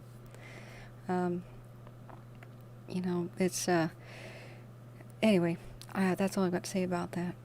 I wanted to be an infectious disease doctor when I was young, and so I studied that kind of stuff until I got an infectious disease, and it kind of changed my life and kind of ruined it in some ways. I cannot wait for the day when they have stuff like, for example, Lyme's disease vaccines and stuff, and where people don't have to suffer unnecessarily. So anyway, I don't want to go into my own story very much, but let's go back to the fires. This is a fire, if you're just tuning in, that is on purposefully set, but it's always risky to start a backfire like this. If the winds change and go nuts, this observatory could be in serious danger because it's so close. So close. So, let's see. Mr. Trog, I survived 2 years in the Congo. What was your job? Were you like one of the people in that movie, Tears of the Sun? Were you a mercenary that went down there and decided to save the townsfolk instead of killing people? That was a cool movie. Yeah. My dad has the smallpox vaccine because he's so old, and the polio. My dad has a bunch of crippled friends that have withered legs because of polio, and one of his friends was in an iron lung until the kid died. So my dad, his whole town suffered polio. It was just luck, that he didn't get it, and then the polio vaccine came out pretty much afterwards. But yeah, there's still people I know. My dad's friend, they had canes, and they'd come over. Hi, F, if you're coming here. Well, safe is a relative term. Because an idiot flew a drone today and grounded all the tankers, they really had no choice but Plan B to protect it, and so they made a ring around it with fire lines, and they lit it on fire on purpose, this horseshoe ring around it over the north side. And so we are watching the forest burn around the observatory, because they're thinking that tomorrow, if the winds change and the fire comes in from the north, then it won't have as much fuel, of course. So yeah, that's what's going on. Yeah, you heard about the drone thing? Where did you hear about it? Has the news media finally picked it up? I can't wait for those clowns to be arrested. I hope they won't even knock. I hope they just kick that door down. You know, I hope they throw in some tear gas too and make them uncomfortable first, just because, you know. Oh, Miss Trog, you trained in infant nutrition and epidemiology. Awesome. Awesome. And you know, the Ebola, what is it, 92% fatality rate? Oh man, it's going to be so good when we get that vaccine. Oh my gosh. It's a painful shot. Yeah. Yeah, it's prescribed, and I'm starting to understand a lot of people don't read channel descriptions. I should probably put that in the title, but I've got the details there. But I'm going to put on, as I'm going to go to sleep now pretty soon. Last call for anybody to have a question about fires. We've got Torin here, the resident. Yeah, we got very helpful chat. We've got great mods, and we've got Torin here, the resident ex-firefighter. And sounding, you're funny. I got 8.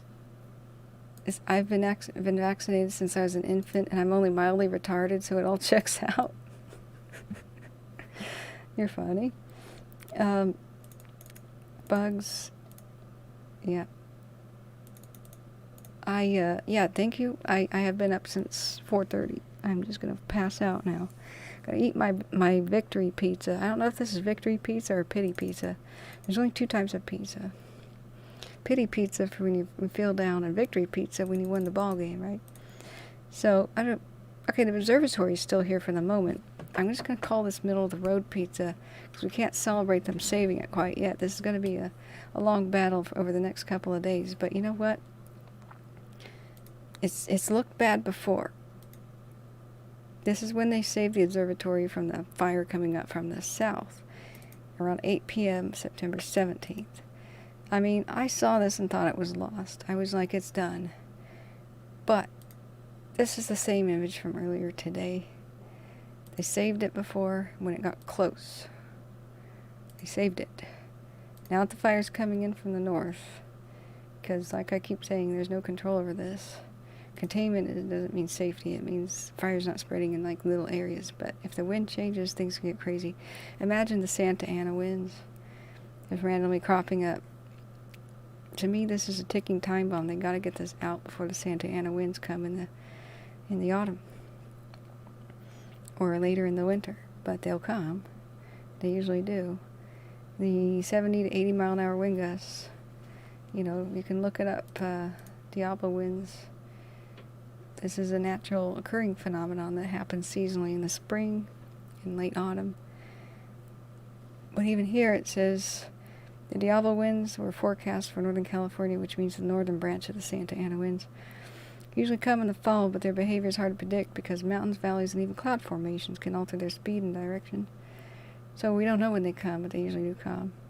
So they better get every source of ignition that's lit in California, they better try very, very hard to get this done with pretty quickly.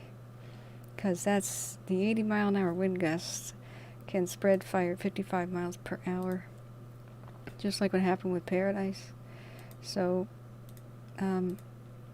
yeah, so this is the firing is sometimes an act of desperation, but often it works. So I'm going to leave this live webcam up. I'm going to sit here and eat my food. Check in with you guys one more time after I eat my food. And then I'm going to, I have to end the stream and restart it, because every 12 hours that goes by, and I've been broadcasting now on this one for 5 hours and 11 minutes. I'll have to end it and restart it real quick, because I found out the hard way that YouTube will delete your videos if they go longer than 12 hours when you're streaming live. It doesn't apply if you uploaded a 20-hour video, but I lost 170 hours of an epically long stream that lasted more than a week straight. And amazing stuff happened. Lightning hit my house or hit my yard during the stream live. We had 170 hours of really good historical documentation of how these unfolded in the firefighting live. I thought I was making something for the historic record, and YouTube decided to delete it. So every 12 hours that goes by, and I've been rolling here for 5, means I have to restart the stream. And because I plan to sleep, maybe sleep in, I'm going to restart the stream before I go to bed. So let me read chat again. Let's go here. Yeah, thanks so much, Trog. Do you have a timer for when the stream hits 12 hours? I will make that when I go to bed, and it'll wake me up, or at least if I'm groggy in the morning, I'll remember. But I have to put that on my phone. Angie says I'm scared of getting COVID, especially when I found out what it does to the lungs.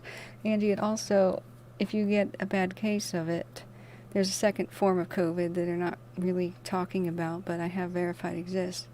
Especially amongst the elderly, there's no cough and sneezing, but they start to get the symptoms are they start to get very, very sluggish and almost like in a coma, hard to rouse from sleep because their oxygen level is dropping. But what happens in the different type of COVID, the one that either attacks the lungs or it attacks the cardiovascular system. And with those people, they get the blood clots, low oxygen, and their blood is clotting a lot. It's attacking their heart. So they can end up with some stage of heart failure, even the beginnings of it. There's strokes, and then you see the leg amputations and stuff where the clots make it towards the limbs.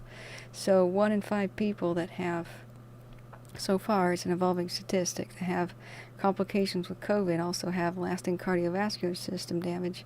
We see this in some viruses, just like, rheumatic fever. I think my mom has heart damage from childhood rheumatic fever, and guess what? There's now a vaccine for that. So my mom wishes the rheumatic fever vaccine existed before. I can't tell you, just don't be afraid. You're going to be helping protect your community too. I got an extremely mild case of COVID. I didn't even know that I had it. But I quarantined myself just in case. Everybody thought I was silly. I thought I was being silly. I sat there and cracked jokes with the computer while I had this high fever. Meanwhile, I sneezed a lot. And I had, discomfort with the fever, and I was very, very confused. The confusion was massive. I reread the same paragraph about 20 times trying to figure out if it's 10,000, 1,000, or 1 million. Because every time I reread the paragraph, the statistics changed, and so I just reread it. I gave up. So I had lots of confusion with the fever, but I was tired and I didn't have much appetite. But it was only after a while that I realized I drank some spoiled milk that I had no sense of smell. And then one day my stomach was coated with my abdomen had, like I was allergic to peanuts when I was a kid. So when I ate peanuts, my stomach would have a rash on it like that. And I said, you know what? I haven't been eating anything like that. In fact, I grew out of my peanut allergy. That's odd. Eventually, after 2 to 3 weeks, it finally went away. It just hung around. Not much coughing. I never had trouble breathing, nothing like that. I said, it was just a cold. But then one night, I went and used the bathroom, turned on the lights, and my feet looked like they had been dipped in boiling water. I even thought they were bloody. I thought they had dried blood on them. And,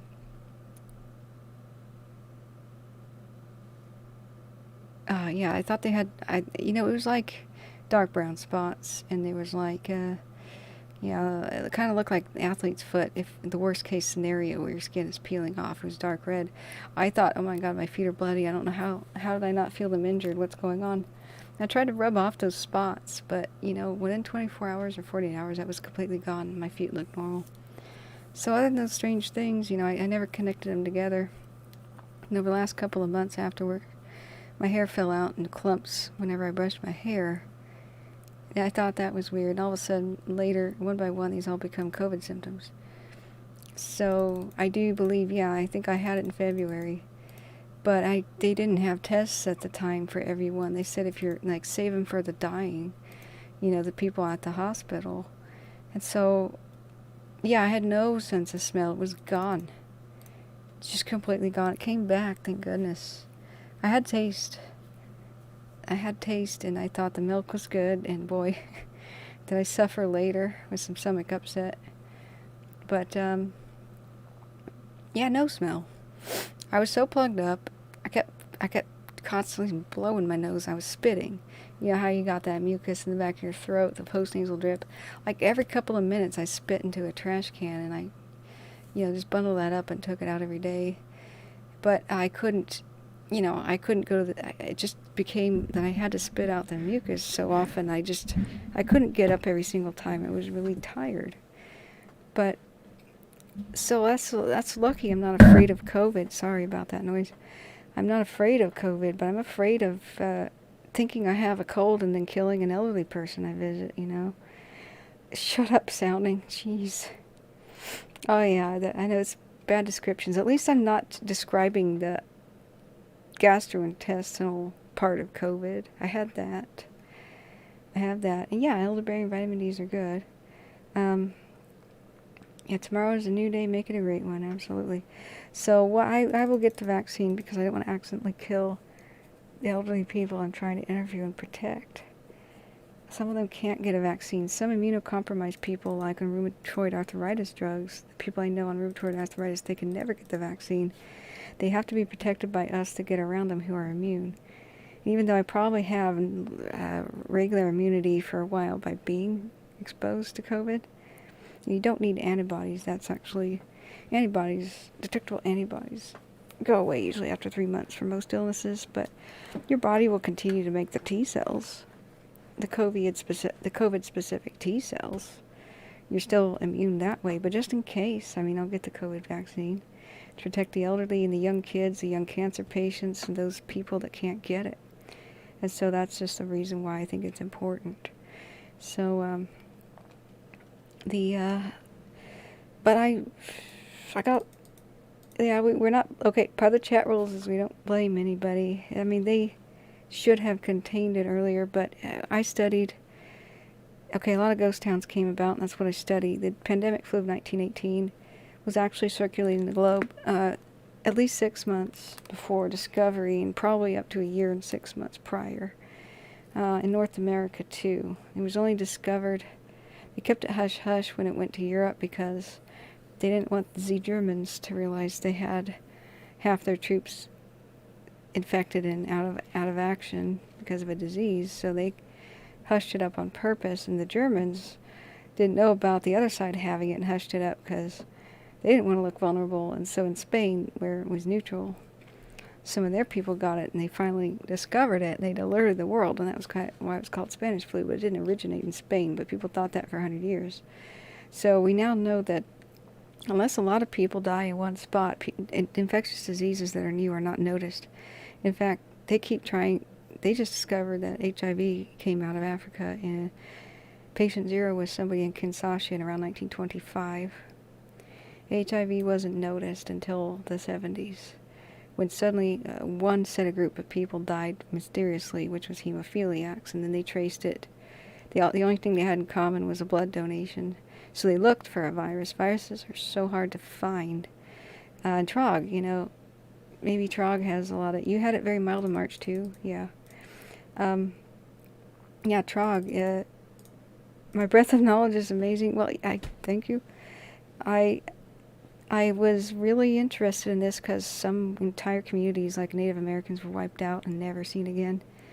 The Native Americans who were clinging to existence at the turn of the century, some in Canada especially. You were in Kinshasa, wow. The Native Americans in Canada, I start finding Native American ghost towns. That was their nail in the coffin for their tribe. And so they lose contact with these towns and go and find them, just like in the 1800s. Hudson Bay here at Fort Vancouver, Washington, across from Portland. They had very brisk trade with some Tualatin Indians, I believe, who were at Savi's Island. And they came in seasonally to farm the Wapato, and they'd go and trade nearby. It's very nearby. It's a canoe paddle away, right? They lost contact with Tualatin Indians. They didn't come to trade. Just like in the 1800s, the white people go over there. Thanks. The white people go over there in a canoe wondering what's wrong. There's something terribly wrong. There's just dogs barking in the village and fires burning themselves out. It's just too quiet. The entire community of Indians on the island, thousands at the time, who had converged to farm Wapato, were all dead. And there was just a couple survivors sitting there shaking, and a couple people on their deathbeds. And of course, they didn't really understand how disease was transmitted. They kind of understood. There was germ theory in the early 1800s. I mean, even the ancient people of the ancient Greeks had germ theory. But since they didn't understand how that might work, they thought germs that bad smells indicated the presence of the theoretical kind of germs. So they covered their faces with cloth, and they just knew that they should set fire to everything to prevent disease spread. That doesn't matter at all in malaria. They didn't know about animal vectors. They just thought swamps, which is where the Indians were camped to get the Wapato, which is like a lily, where like it kind of has like a potato. They call it Indian potato. It's hard to explain, but it grows in the marshes, and the Indian ladies would harvest it by hanging onto their canoes, and they used their bare feet, and their feet would pull up the roots, and they would kick it up and put it in their canoes and stuff. And then the men would go hunting the waterfowl, So they didn't realize mosquitoes were the vectors, so they just burned everything in sight, all the bodies and all the village. And so there is a ghost town village on Savi's Island, which I won't reveal the location of. But they didn't connect mosquitoes. But wherever swamps are, there's that smell, So they just kind of equated swamps with things like that. So, malaria, no mosquitoes born with malaria. You had to bite an infected person. So, unfortunately, the whites probably brought that, or a different Indian or somebody was infected, got bitten by a mosquito, left town, and then that mosquito bit others, and the rest is history. But, so the same thing happened with the pandemic 1918-ish flu. We probably will rename it to the 1916 flu.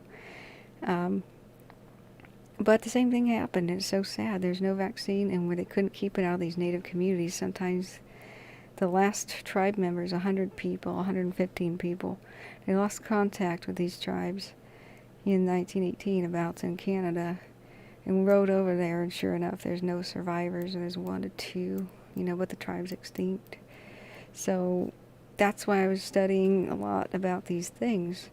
These pandemics can ruin entire societies. Part of the reason the Byzantine Empire fell was smallpox made its first appearance, and so did the Black Death within a couple hundred years of each other, and absolutely devastated the Roman Empire to the point where they didn't have an army anymore. So that's kind of what happened. Sorry, going on and on about this. But looking back up here, factory farming really is not very good because we're making those superbugs.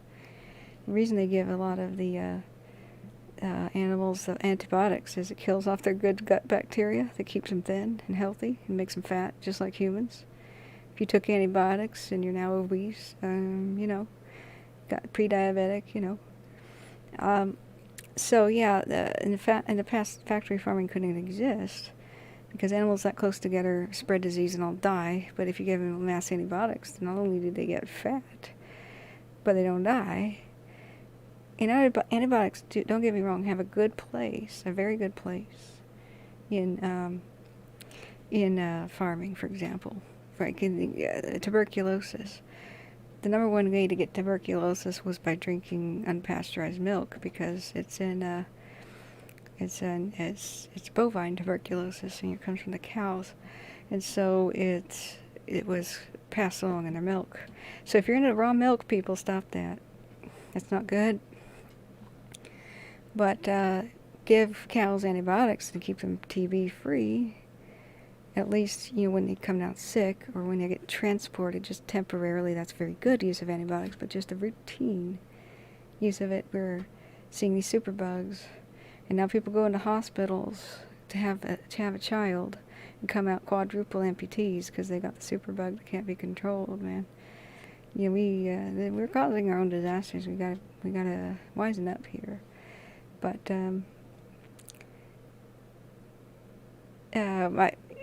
I gotta look back at trap. Yeah, I do have a math disability. So I sound like a complete idiot when I totally off on math. But yeah, the hair thing is alarming. Yeah, I'm sleeping late lately. So yeah, COVID is as deadly as smallpox to the 80 plus people. It kills like 30% of the infectees. But as you get younger and younger, you know, there's less and less disease. But the current COVID is still about as deadly as yellow fever. I was researching, you know, as much as a non-expert could. It's about as deadly as yellow fever to the middle-aged. The younger you get, the more and more like flu you get. But even the flu the death rate is like, I can't remember the numbers, of course, but much lower than COVID. So COVID was, as an overall rounding, considering all age groups in the entire world, it's like a 7% likeliness of fatality for the infected overall. But as you cut it up, as you divide the different age groups, it's as deadly as smallpox, with like a 35 to 39% fatality rate for the most elderly groups. So please, you know, try to protect our elders. Even if I don't care if I get COVID, it'll just be a cold for me. That might be true. But protect the elderly people at the store. You know, you touch the same keypad as them when you're at the pharmacy, and you may actually think you just have a cold. So you run around doing your thing. You go to school, and your elderly teacher dies, or the person who came and used that machine after you. You know, so I don't think it was engineered at all. It just doesn't have to be. Besides, nobody does that. If you look at the history of biological weapons, everybody figured out it don't work and abandoned that. The Japanese were the last people to try that in China, and so here they want to take over Manchuria, right? But there's so many Chinese people that could stand up to them. They're a minority in the area, so what they did is they tried to spread stuff like plague and stuff, and it's a loose cannon on the battlefield. You don't want weapons that kill people you want to save, so they try to fill people with the mines and get the engineers to rebuild bridges and all that stuff, and he was such an indiscriminate killer that, all the people who knew how to timber mines are dead now, and all the people who knew anything about doing this and that were dead now. And then it blew back on their own troops that got infected because they had to still interact with the populace, and now their own troops are dying. So they found out, all the militaries of the world found out, that biological weapons were a gun with the nozzle bent back and aiming back at you. I can tell you right now, nobody's spending a dime on biological weapons because you can't control them. You can't control the target. It's so much better right now to like have a drone the size of a mosquito inject poison into somebody who's your target, and then you can delete the drone, you know. And then besides, look at what COVID targets. It targets the elderly, the people who don't reproduce. That's the stupid thing I hear about those conspiracy theories. They're trying to reduce the world population by targeting the people who can no longer reproduce. By targeting the people who are going to be dead within, like, you know, a decade anyway, or 20 years. None of that makes sense. So I can tell you right now, nobody does the bioweapons. That is a closed thing. They want to spend money. The defense budgets wants to spend money on weapons that will not actually destroy their own economy. Every single war is propped up by an economy, and by people paying taxes, and by people being alive to work to pay taxes. You do not want to kill large portions of people. That's never been the point of war, ever, is to kill people. The point of war is to win. It's never been accomplished by killing people. That's why they're so stupid counting bodies in Vietnam and thinking we're winning. In fact, the more people you kill, the more resentful the populace gets and where they want to fight you. You know, Japan realized that with Pearl Harbor. The more pissed off the populace is, because there's so many deaths, the more they'll fight you. And so it's never been about killing anybody, not even the soldiers. It's take the prisoners. You just have to dismantle the enemy's ability to fight. It means dismantle their economy or dismantle their weapons. Make it so they have tanks, but they don't have any gas. And so Rommel the Desert Fox was stopped on the edge of the border with Egypt. He was almost to Cairo and ran out of gas. So what happened again is, well, they have to be. You have to protect, if you're playing the game Civilization, for example. You can't have tanks in Civilization. Oh, sorry, I got to finish my sentence. But Rommel the Desert Fox was absolutely outsmarting everybody and winning in North Africa. He was going to go all the way to Cairo, all the way up to Levant, and he was going to meet the other Nazi troops, German troops, who were going to come through the Georgia Caucasus. So he was really on his way to doing that when he ran out of oil, because they sank the ships, the oil tanker ships coming to relieve his troops, right, and delivered the panzers. And so he had all these panzers, and they couldn't move, and they couldn't retreat, and they were like, oh crap. So what happened, and that's how they lost North Africa. So Rommel the Desert Fox is, since he's still the smartest general alive, is put on the front to protect D-Day. And once again, they didn't have any oil, so they didn't have any gas. They did an amazing push.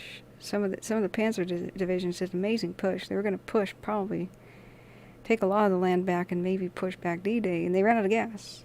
You can go verify that. That's how it works. And so that's why those wars fought over oil, because all of America would be absolutely defenseless if we didn't have oil. No, it's not people's love of war and then the bankers want it and stuff. It's not that at all. It's really simple, just facts. The part about logic is, to stay logical, you can never assume motivation. You can understand motivation with facts. For example, there is no such thing as a hybrid tank. So there's no such thing as a electric fighter plane. Okay, the fuel is oil, but that's what the military runs on, except for a couple of nuclear-powered stuff. That's dangerous as hell. So you look at Britain, they didn't give a crap about oil before, because they had their navy running on coal, right? They didn't give a crap about oil before then, but all of a sudden they have dreadnoughts, and oil is way better than coal-fired ships. It just is. So all of a sudden they care about oil. And so all of a sudden Germany cares about oil, and you get all this colonialism stuff. It's just a simple thing. Sorry, nothing personal, but when you play the game Civilization, right, you get to the point in technology where your military is obsolete without oil. You can't have tanks, you can't even make them. If you don't have access to oil, then you look around the world and go, oh, it's in Texas and the Middle East. So you go and you want to dominate the areas of the world that has the oil, because what your enemy can do, just like how we defeated Germany, is cut them off from that supply. The Luftwaffe was grounded. They had these amazing planes. They had the first jet planes that were going to absolutely win. Air superiority now wins wars. And so they had a stealth bomber type thing. If you look at it, they had the flying wing plane. They had the first jets. You know, here's the P-57 Mustang, and it's quick and all of a sudden, a couple of the Luftwaffe pilots actually just buzzed by them, and you hear them, they're like, they were the most shaken up pilots you've ever seen. Jets with rockets versus the, you know. So, yeah, nobody invades Russia. That's a foolish thing. But it's nothing personal. We have to crush you and dominate you in order to have a supply of oil, because we'll lose like Germany in any situation. For example, you know, during the Cold War, you know, that's just the way it goes. And so when armies run on something else other than oil, then we will not see this crap anymore. There will be complete disinterest in the Middle East by the Western and the other powers. And I'm sorry to say, that's how the game works. It's nothing personal. We just have to assure access to your oil. So that explains the Gulf War, you know, with Saddam Hussein doing insane things like gassing the Kurds and gassing his people, doing all these war crimes. We just allowed it as long as he was our buddy and sold us the oil. And the moment he decided not to, the moment he decided to take Kuwait. Kuwait was the buddy, you know, that was giving us the oil without the atrocity. So if he had both of those things, he'd have a bargaining chip and start pressuring us. Since I now control the world's largest oil field, because Kuwait had a little pipe in it, and so does my country, he was going to have power over the United States. So all of a sudden, invade, stop it. But as soon as we left Kuwait, now we can get all the oil we want from the same field, from the same pipe, with the Kuwaitis. That's how that works. Elites make money in peacetime too. They don't particularly need this. In fact, you should go read this article about how the elites hated the start of World War I. They had to stop the stock market, and it was like a shockwave through the stock market. Wars ruined a lot of the elites too. The people like Ford had a lot of companies in Germany that really, he did not want any sort of war. He was definitely a elite. You know, when you have your assets in other countries and war breaks out, that other country just seizes your plant, turns it into a war effort thing, and you lose all that money. Trade comes to a screeching halt. You know, everybody from the coffee magnates, you know, there's no more coffee entering the United States. It was all the Robusta crap. That's why we have Robusta. It's totally crap. So there's a lot of assumptions about, you know, things, but elites can often really, really hate war. It really depends on what sector you're in. So don't assume that they want it and they're trying to start it and stuff. Usually it's like, you know, the reasons that are practical.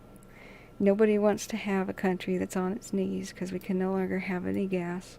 And so other countries like Russia step in and say, so, what we want from you is everything that you're, these list of demands, and you're going to give them to them. You have no choice. You can't stand up for yourself. You know, nobody wants that. And so, you know, that's more the way that it happens. So, let's see here. Yeah. Unfortunately, boycotts don't matter. I mean, the brass tacks is this. We are no longer the major consumers of the world.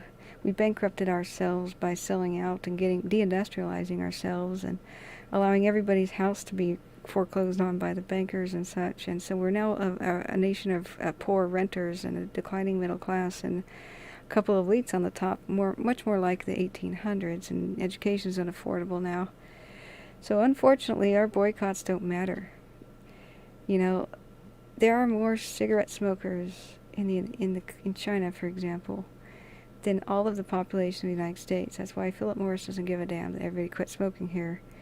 You know, they're out there selling the cigarettes to China. And so look at India. There are more people there in India and China. That's the world's new marketplace. And our boycotts, even if our entire country boycotted, they would just shrug that off. I would just shrug that off. And yeah, we're not going to be a superpower if we keep going on this way. That's a very good point, Sounding Six. You can't sustain a superpower with an agricultural, mining, or service economy. You need an industrial one. The nice thing about this, if there is one, I mean, I don't like to see diplomatic strife between any nations. We might reindustrialize because now we found out that they can have a problem overseas and our entire economy can be crippled. So that's the only silver lining here, that I think I see a world where the entire world is industrialized instead of just a couple and the rest is like third world and producing the raw material. And I do see a world coming where there is no lower class ever, because if you think about it, the only reason that they want to keep a lower class is somebody has to do the labor, and all wealth comes from labor. And so even back in the Sumerians, the Egyptians, it's more obvious in groups like, you know, that had a caste system. So like India's caste system was, they carefully counted the beans and figured out that we need this amount of laborers for the bottom to do the dirtiest work. We need this amount of laborers for the top. And they carefully arranged the caste system. And kind of there was that kind of a system, caste system light for the Western places, because if your servant makes too much money, they quit, right? They have their own servant or something. But if you think about it, as we have automated, that has only made people rise up into a bigger middle class. You know, it freed women from having to do all the household chores, the automation of cleaning, the actual cleaning appliances, you know, that sort of thing.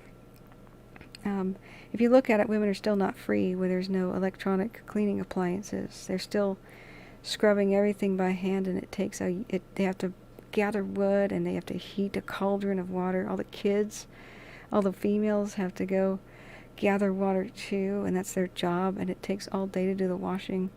I remember looking back at my grandmother's, like, she had a little book, and it was an old children's book, and you flip through it, and the household chores for the women and the mother was that rug whacking day, you know, and that was lasted an entire day to clean all the rugs, was Tuesday, and like Wednesday was dedicated to doing manual floor cleaning by getting on and scrubbing with a brush, you know, scrubbing the wood with a brush.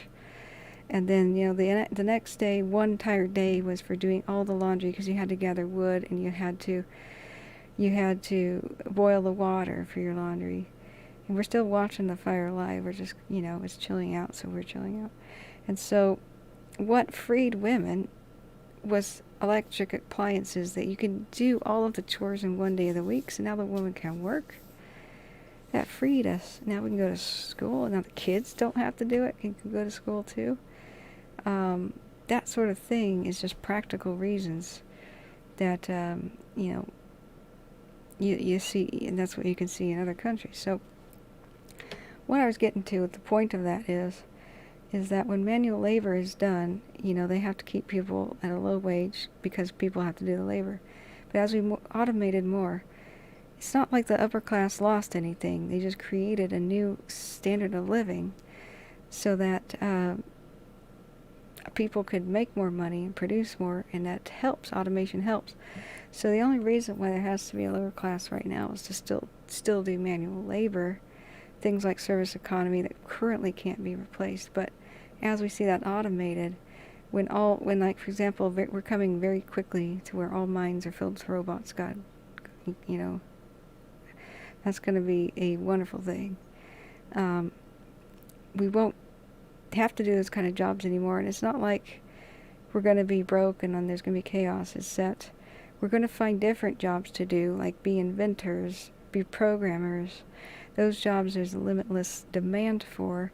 Be educators, be thinkers, be teachers, be travelers. Think of how many people can go out and study nature instead of just what we have the thing for. We can do that kind of thing, and it doesn't take away from the people at the top, so they don't care. They're not trying to suppress us because they hate us or something. They're not mean. It's just that the people at the top know that there has to be laborers, so there has to be a lower class, right? And as robotics and AI and stuff replace labor, they're just going to care less and less. It's just going to be like before, when things automated with industrialization. They don't try to suppress the middle class. That's not happening. It's people, we're going to see a worldwide raised standard of living. And so when people are like, I'm boycotting those grocery line machines, they're taking the jobs away from the people who are at the checkout. Oh my God, I'm so glad they are. Have you seen them wearing their poor little wrist braces? That was doing a job a machine could have done the whole time. Beep, beep, beep. The repetitive stress injuries, I can tell you right now, having my arm maimed, is pain you can't get rid of the rest of your life when you get something like carpal tunnels. Stay with you the rest of your life if you don't stop it immediately. That's going to save so many people from that. And so don't boycott the little checkout, the self-checkout. Oh man. Just as those kind of jobs are ending, you see this unlimited demand for drone pilots and people to assess things by the air, the programmers for, you know, just STEM, you know, the STEM projects. New mathematicians are necessary. As we have new challenges, we need new doctors and stuff. All we'll do is switch jobs, and then robots take over the manual crap. You know, and they're not going to be slaves and humanoid. Like, for example, your dishwashing robot that helps you out in your kitchen is going to be like an arm. It's never going to be able to hijack you and walk around with a gun like in Terminator. It's just going to be a robotic arm that washes your dang dishes for you, and frees up a lot more of our time to do other things. So, yeah, you're actually true. The forager bands of people were free and none since then, because civilization is based on having wealth made from labor. You have to sit in one spot, and people have to manually labor. But as agriculture is becoming more and more automated, there's not going to be any more of those worthless, wasting your life jobs, pulling roots out of the ground, pulling carrots out of the ground. This is a bright future. A lot of people are not really seeing it. We're going to see firefighters. There will come a day when firefighters are never killed anymore because they never enter the building. They're controlling the robots going in. They're rushing in there and can see through the smoke and go pick up the victims and rush right out. We're going to have robots that go into structures and they hose down things for us and just put, the fire suppressing, poof chemical that, there's so many things that are just beyond our grasp now because of expense. We're seeing drones, a drone that like I have casually, I bought for $350. It's a 4K camera. I can now get shots as a documentarian, a documentary filmmaker. That would have cost me, a helicopter rental would have cost me $25,000 per day for the helicopter rental and $300,000 camera to get that good resolution. I casually bought one for $350. Nobody wants to take over the whole world. Empires can't be too big or they collapse. So there's no reason at all that China would actually really want to expand its borders very much. Russia either. So nobody really wants to rule everybody. They just kind of want to live, thrive, and be, have a good life for themselves and their own people. In the past, taking over the world and grabbing up their resources was a way to do that. But less and less so as we're finding out more efficient ways to extract them. So, what do you mean we can't use salt tech? I'm sorry, I haven't been reading for a while. Let's see, going back. Yep, my iPad, my iPhone is 5G and it's made from the U.S. and China, yeah. Assembled in China, blah, blah, blah. No more freezes. You're true, it's right. That's true. Wait, I thought automation was getting rid of jobs people needed. People don't need a job, Huan, and welcome to the channel. People don't need a job, they need an occupation. A job is something that depresses everyone, because you know that you're really working for to make somebody else rich. A job is depressing, and it keeps down the human spirit. Your head's down. You gotta, yes sir, yes sir. Even though the people above you are idiots and they're abusive to you, you need your job to keep a roof over your head. Yes sir, yes sir. And you're just, you're not getting paid enough. That's what a job is, making somebody else rich. That's why there's just, even in the richest countries in the world here, we are absolutely depressed as hell. We know we're barely scraping by when what makes a man and what makes a woman feel good and feel delighted to be alive is the sensation of working for yourself and helping your own family, enriching your own little group, seeing the delight on their faces when you've brought home the food, when you have brought home what they need and you know that you have worked for yourself and you have gleaned your hard work. People love that. People do not like this virtual slavery that is a job. People like to be busy. They like to have a hobby, and they love to do what they love to do. I have never woken up and sprang out of bed for a job. I wake up and go, oh God, I hate this. When's Friday, right? That's a job. I got on my first movie set my position was key grip. And on that first movie set, first day of work, I skyrocketed. That alarm hit, and I skyrocketed. I leapt out of the bed 6 feet into the air, landed on the ground. I had little wings on my feet, and that's how I went to the movie set. When you're doing what you love, that is how you feel every day. And I can't tell you how wonderful that is. That is your occupation. And everybody loves something weird and will be satisfied by their occupation. And the world will change drastically for when labor is free and it's done by automation, robotics and stuff. People don't realize that there's an almost infinite supply of resources in the world right now if we use them wisely and recycle, and most of them grow back. what we mine we can recycle, and whatever else can grow back and reproduce. I'll tell you a secret. I study ghost towns, especially gold mines and such, so I figure out all kinds of stuff. Most of the gold mined in California.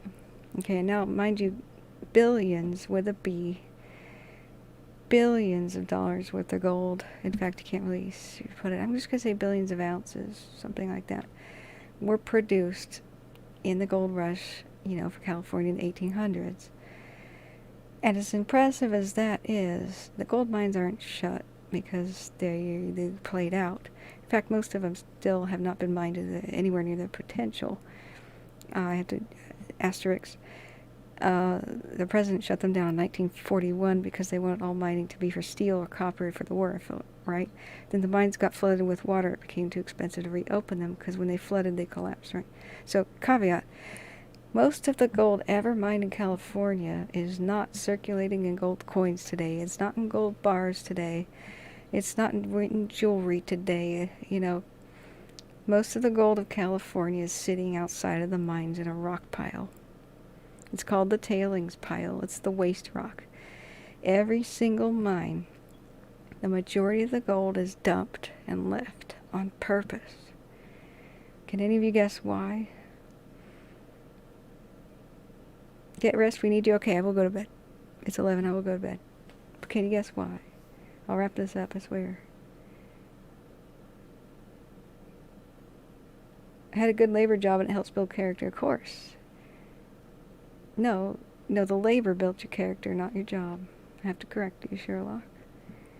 And I know a lot of people right now, they just volunteer at forts and they, for no reason, they are rebuilding, they're learning ancient wood carving techniques, and they're building Viking ships. And Fort Vancouver, there's all a bunch of volunteers that are making hand-hewn logs and putting together the cabins that used to be there, like the pioneers and the Indians had, to rebuild Fort Vancouver as a museum. They like that labor. It's fun. You can enjoy labor. A lot of people do. The job didn't build character. The labor does. Can you guess right now? This is the last thing I'm going to say before I really go off and go to sleep. Why? In almost every gold mine in the world, I'm actually asking for people to type this in chat. Why do you think in almost every gold mine in the world, most of the gold that comes out of it is dumped in a pile and left there on purpose, even though they know it's there? Anybody? You guys have an idea? It's still there. It's not stolen for a reason. I mean, those piles are pretty big. But does anybody know why? Yeah, exactly, Juan. That's kind of a shock. You honestly thought the gold mines were dried up. Absolutely not. In fact, accounting the beans, now that gold is $2,000 an ounce, it actually may be profitable to rebuild them from scratch. A lot of them... No, that was a good guess. Sounding six, to keep the price up. Not at all. Back then, there was the gold standard. The price of gold was fixed. So that's a good guess. Today gold is hoarded to keep the price somewhat stable, but it's not like it used to be. But no, that's a very good guess, very close. Less gold, more worth than it is still. Nope, it's not that line, but you're close. Bang, bang, bang. Nope, almost. Sherlock, you got the closest. You're saying because it's too small to process. Nope, you got the closest. Mercury, nope. Maybe they didn't see it and just dumped it. Nope, Mr. Aviation, they know it's there. Can you guess? You're getting real close. No, they actually still use mercury. You can use it legally. You have to have a permit and do it right and recapture your mercury. It's kind of scary. Back in the day, they just dumped it. I have seen gold mines and looked down in the water puddles near them, and I've seen shiny balls of mercury. That's a toxic legacy. You cannot eat the fish in the San Francisco Bay because of the mercury. If you do, you're an idiot. All the shrimp, there used to be a thriving shrimp industry in San Francisco Bay. They all died. Those little invertebrates, they died. So the oysters. So there's a whole bunch of old ghost towns in the San Francisco Bay. No, I'm saying, why did they leave it? Is it because it's mixed with iron? That's absolutely easy. It's absolutely easy to get iron out of gold, separate it from gold. That's the easy part of ore processing because it's magnetic, so the magnets rip that out. But you guys are getting somewhat close. I'm telling you, Sherlock got closest with saying it's too small to process. So I'll give you a couple more guesses, guys. Why do they dump perfectly good gold in rock piles outside of the hard rock mines? You know, why did the placer, meaning the pick and pan and shovel and sluice people, why did they pick out nuggets? And even though they knew gold was kind of in the area still, they got those easy to get nuggets, and then they just left the area. They went upstream where they could still get easy to get nuggets, where they just picked them out with their hands. They're not pure cores, but they're very, very, very easy to process. This is your big hint. Closer, Sherlock. You're saying too much dirt in the mix. Closer. Very close. In fact, I'm just going to call that a winner. Boom! Sounding 6, you got it. There's a cost of the processing of gold. There's the facilities. There's the rock crushers. There's the guards at the facilities. You have to build the 20 stamp mills. You have to build the cyanide pools. You have to build the mercury things. You got to build all that. And if you put too much money into all that, you know, they process most of the gold at the mines, right outside the mines. That's why you see the stamp mills right next to the mines. They usually got like an ounce of ore per ton, an ounce of gold per ton. That's a good yield. So bing, bing, bing. Yep. If you spend too much money processing the gold, you're at a loss and your mine closes, and that happened a lot. They accidentally overbuilt a lot of mines in the gold rush era. We see that in the Blue Mountains of Oregon. We see that in California, and those closed. The moment they saw they were making it a loss, instantly they closed, and it's the ghost town. Sometimes the investor, you know, they always conned investors, especially back east, especially back in England and Scotland. They said, invest in my gold mine. And sometimes it was a straight-up scam. It was a hole in the wall that went back 20 feet. With fake assaying, you know, they go get really good dirt samples from elsewhere, but then they would proudly print in the newspaper that they actually made the fake news, truly fake news. Oh, this is the ghost town of Bourne, Oregon.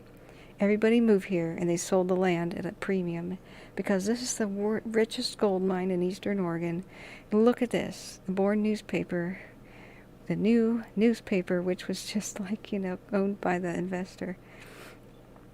He would print his own newspaper out, and it would rant and rave about the crazy quality of the ore. And the funny thing was, at Bourne, Oregon, they actually did have extremely rich mines. They were on a super vein. The North Pole mine, the E&E mine, the all kinds of ones. The Red Boy, they were right on this huge vein that ran past Sumter. Ironically, they never had to lie about it, but they overbuilt. They built a 20 stamp mill. And what they had to do to haul up those building materials was hire mule teams. There was more than 80 mules just to pull up every single boiler, steam boiler that went up there. Then they had to dam the creeks for hydroelectricity, or at least to get enough water to process stuff. So then they had flumes where they would take rivers and creeks way high up in the mountains. They would have to pay engineers for giant pipe systems to increase, you know, the pipes tapered and they increased the flow, and they made it very fast. You know, the pipes made faster and faster water. So at the end, the water pushed around a Pelton wheel for to run the 20 stamps. Every single stamp weighed several tons. 20 mule teams. Or 40 mule teams, 80 mule teams had to snake their way, and they had to build a road high up into the mountains. And so all this investment, they gathered up the investment, and either they went whoops, because maybe the gold was pretty rich, and then got less rich deeper in the mine, and they went whoops, or it was a straight up scam. A lot of people realized, hey, I could just build all this stuff, overbuild on purpose, and then sell the real estate for my town and just hype it up in this newspaper and send copies of my fake newspaper to England. You know, they also landed in New York, and all these investors are going, ooh, I want a gold mine. So this one guy built a mansion in Bourne, man. Yeah, you may have seen it. I don't think anybody's made a documentary on Bourne. That's what I plan to do. But everybody moved there and bought these lots, and they had stores, and everybody had a job, and the stamp mill was processing gold 24 hours. Dunk, dunk, dunk, dunk. 20 of those damn things going 20 hours a day, or 24 hours a day. And one day, they thought they had confidence. They thought, this guy can't possibly be trolling us. He built a mansion and lives here among us. He's here for the long haul. His huge white mansion on top of the hill with a bowling alley in it. This is the 1800s, mind you, or turn of the century. It has a bowling alley in it. He's holding balls and inviting dignitaries and the governors and stuff to his place. He's not trolling us. One day, he's gone and left town, baby. There were guards guarding his super rich mine, right? And they found out it was only went 28 feet deep into a hill with a giant gate on it and a huge lock. And boy, the stamp mill could still process the gold of the other mines. But the other mines had their own stamp mills too, and there wasn't enough production to power a 20 stamp mill. It was shut down, and that's that. Yeah, gold's around 2,000 an ounce. I'm impressed you know that. So what I do is I am an urban gold miner. I take apart electronics. First of all, many electronics that are older can be sold. Please don't just tear apart computers, people. I sell old computer parts and old motherboards, and if a motherboard is worth $60 to $600, you just don't tear it apart. But the electronics that, like old routers that really are completely obsolete and will never be used again, like, you know, Wi-Fi B, you know, those I take them apart and I harvest the gold out of them, and pound for pound, if you average it out, circuit boards and e-waste has the same amount of yield as gold as 1 ton of ore. So I'm an urban gold miner, and I don't have to go any stupid tunnels. Yeah, it's really cool. That's another thing I teach, and I want to stream that. If people are throwing away electronics, their laptops, they're throwing the gold away every day. I pull it out of the trash pretty happy. Also, I think it's green. It has to be recycled. But one day, I do plan, if I ever strike it big, and this is a lot of things that we scrappers are talking about. The amount of rare earths, especially in the past, they had tantalum, and they just threw tantalum at electronics, tantalum capacitors. There's a day when we probably will not have any more of those. And please don't refine your own gold. Don't do that. No, just mine it. Be the miner. The refiners have to be chemists. You're going to have most of your gold, if you use chemicals and stuff, not only are you going to poison yourself and do the equivalent of making your house a meth house with the chemicals, but if you do it outside, you're going to be poisoning your yard. It's illegal for a reason. Refining has to be done in a lab where the chemicals can be caught. Those videos you see of people making gold, you know, in a petri dish, you don't see them wearing their gas mask. You don't see the roar of the scrubbing hood and the ventilating kit that they have in there. Please don't be a refiner, just be a miner. But yeah, cell phones, telecom boards, anything to do with telecommunications are even richer. So I was at Goodwill thrift store, and I saw a $9, it was a big, giant, like 26 Ethernet switchboard, and I yanked that and opened it up. Oh man, it may have an entire pound of IC chips in there. That is just so sweet.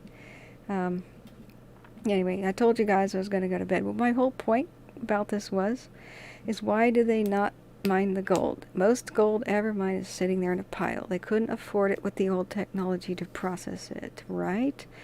Labor. Labor is the biggest expense in mining. There's people pushing those carts. There were people, engineers building those pipelines. It was people doing the mining. It's people going in the shafts. So as soon as we automate mining, guess what we're going to do? And it was the time. Sometimes they could make a profit with the chemicals, but the time it took to refine the gold and just wait was not profitable. It was more profitable to mine all the easy gold and start a new mine. So that's why they just dumped the waste rock, the stuff that they couldn't immediately see that was rich. They dumped that ore into the tailings piles. Well, guess what's going to happen?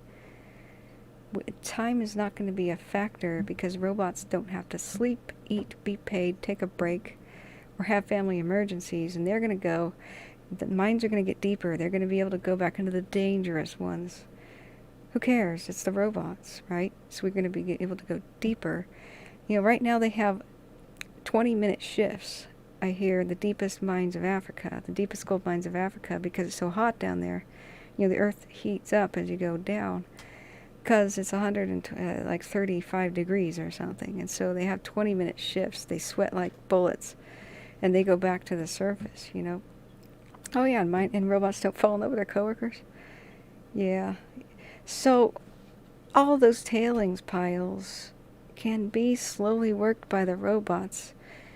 That's why I'm telling you that a lot of scarcity today is artificial. It's just that everybody does want the gold. Everybody can have gold. There's way more gold out there than we ever imagined. In fact, most gold ever mined in the history of mankind is still sitting there. You know, that goes for hard rock mines, and then most gold is microscopic. So whenever you pick and pan, you can see the visual gold, you can see the flake and capture it. But if we just invented like graphene, for example, the carbon nanotube filters, every single gold country creek, you put a little like screens across it certain times of the year. You check that screen again, it's going to be just peppered with built up gold dust. Yeah, I can't tell you how scarcity is artificial. The scarcity of resources depends on the cost of labor.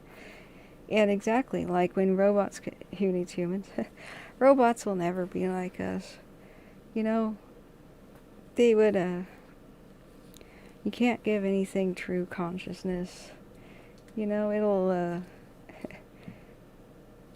I assume they won't because it's just, you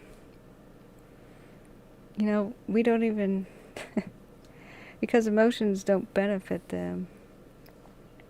So, the funny thing is, with their logic, even if you gave them emotions, they go, oh, that doesn't benefit me. In fact, that could be detrimental. Turn it off. You know, and they never really will care, you know. Yeah, okay, yeah, that's a good point. There's a finite planet with scarcity built in. Okay, but what is biological with careful management regenerates?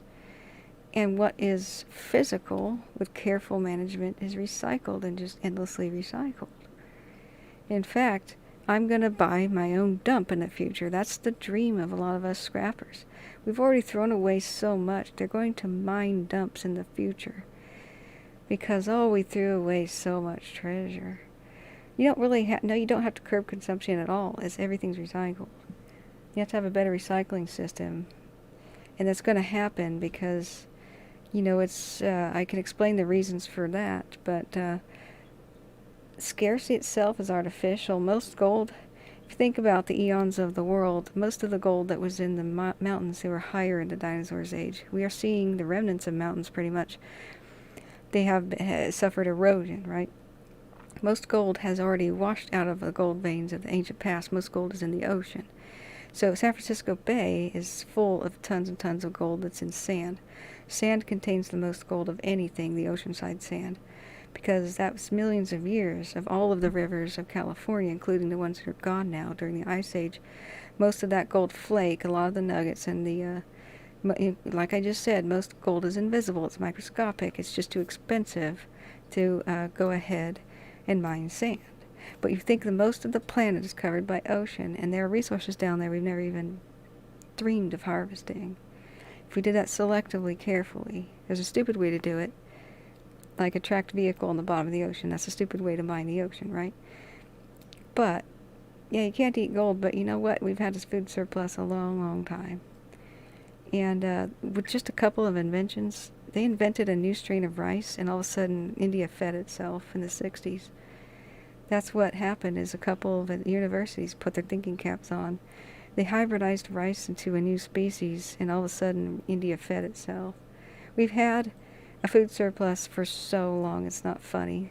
The reason why we have starvation and hunger is we make people pay for food and they can't afford it. So as that becomes less and less of an issue, as agriculture becomes almost 100% automated, I mean, they have automated combines right now.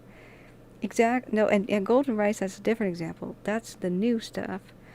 Golden rice is the genetically engineered stuff. I'm actually for that. There's a stupid way to do it, an evil way, and there's a good smart way to do it. But yeah, we can make stuff more nutritious. They found that wheat, our ancient ancestors accidentally bred wheat for size and taste and stuff, and they turned off a gene that had like incredible B vitamins or something. We can just turn it back on with genetic engineering. It's really strange.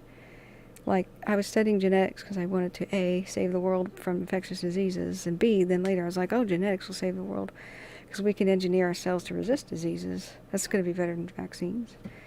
In fact, just, that's part of the future anyway. But, like, there's some babies born right now that can't get HIV. Well, wasn't that the controversy? They just did that.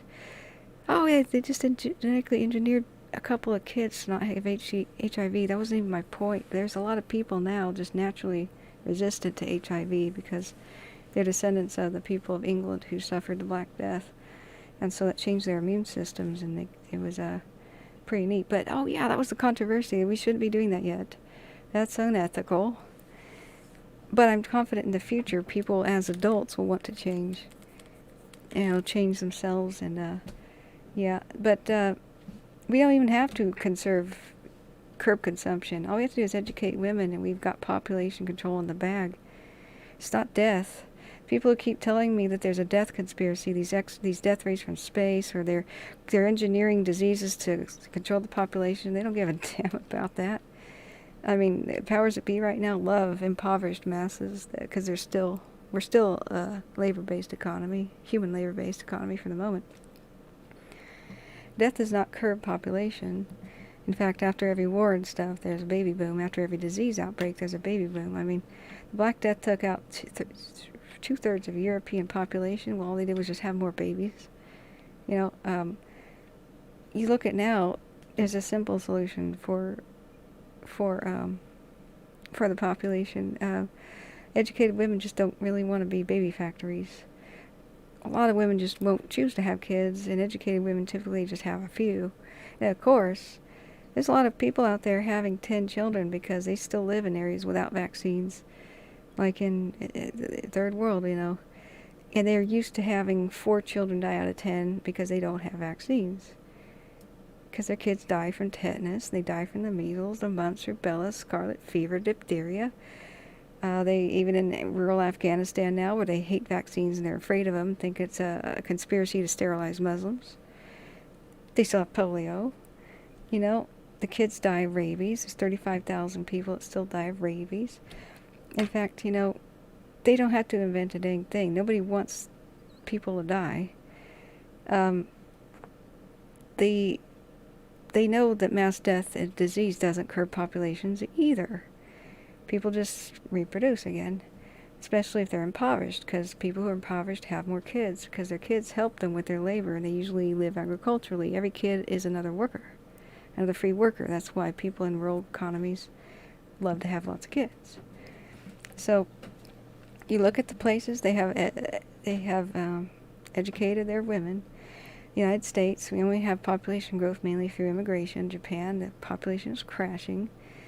Russia, population is crashing. And they're trying to get women to have more kids. You just educate women worldwide, and they just don't have more kids. You automate, get rid of subsistence farming, and which is not a way to live. Automate that. They just don't need to have more kids. Give them to be disease-free with the vaccines and the good health care, the fresh water, the clean water. Eliminate more diseases. And you have everything improve when you help people, and then, they won't, everything improves. Like today, people get the wrong idea that elephants are disappearing because of the ivory trade. That's not it at all. Most elephants are killed even if they have no tusks, because they're stomping down people's houses, trampling people to death. And if you're a subsistence farmer and you see an elephant break into your yard, they usually electrocute the lake fire shark. They electrocute them to save their crops because they'll starve if they don't have a harvest. Because there's no food stamps, there's no safety nets. So once you do this, like say an elephant tramples your yard, oh whoops, you got in the crops again, whoops, who cares? You know, with food security and that sort of thing, everything gets better. Everything starts to heal. Loss of habitat, yeah, and so you know what? We don't, every time we improve yield, genetically engineer something better, for example, we've got increased yield. And there can be more habitat. So, like I said, the future is freaking great, people. We just have to not nuke ourselves to death or bomb ourselves back into the Stone Age before that happens. Alright, let's check on the lake fire. We see that the fire here continues to burn, but thank goodness the Mount Wilson Observatory is safe. This is the purposefully lit fire. And let's see here. We can go check the lake one. In fact, isn't that just called the August Complex? Bug says I will have to finish listening to this last bit later. Luckily it's recorded. That's right, I forgot that. I forgot we were recording here. Sometimes I get lost in the thought. I have to look at the chat real quick. There was there also was that Chinese doctor who apparently edited his own daughter's DNA, making them immune to the cold. Yeah, I mean it's cool as a concept, but let's try it on guinea pigs, perhaps. Let's maybe try it on guinea pigs. You know? Yeah, let's check on the lake fire. Do you mean, Angie, is that the August Complex, or is that one I'm unfamiliar with? Lake County, California? I'm going to check it out. InstaWeb. Is that all merged? Lake fire. Oh, it's a different one. Oh, that lake fire. I was thinking Lake County. Sure, that's the one that's up there north of Santa Clara. 95% contained. Yeah. I mean, it's mop-up. Let's just read the outlook. Cause unknown. 95% contained. 263 personnel. Brush and chaparral, like bushes 6 feet tall. Timber, the grass, and the understories. The tops of the trees aren't really burning. Significant events. Minimal fire activity was observed today. First, fires continues to creep and smolder in heavy duff and stump holes. So they're putting out the stumps just like in Oregon and the Cascades. Islands of green still hold the most heat. Interesting. That's what Torin was saying earlier, that there can be the sleeper fires going up under the roots and stuff, under the stumps. Fires can be the root systems kind of going underneath the ground. Current weather, warm, dry, breezy conditions. Temperatures will climb into the 90s with afternoon humidity in the upper teens, breezy south winds. So I'll have to work hard to completely contain it, but crews have been able to perform a significant amount of suppression and repair around it, primarily focusing on blocking off public access to the dozer lines. Really? Huh. Rehabilitating some of the lines and installing a large number of water bars to prevent against erosion. I would love to know what that is. I've seen that before. At old gold mines, they kind of leak pollution sometimes, and they have like these bars, and they trap the water, and then they filter it, and the runoff is clean. I wonder if that's what that is. However, due to elevated fire activity throughout California and the drawdown of resources, crews will not be able to fully complete fire suppression repair of the entire fire areas at this time. So they're just, it's pretty much a mop-up. Hopefully that's the only thing I could see here that could possibly go wrong is the Santa Ana winds come back. We're just praying they won't. Not for until they get a handle on these. California's been brutalized. It's been 2020. Same thing with all the western states, We've been 2020. So I hope that answers your question. Yeah, this is just insane. California bursting everywhere. You're right, Oresto, and welcome to the chat. The lightning strikes, that was just, well, I'm calling this the perfect storm, just like the actual Perfect Storm movie. They never really see things except once in a lifetime in the Atlantic like that, because it's one storm system after another converging. And while this wasn't happening exactly at the same time, California had a freak storm of dry lightning on August 17th, 8,000 strikes, more than 500 fires started that they had to try to put out. They couldn't reach all of them in time. And then the other freak weather event, once in a lifetime, haven't seen it since the 30s. Equivalent to Santa Ana winds for all 3 western states. You know, Oregon hasn't seen this since 1933, I can tell you that. The freak wind event, 65 mile an hour wind gusts, constant like 45 mile an hour winds for most of the western states, going on for more than 48 hours in a row, blowing down the power lines. Eventually, you know, the trees bending back and forth, back and forth, back and forth, all the limbs back and forth, back and forth. In the dry wind, I could see as I witnessed it, all the leaves shriveling up and getting drier and drier. And, you know, that's what causes limbs to crack and break, is they get dry. Just like you can pick up a dry twig and snap it, and a living branch you can't, it'll bend. Perfect storm. This is awful. It has, you know, it's because of 2020. That comet that went by, comets are generally seen as absolute omens of terrible luck. And when the comet left us, I was like, yeah. You know, stars, supernova stars are good luck to the ancient people. Everybody has seen comets and looked upon them with dread. That's the tradition. And yeah, we had the 2020 comet. Let's just get this one over with. Fast forward already. Let's fast forward. So yeah, Oresto, I agree. It's just insane. Oh, Christopher. The pizza must be colder than Nancy Pelosi's heart. Okay, I'm sorry, but that's a funny joke. I don't have an opinion on it, but that's, I'm gonna amend that to colder than a politician's heart. Let's put it that way. You're right. My poor pizza. Wait, let me drink my Pepsi. Oh, it's flat too. No, it happened again. Oh man. But I do it for you guys. You seem so interested. I'm a futurist. I'm so excited about the future. Okay, knock on wood. I just really hope mankind doesn't, like, blow itself up before then. Yeah, it's a good thing I bought 4 of them. Okay, guys, pro tip. Papa John's right now. This is the coupon. Boom. Thank me later.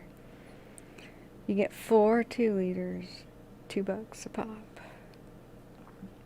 Yeah.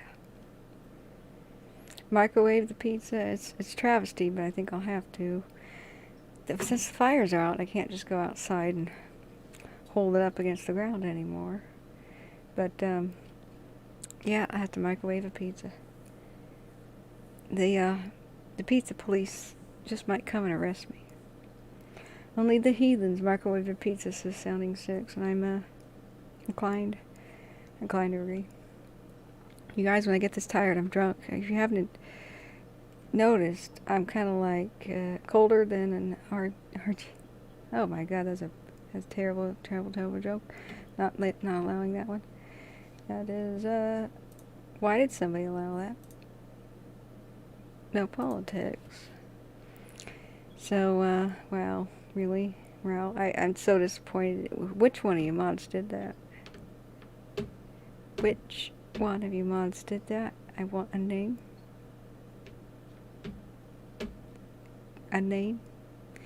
If one of you doesn't step forward, you're all gonna get it. So somebody point at the person who did it. That person will be forgiven, even if they had a role in it. Give me a name. Okay. Juan says, oh really, the future, huh? What about somebody saying he wanted to put folks on Mars? Trump's dead? Dude. I think a lot of people want to put folks on Mars. Oh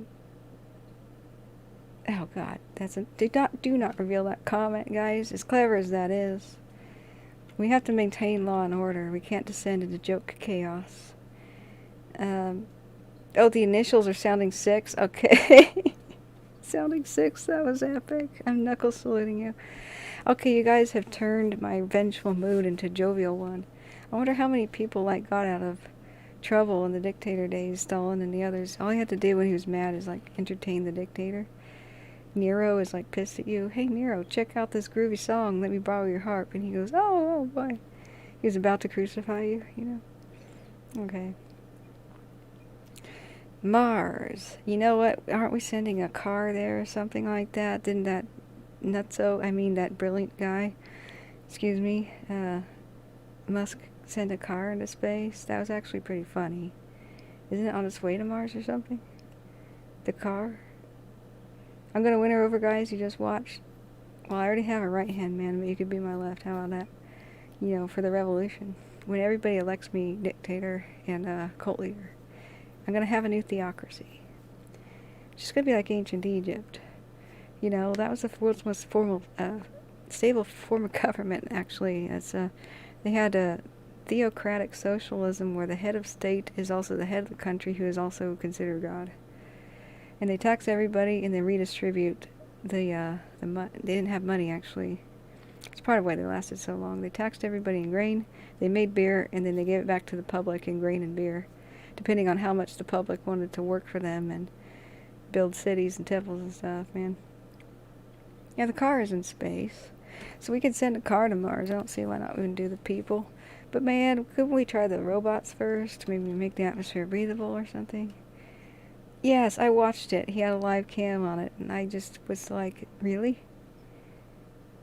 I kind of find that amusing, but I kind of yearn for the days of seriousness, because nobody's serious anymore, and I am fully aware of my own hypocrisy. Yeah, Elon Musk wasn't it a convertible Tesla or something into space with a dummy that looked or had a t-shirt or something that said, Ziggy Stardust or something like that. It was a tribute to David Bowie. I can't make this up. Even me, as zany as I can be when I'm drunk because of exhaustion. I don't drink, you know, but I'm drunk because of exhaustion. I can't not make it up. I can't. I just can't. That guy has similar ideas to me about the future, but he's a little bit whack. Did you realize the joke I just told? No, okay, it failed. I'm hanging my head in shame. I don't know what the hell. I'm gonna wake up in the morning and you're just high on life. Yeah, it was a Tesla, wasn't it? Still working? It was a Tesla, yeah. It was. Yeah, I can't. Go ahead and click the link, but I can't show it to you if it's copyrighted. I have no idea if he copyrighted, but he probably would.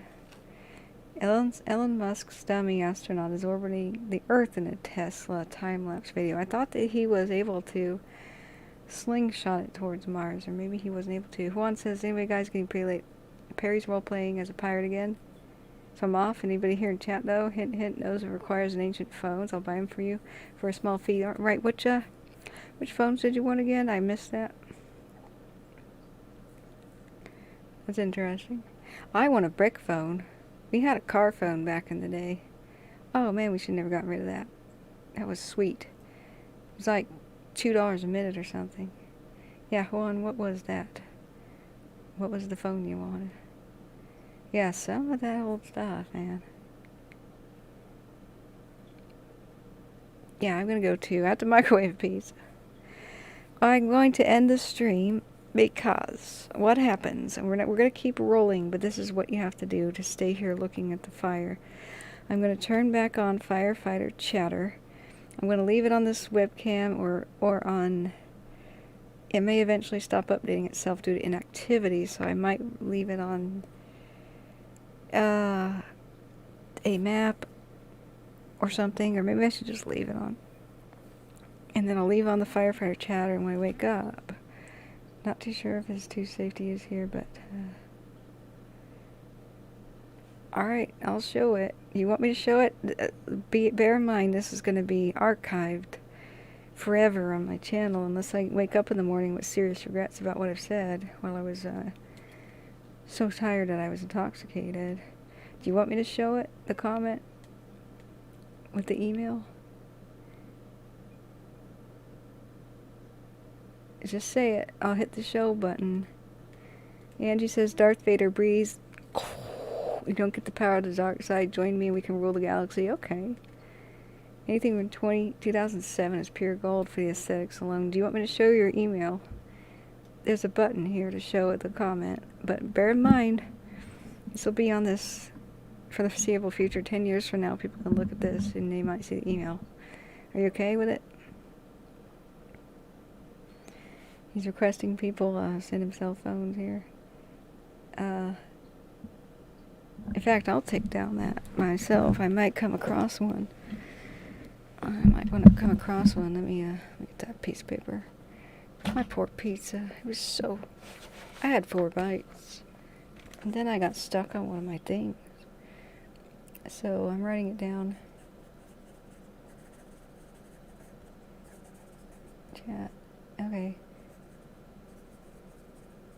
Dreams. Distant. Wait. That's different spelling. D-I. D-I.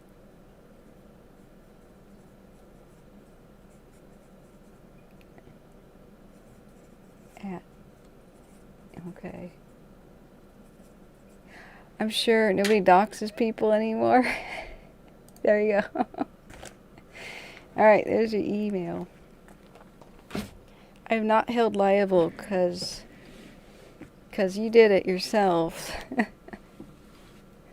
Nobody doxes anyone anymore, right? Yeah.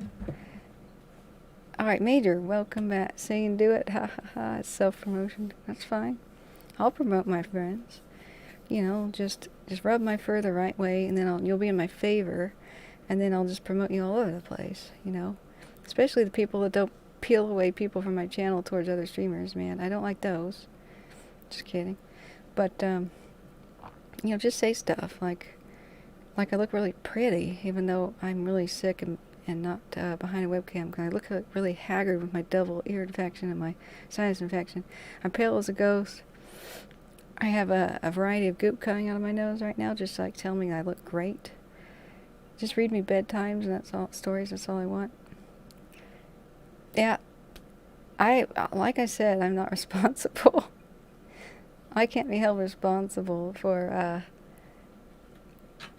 just showing somebody's email, really. It's a harsh world, chickie baby. You gotta take care of yourself. I'm not here to hold your hand. I'm here to be your cult leader. Alright, so, guys, I am going to sign off here. Completely pass out, wake up in the morning, have regrets, rush to the computer and say, oh my god, did that post? Probably.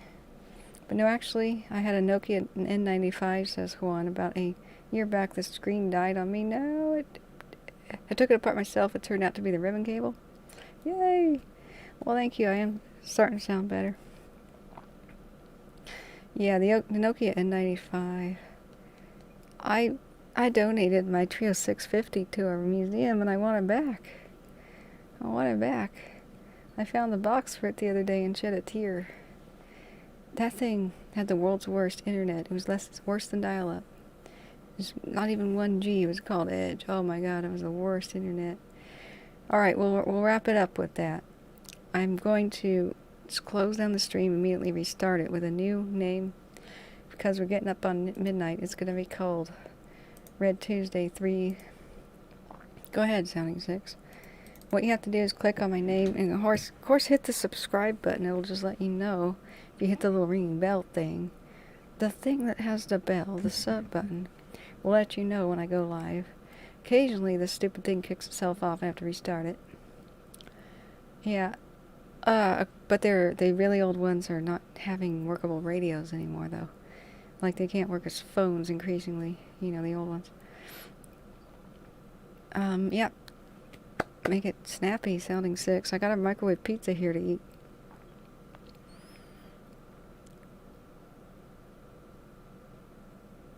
You can't just do that. Say, do you want to hear something awesome and let it drag? Alright. Don't play it on the stream. Okay.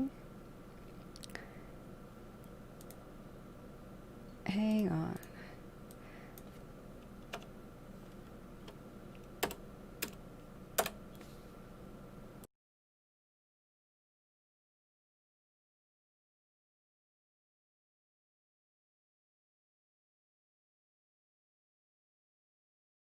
thanks for the exotic Rickroll that you just did.